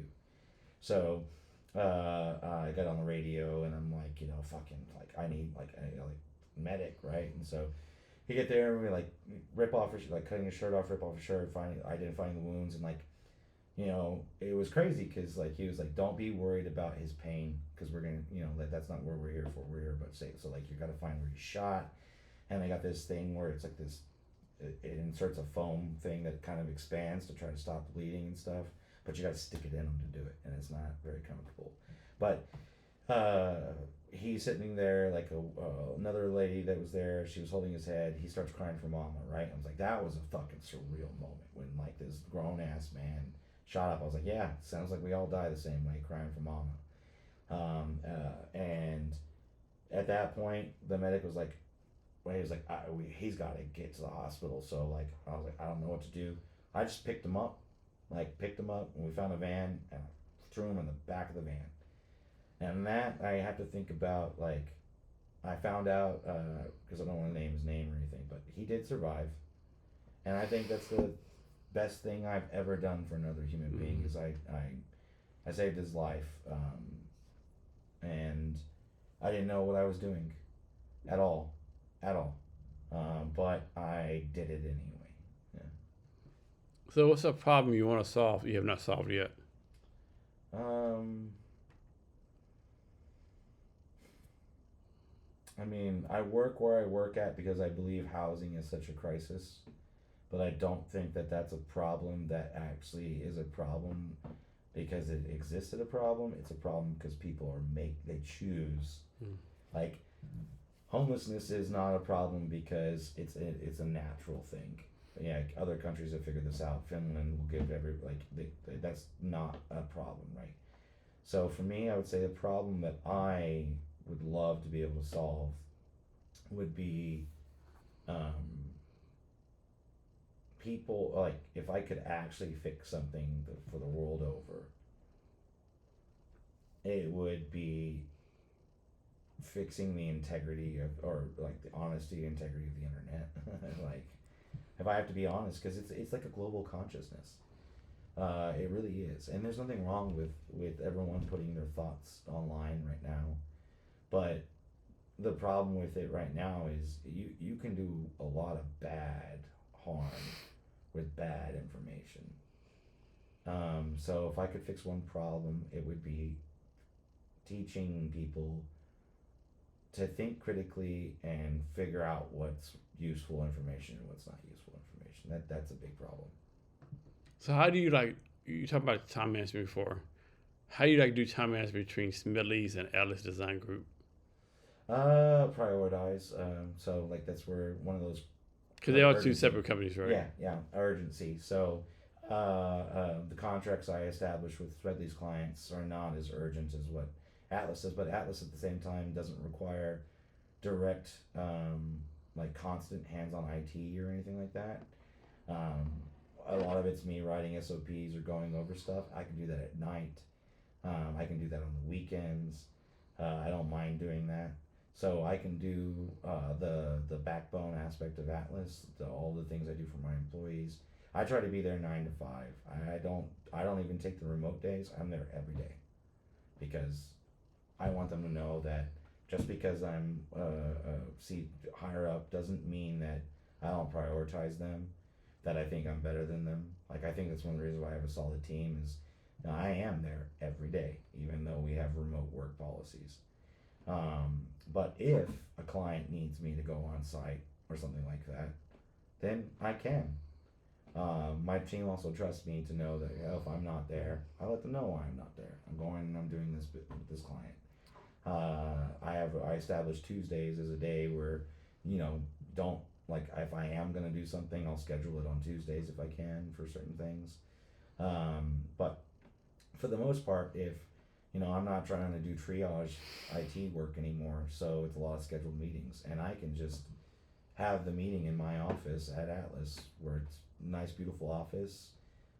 It's just over webcams. Like I'll say that COVID changed everything. Everybody does everything over Teams meetings now, so I can give consultations over Teams. I don't have to be present. And the only time I have to physically be present is if I'm fixing something. Maybe their domain controller messed up on them, because I still do the technical stuff. That's one of the reasons why I'm good at what I do. I'm more than capable of fixing your computer and fixing your domain and fixing your network, because I make sure I still know how it works so I can consult on it. But for Smedley's, it's consulting a lot, so I can do that via Teams. So to all your tech stuff. So what's like? Okay, obviously, I know what you're doing, right? But there's something as far as considered tech, where the CIO, two-factor authentication, cybersecurity, is something like, oh, you know what? I need to get better at this. Oh, absolutely. That's the one thing you can't slip up on. Like you gotta keep up with that. Hey, hackers are clever. Hack. I grew up with hacking, meaning also Lubbock, Texas. If people didn't know, is where the Cult of the Dead Cow started, and the Cult of the Dead Cow is the longest running hacking organization in the world. Um, they did a lot of cool things, and it's not like malicious hackers. In Lubbock, Texas. Yeah, yep. The Cult of the Dead Cow. They're not like a malicious hacking group sitting there stealing stuff. They're the old school hackers, where the word hack means to make something do something that it wasn't intended to do. So if you hacked it, like the purpose of this device is to do X, Mm-hmm. but then you get clever with it and now it's doing X, Y, Z, right? So you hacked it. And so you take that principle to get past security. Like you figure out how to make a system do something it wasn't supposed to do to get you access. Mm-hmm. So with it comes that you got to keep up on top of that, like, because they're clever. They're always thinking of something clever. And so I stay in my IRC is still very relevant. It's an old internet relay chat. It's one of the beginnings of constant chat messagings and stuff. So there's some stuff, old message boards and BBBs and stuff like that. The guys that are still pioneering and doing really clever, that's where they're at. And so I make sure to keep up with, I would say, I keep up with the bad guys versus the good guys. Like I keep a pulse on what the hackers are trying to do, and I'm not talking these Google cert like security. That you can't be a security professional unless you know a system. So unless you've been in IT for long enough, it's not possible for you to go take a 4 or 6 month course from Google, and then call yourself a security expert. That's how people are. That's why these companies are getting hacked. Because they don't even know how these systems, they don't know how domain controllers work. They don't know how Windows works. They don't know how networking works. They don't know any of these things. You'd be surprised how full the security industry is on selling fear. Like, oh, we ran a port scan on your on your firewall, and these. I was like, what? The two expected ports were open? Yeah. Like, that's not a security vulnerability. Like, in my experience, the only hacks I've ever seen on a professional level, and I have seen some big ones. Fiber Rio was a company in Austin, Texas. They were a graphene nano company. These guys were making crazy interesting stuff. Stuff for the rich people to never die type shit. So they came up with this artificial kidney, right? That would have graphene nanotube delivery systems for chemicals. So we do chemotherapy, and chemotherapy is like using a shotgun, right? We can't target the bad cells, not with laser focus or anything. So we just bombard the body with chemicals to kill the stuff, right? Now there are chemicals that are really good at killing cancer, but if you were to try the chemo style of shotgun, it would kill you. So how do you deliver that and with laser precision? Well, everything in our bodies, for the most part, is proteins when it comes to interacting with something. So this company figured out how to encapsulate medicine in these graphene-based capsules, essentially, which graphene is, but just carbon. But they figured out how to make a capsule that contains medicine that has essentially a protein interface that will only interface with the cells that it's supposed to attack. And then you could deliver very targeted medicine to whatever you needed. So the problem is that, with that one, unfortunately, China does force people to steal shit. So in that case, an instance, what they did was they arrested their family. And then the individual was told, you are going to steal this intellectual property, or your family is never going to see the light of day again. So of course they stole it, right? Wouldn't you? You would. And they now, this IP, which hasn't been patented, because the moment you put a patent in, then everybody else knows what the hell you're doing. So there's a lot of companies that have intellectual property that they can't have patents on, because then their competition will know what they're up to. So it's all very hush-hush and secret. Well, that got stolen, and we're talking like well over $1 billion worth of research. Just gone. Like, now X company in China's got it. And that's the biggest hack I've ever seen. And the reality is, China's known for like quote unquote stealing stuff, right? well, they don't have copyright respect, or for a long time didn't have the same laws we had. Yeah. But they just don't respect copyright, not in that sense. And also they're not in America, so what are you going to do? You going to go over there and do anything about it? No. Nope. Right? So leave it to them. To, like, if they can take it from us and we can't do anything about it, that's them. The cost of doing business, right? Cost of doing business. And you have to be cognizant of that. So, computers don't get hacked anymore, people do. Social engineering has always been the most dangerous and fundamental risk to any infrastructure or any person. And that's where two-factor authentication does kind of, like, really is helping on that, because social engineering, it just takes tricking people.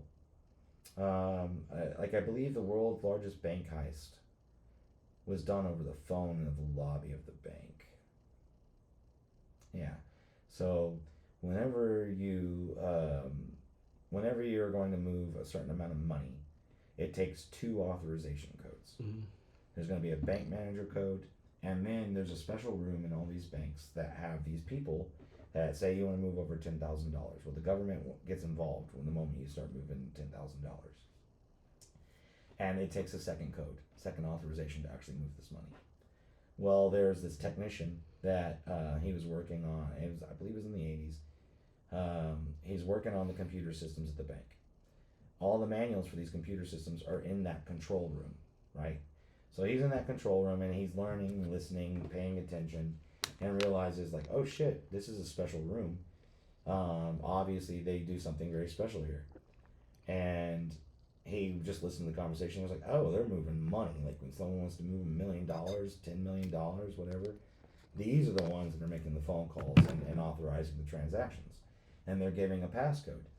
And so he just started hacking the people, and he realized, oh, he knew that there was a passcode involved, so he also knew that people don't have memories like him, and that they're flawed, and if the bank's constantly changing this password, they probably write it down, Mm-hmm. and because it's written down in a controlled room that you can't get into, it's safe to leave it on a sticky note.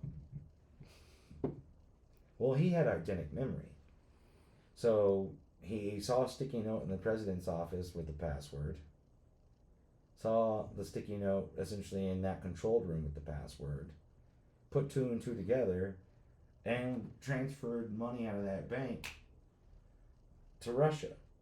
He only got caught because he got turned it into diamonds, and he got caught with the diamonds coming back to America. But it was one of the largest bank heists ever, and it was done with a phone.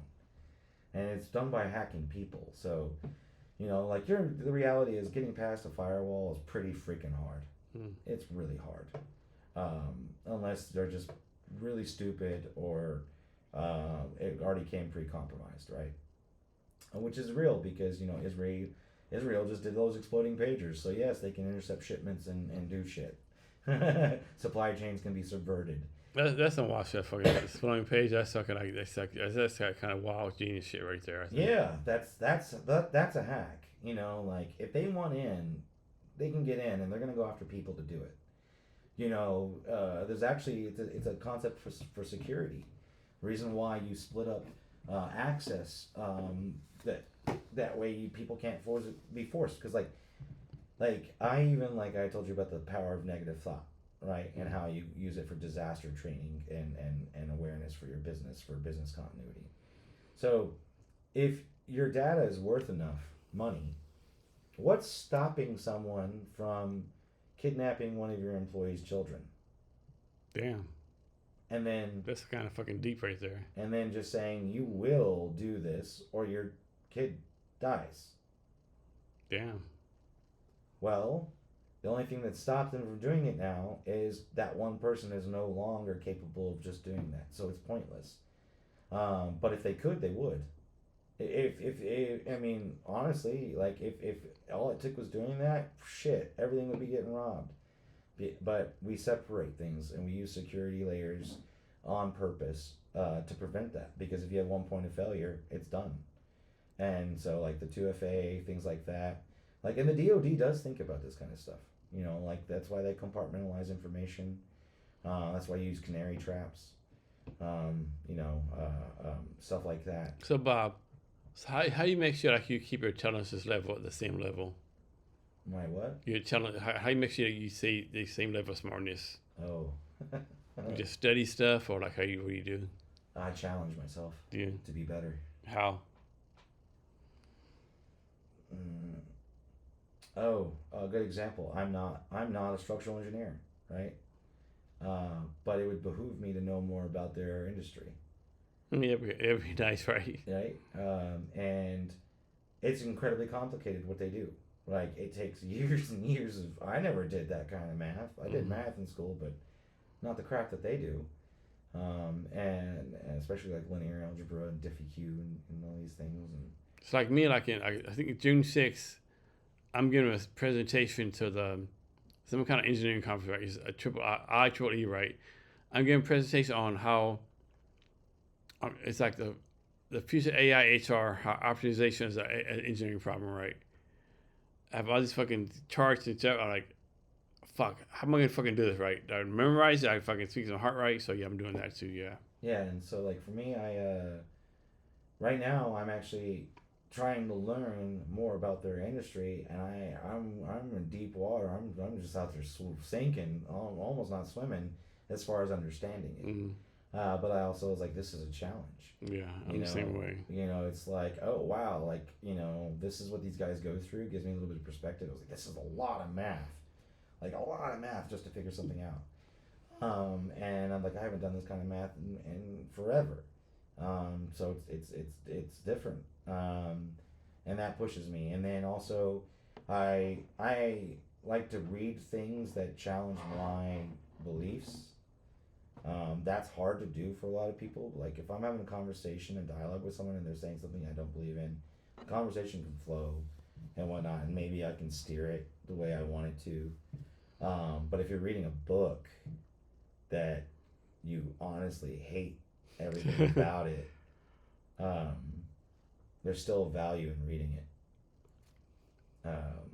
So challenges, I think, they keep my brain like thinking. I think about the why, not the how, a lot. Motive, a lot. I think about, you know, what it means for me to even change something about myself. And that's, I think, why I'm so sharp. I care about the why a lot because that's going to dictate to me whether or not morale. When my morals kick in, like you said, it's like technically is it breaking the law? Yeah, but is it the right thing to do? Then I'm going to do it. Yeah. So, is there something I should ask you I haven't asked you yet, or something else you want to talk about? A little bit about you, a little bit more about you. This has been about me, but you know, And you are the guest, right? It's all about you, dude. Yeah. But you were an officer in the military. Yeah. Can you go a little bit more into you know what it was like for you? Oh man, man, that's a tough question, right? I mean, I had a good time in the army, right? It's like you got to make tough decisions. Like, so the toughest decision I had to make was like a second lieutenant had a soldier, like her name was Sergeant Rowe, right? And like she had a bad divorce, right? And she wanted custody of kids, right? Bad divorce, right? And then a test came down. I had to send people to Kosovo to do a postdoc, right? And she was by far the best person to send her, right? I'm like, man, I can't fucking send her, right? Who just got her kids back, right? And I fucking struggled with it. And she came, hey, sir, like, I know you want to do it, but you have to send me, right? So I sent her, right? So I sent her kids went back to her fucking husband, right? And I feel like, man, no decisions are hard, right? If I could send this lady who just wanted to fucking cuss your kids to fucking Kosovo, anything's easy, right? It's like, one thing I'm proud of, like, 80% of people I had that work for me are still friends with me, right? On Facebook and LinkedIn, right? So I'm proud of that. Another thing I'm proud of is like, I'm totally running, right? So I was a command in Italy, right? So we won the flag championship 2 years back to back, right? Not on my resume, nothing, right? Like, I'm proud of that, right? A lot of things I'm proud of, right? A lot of things like, but it sucks being an officer, right? It's like you have to make decisions, you have to like do things, like, yeah, it's not easy, right? No, it's not. On my dad's side, my grandmother. So she got her nursing degree to get into college because it's the only thing you could do at that time for women, pretty much. Then she joins the Air Force. And my grandfather on my dad's side, he was enlisted. She was a captain. But my grandmother deployed in Korea and Vietnam. And at one point, all the other officers during that they got shot because she was a combat flight nurse. Yeah. Right? And it got to the point where Harriet Smedley in command, and she did talk about that. She was like, I joined being a nurse to save the GIs, and then bad things happen, and I'm the one telling them to go die. Right. Yeah, it's like that stuff you gotta do. Like, man, fuck it. Like, yeah.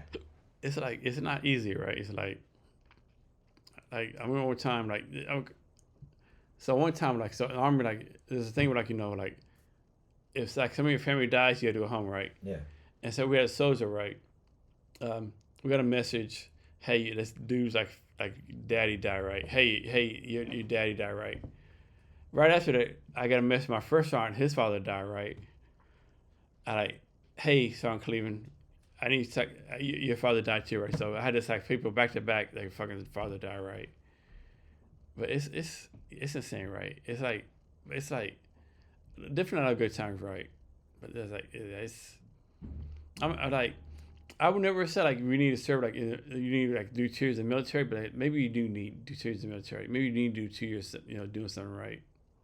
I mean, I think the structure helps people, but at the same time, Boy Scouts, There's no different ways, right? The Boy Scouts was created to get people ready for the military. So we had this one dude, right? I mean, his name is Joseph, right? This dude, he's from Kentucky. He was off fucking chain, right? This dude, he was drunk 24/7 every day, right? He was always fucking drunk. We do PT, he'll fucking fall out or whatever. He was the only guy in my tears coming. I actually punished, right? Now he's a fucking like a deputy a sheriff of fucking Kentucky, right? like he's like top notch dude, right? Like, dude, what the fuck you doing, dude? Yeah, it's like I met so many good people, right? But it's like I don't know, a lot of good stories, right? Yeah, I mean, obviously it shapes you to make to pursue HR as a career, which Yeah, you know I it think. drives you, right? Like it's like so many people. Like I have one good friend, like Michael Ricardo Jackson, like one of my best friends. He's like fucking this dude's so fucking smart, dude. I think he works like Indianapolis medical school in Indianapolis, right? So yeah. But yeah, and then if if you could change one thing about you, given that you're with your experience and everything, if you actually could, uh, maybe an event in your life or something, would you? So I would like make me have more patience. God, I have no fucking patience, dude. None. I have no patience at all, man. I wish I had more patience, right? Like, I have empathy. I care about people. Like, it's like I'll be like, what the fuck you doing, guy? Like, it don't take you that fucking long, right? I Well, have no patience, I, man. so they call it the ADHD walk. I got that. Where like when I walk fast Yeah, and I work fast too. Yeah, when people block this, I lose my patience. I do. I actually the I same. I I, mean, I have no patience at all, I man. got that. Like why are you in? Yeah, I Ah! have no patience. I like, dude, what the fuck are you doing, right? You're like, it fucking. I mean, it drives me actually crazy, man. I have no patience, man. I tell her, yeah, that's my weakness, patience, right? But then again, like maybe it's not patience, right? Maybe like not having patience, like maybe like be like more like have more drive, more motivation, right? I don't know, right? But yeah, patience, yeah, It's one of the reasons why I mean I don't have children, but it was also one of the reasons why I was always scared to have children. I was like I don't know if I've got the patience to make this child yeah, happy. yeah. I may have empathy. At least I think I have empathy, right? I care about people, but man, it's like speed the fuck up. Like, what the fuck you doing? Like, dude, like, yeah, like, That was my hardest management training. Like when I was just like rising up. The one thing I had a problem with was when someone was just really slow at doing the same fucking thing that I just did. yeah. It's like, And I'm dude, like, why aren't you doing it you this you're way? fucking killing me, guy. Uh, What the fuck are you doing? and luckily, my superiors at that time, higher up, they saw my potential, and then they went, "You need to go to management training." And then my biggest feedback for them was like, "You are an impatient mofo, Yeah, and you got to let people do it on their own time." She was like, yeah. "There's a time when you say, okay, we've done this a few times now. I need you to get more efficient and faster because that's business. But if they do it a little bit slower than you, so be it." It's another reason mine too is like maybe it's not weeks, but like my thing is like sorry. And so like my thing is like I don't think I'm the smartest person in the world, right? So like my thing was being like, I mean, how was this like? If I figure it out, 3 + 3 is 6, right? And you can't like, what the fuck's wrong with you, right? Like if I can figure it out as dumb as fuck as I am, and you can't, like, what can I do with you, right? Yeah, I have no patience for the lack of common sense. I learned that. Yeah, Like when I'm just like, "Are you serious?" Like, whoa. But then I go, guess maybe it's not so common, or maybe they just don't pay common sense attention. ain't common no more. Yeah, Yeah, because sometimes I'm like common sense, yo. And I'm like, really? I'm like, yeah, like, I mean, every times the army does different things. Like okay, like I figured this out, but you can't. Like, okay? I'm confused as fuck right now. Like how did I figure this out? But you can't, right? right? Or when people travel the world, they're like, hey, like it's dangerous. I was like, not if you have common sense. Yeah, Common sense is don't go looking for drugs in a foreign country. goddamn right. Common sense is don't go down an dark alleyway in a foreign country. Yeah, Like common sense. And then when you hear about all these bad things, I was like, there was a severe lack of common sense. yeah, or yeah, like so I have no patience for people, especially I guess at that point, willful ignorance also. yeah, If you're willfully yeah. ignorant, That's true too. Yeah, I just because there is a difference between ignorance and just plain being stupid. Because ignorance you didn't know, so can't hold that against someone if they didn't know. No. But if they choose to not learn so that they don't know, they're being, willful. That's why that's saying ignorance is bliss. People that choose to not know are much happier than smart You're right. people. Yeah. The higher your IQ, probably the more sad and depressed and manic you are. Yeah. I'm thinking, like, I'm not the smartest person, but I had a guy on the podcast one time where he's like, I laughed. He said, like, I don't want to be the smartest person in the room, but I don't want to be the dumbest person either, right? Right. So, okay, that makes fucking sense, right? I don't want to be the dumbest person either, right? That's me. Because if you're the dumber person, you have no idea what people are talking about, right? And I don't want to be the smartest, because that can be a lot. Like, people can, like, either expect a little too much or just be a lot. But definitely don't want to be the one that they're like, that's what I feel though with some of these engineers. Like, they couldn't do what I do. They couldn't do the IT to save their life. Yeah. But when they start talking, I feel pretty damn dumb. Yeah, I've been there. They start whiteboarding their math, and they're figuring out gravity loads and seismic, like, all what this the stuff. fuck? I'm like, damn, you guys are smart. But they probably. That's why I hired them. But they probably think you talking. They're like, oh shit, Rob's fucking smart as fuck. I'm fucking dumb as fuck, right? Yeah. Because smart is like a fucking relative, right? It is. What's the one thing where, like, had the pitch, like, okay, the test is a time of a tree. And the fish are like, what the fuck? I can't climb a fucking tree. Oh, that's great. That's great. So when you go back to Lubbock? It's been a few years. Yeah. Yeah. You still have family there? I don't have family there anymore, but I have my lifelong friends. People I've known since I was like 6 years old. Okay. I haven't gone back yet because that's where the measles outbreak in America's at. I forgot about that. Yeah. Yeah. So it says the Lubbock. Yeah. Yep, that's Lubbock, and I'm waiting for that to maybe get a little under control. Yeah. Yeah, because like Crohn's, you take steroids. Steroids makes you immunocompromised, and a lot of people don't know about measles is measles resets your immune system's ability. So your immune system remembers what it's encountered. That's why you have the immune system. One of the side effects of catching measles is it resets it. So everything you've ever built an immunity to, you are now susceptible to. Okay, didn't know that. Yeah, that's actually why it's so dangerous. It's crazy, like, we have measles back again, though. I also, like, the first engineering firm I worked for, the CEO had polio, and he had to pick up his right hand and arm to move it. Yeah. I don't think we don't realize how many diseases we had to past that recently occurred, right? Polio got rid of, measles got rid of, chickenpox got rid of. I don't think people realize, like, electricity is like a new concept, right? Like 1857, there's no fucking electricity, right? Not to the level we have it, right? Yeah. Yeah. No, they had direct current and stuff like that, but not to what we were. But it's like, there's no fucking toilets, no fucking electricity. Like, people don't realize this, right? It's like really realize a new concept, right? Well, like instant hot water is actually new. That's 1950s. Hey, here's one for you. So you have all these people that now is this thing right now. Oh, I'm taking a cold shower. Like, fuck that bullshit, right? Because a motherfucker like 1821, I can't take a hot shower, cold shower. Get the fuck out of here! I'm taking a hot shower every fucking time, right? 1950. 1950, it was that way. It's not that. I mean, like, it's crazy. Because I kind of know they say it's health benefits of cold shower. Like, dude, fuck that bullshit. No, there is no health benefit. They say it is, right? I just was reading something about that. Or like, the reason why it feels so good is because when you're warming back up, you're not fucking cold again.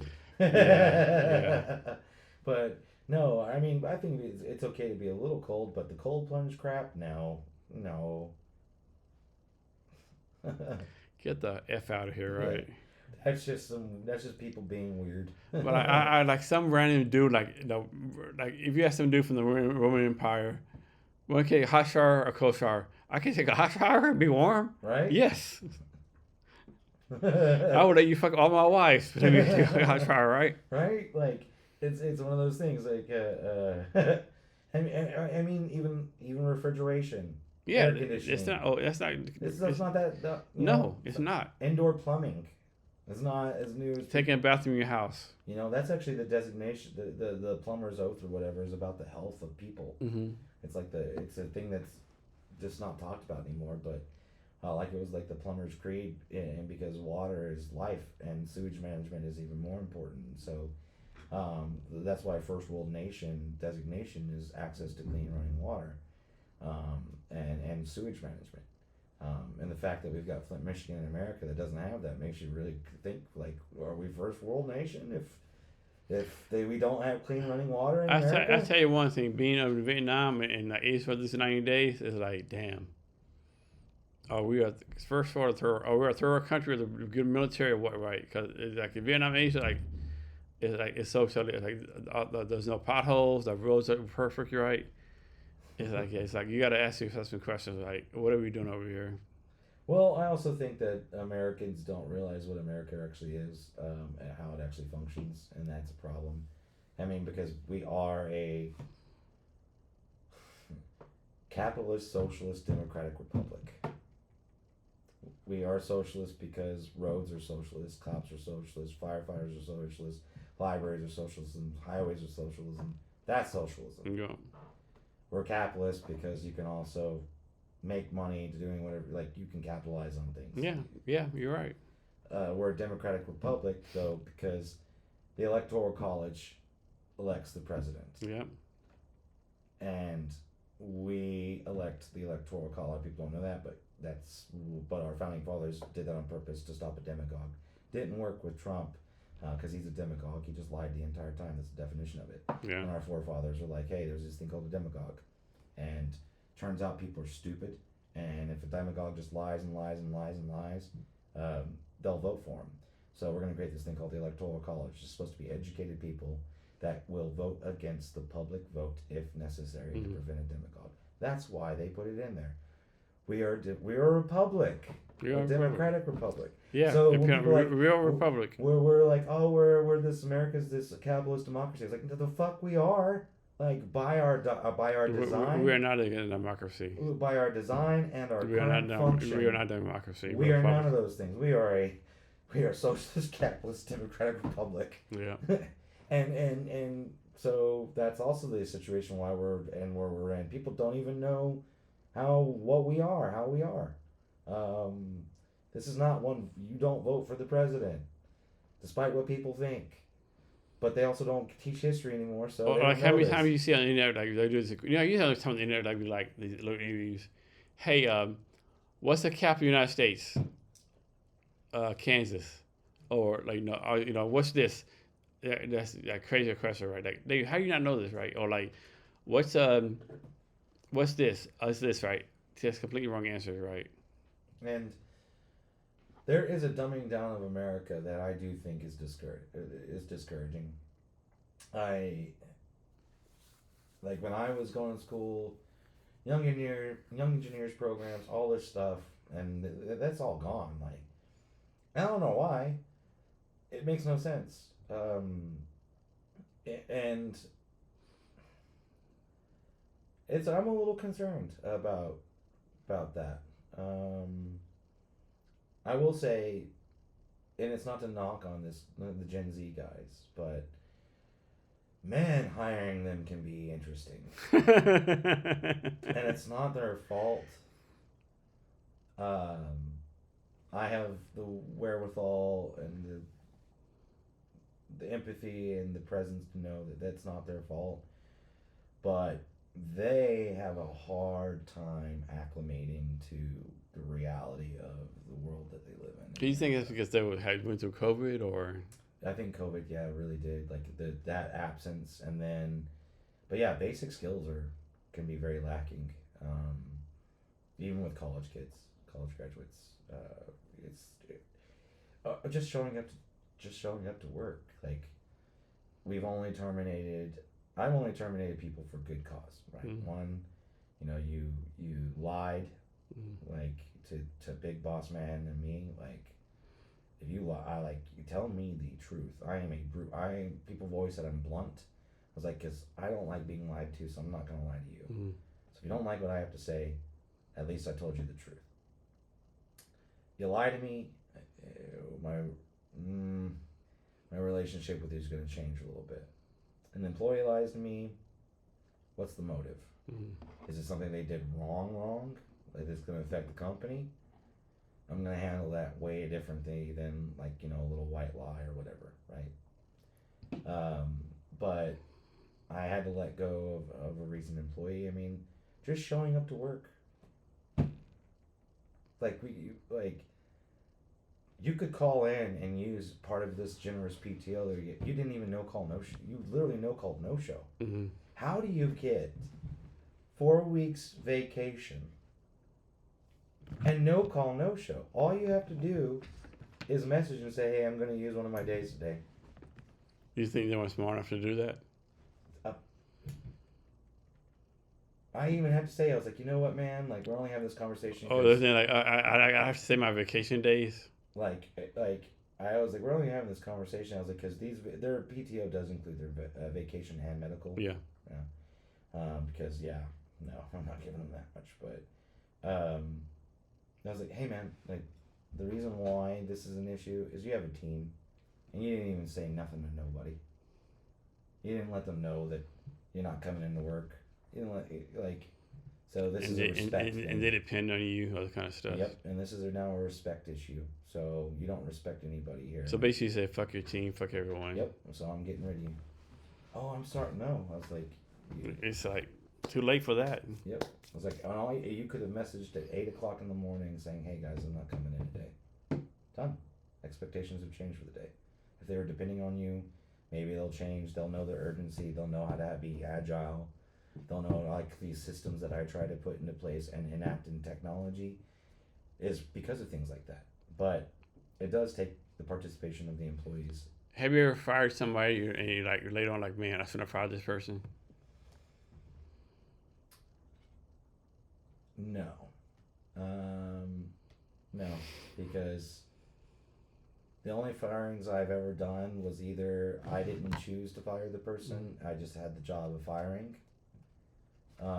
And so when I had to do that, I didn't have any thoughts about that. That was my job at the time. Yeah. And I didn't make that decision. Usually when people get fired, they fire themselves, right? Yeah, it's in my experience. I've only seen like actual malice, like, you know. Isn't it like you like randomly say, okay, I don't like Jason, I'm gonna fire Jason today, right? Right. I've never seen that. I have seen, or at least not in my work environment, I have seen it at, there's a bar close by that one of the bartenders previously, not currently, previously had already slept with the now interest of the bar owner. And because of the fact that he had already had sex with her, he got fired. That's so fucking messy. That's messy as fuck. And so I've seen other people do that petty shit. I'm like, that's pretty petty. But for me, I've like, I don't need you to be my friend to be my employee. I just need you to be respectful. So when you hire someone, how you know you're hiring a dog versus hiring a kid? That's actually that's a hard one.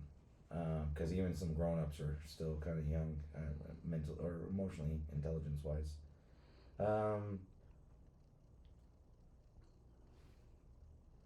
I have an interesting interview process, I think, in the sense that I ask, like, I'll ask certain questions that I really do want them to give me an example of, like a failure. Like a big failure. Like everyone's like, oh, what's That's one question I always ask. Like, tell me a time you failed. Like failed, and then I'm trying to gauge whether or not they're.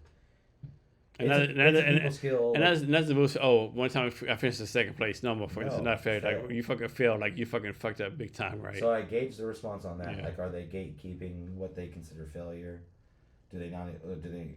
But when a dude's like, he was like, oh, like, like I am open about costing someone $23,000 an hour, and it costing 46 grand, but it was with the SLA. It was my failure, but I owned it. So adults own their failures. Yeah. Adults own mistakes. Yeah. Children hide them. Yeah. I made a mistake. I fucked this up. I did this wrong. I caused this. Yeah.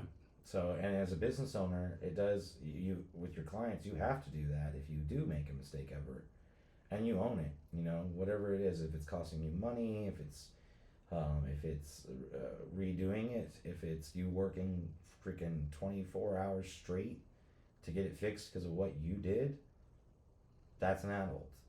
Own your mistakes. Own your failures. Learn from them. Why do you think this generation doesn't want to do that? Instant gratification and sheltering of, like, not allowing them to fail, not allowing there to be a winner, not allowing healthy competition. It's like part of like fucking 8th place trophy and shit like that. Like, there needs to be a clear line. So this is the hardest part about anything sometimes, when a line has to be drawn. The moment you cross it, even if it's only a little bit, the line was crossed, right? But that's the line. And you can't move it.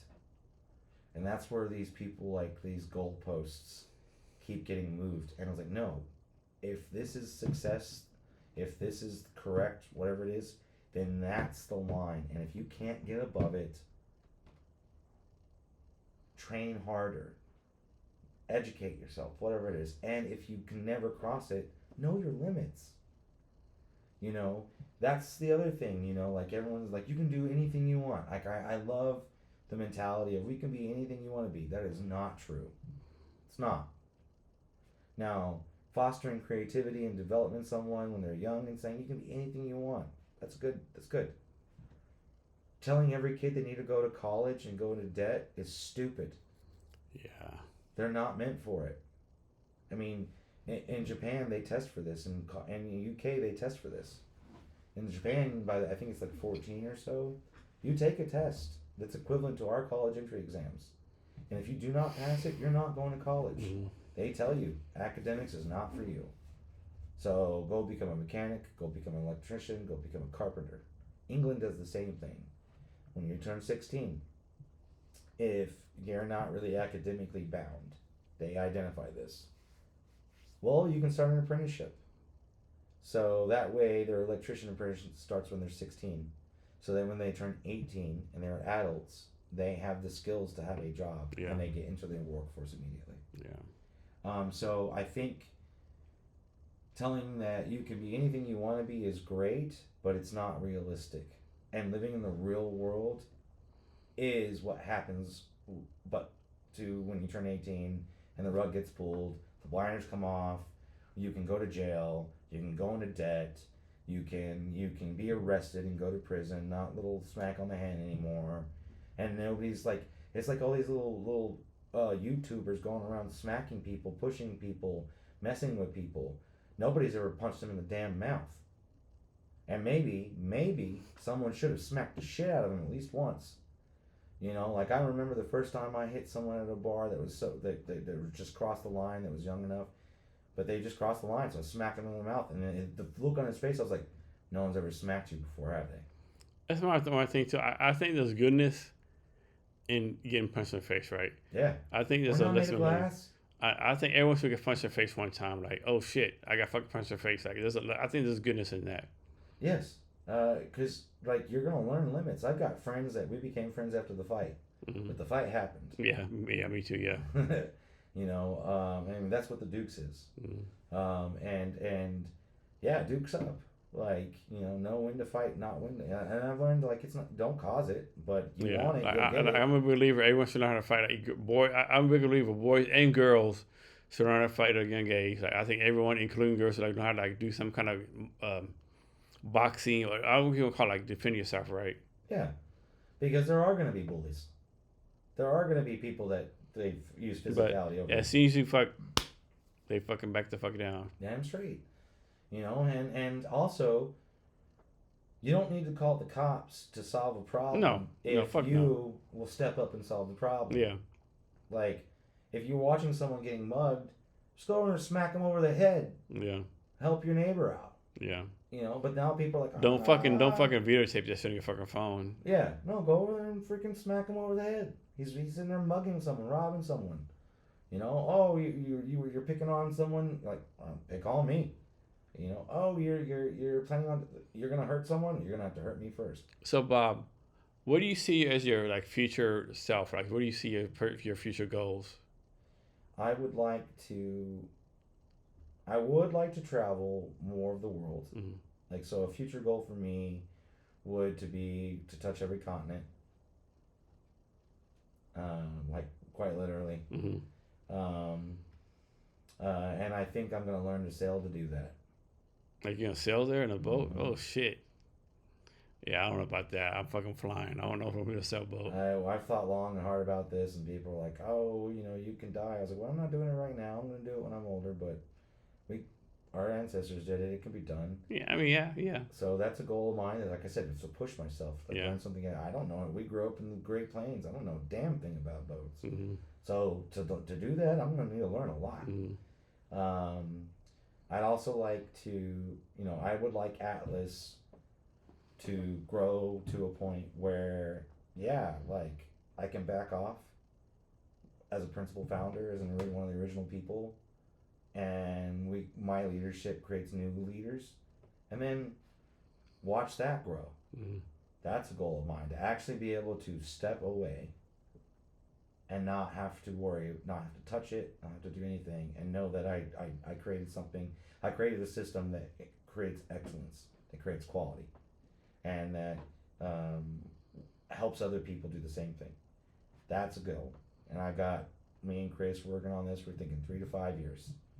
It depends on market for stuff, but that's a goal. Like where we know we've created something now that we can take it to another state and have an office in California and have an office somewhere else. So that's a goal. Because I'm hungry. I'm never satisfied with enough. I also want to. I would say I want to. I kind of want to, because I've been a doer for so long and I didn't go into teaching. I kind of want to maybe go into become a teacher when I'm older. Because You have the patience for that. that we'll see about that, and I think it might help them. It might help to have someone say that's you're being pretty stupid right now. Yeah. Because I'm a successful business person. I'm smart. I've been doing this for decades. I think you should listen to what I have to say versus the guy that graduated, went to graduate school, then couldn't get a job, then got his doctorate, still couldn't get a job, but now the college gave him a job teaching with no real expertise or I had to fail. Like I've had a business fail. Mm-hmm. You want to know, like my glasses store failed. Like that cost me money. But having that failure made me wise. So do you see Washington being home? Or you ever see you going back to Texas? With the current politics there, no. Mm-hmm. If that changed, I could go back. Lubbock has so many of my friends that it just, they actually went into trades, so they got their homes earlier on in life than a lot of people. That's one thing about all my friends that went into trades and didn't go to college. Yeah. They're doing just fine. Yeah. They got boats and shit. Sometimes I think about that because, like, what is there in this world other than your family and friends and community? And I got people that are my ride or die there, hide a body type kind of people. And that's hard to come by. Yeah. And that's something that we worked at. I miss the rolling in of the thunderstorms. There's nothing like watching a thunderstorm roll in 50 miles away. You know what I'm talking about. Yeah. I miss the sunsets. No one, like, we got, it's beautiful here, but nothing beats the Great Plains on the sunset. Yeah. That's beautiful colors. So I miss aspects of Texas, I really do. But currently, I don't know about that. I also want to travel. I do want to travel more. I've never been to France. I really want to go to France and try some food, and I really I want to travel. I was all over Europe in the military. I want to go to Africa. Yes, big time.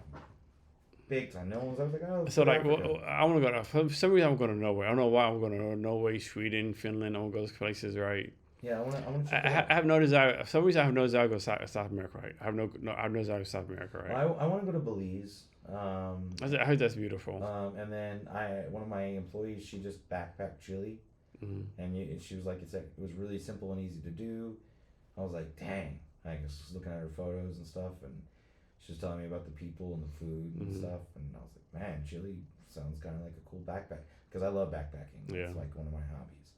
So I was like I want to fucking hike the Appalachian Trail. oh yeah, like so I gotta, they call them triple crowners, but if you do the Appalachian Trail, the Pacific Crest Trail, and the Continental Divide Trail, it's over 7,000 miles on foot. Mm-hmm. And if you do all three, and I think if you do this, they'll call you the triple crowners. Mm-hmm. And every triple crowner I have ever met, their lifestyle, their everything about them changed. Yeah. Like they went from being engineers to not giving a shit. Like, you don't care about money anymore. Yeah. Because you've walked. Like, I can walk anywhere. Yeah. I don't need that much to get by. I don't need an expensive house. Yeah. I literally lived in a tent for 3 months straight. Yeah. Crossing over mountains. I got sick. I challenged myself, and I'm like, I still to this day really want to do the PCT. Yeah, that's what I would do. Like I still want to like drive the Highway 101 from here down to San Diego. Yeah, and big time. I want to take a train. Oh, here's one that's weird.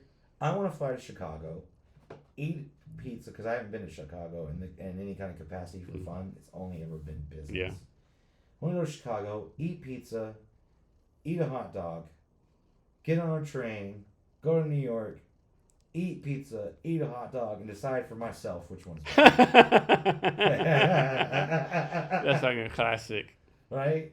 I've never been to New York. I would love to go to New York. Yeah. Yeah. I've never had something draw me over there. So. Yeah.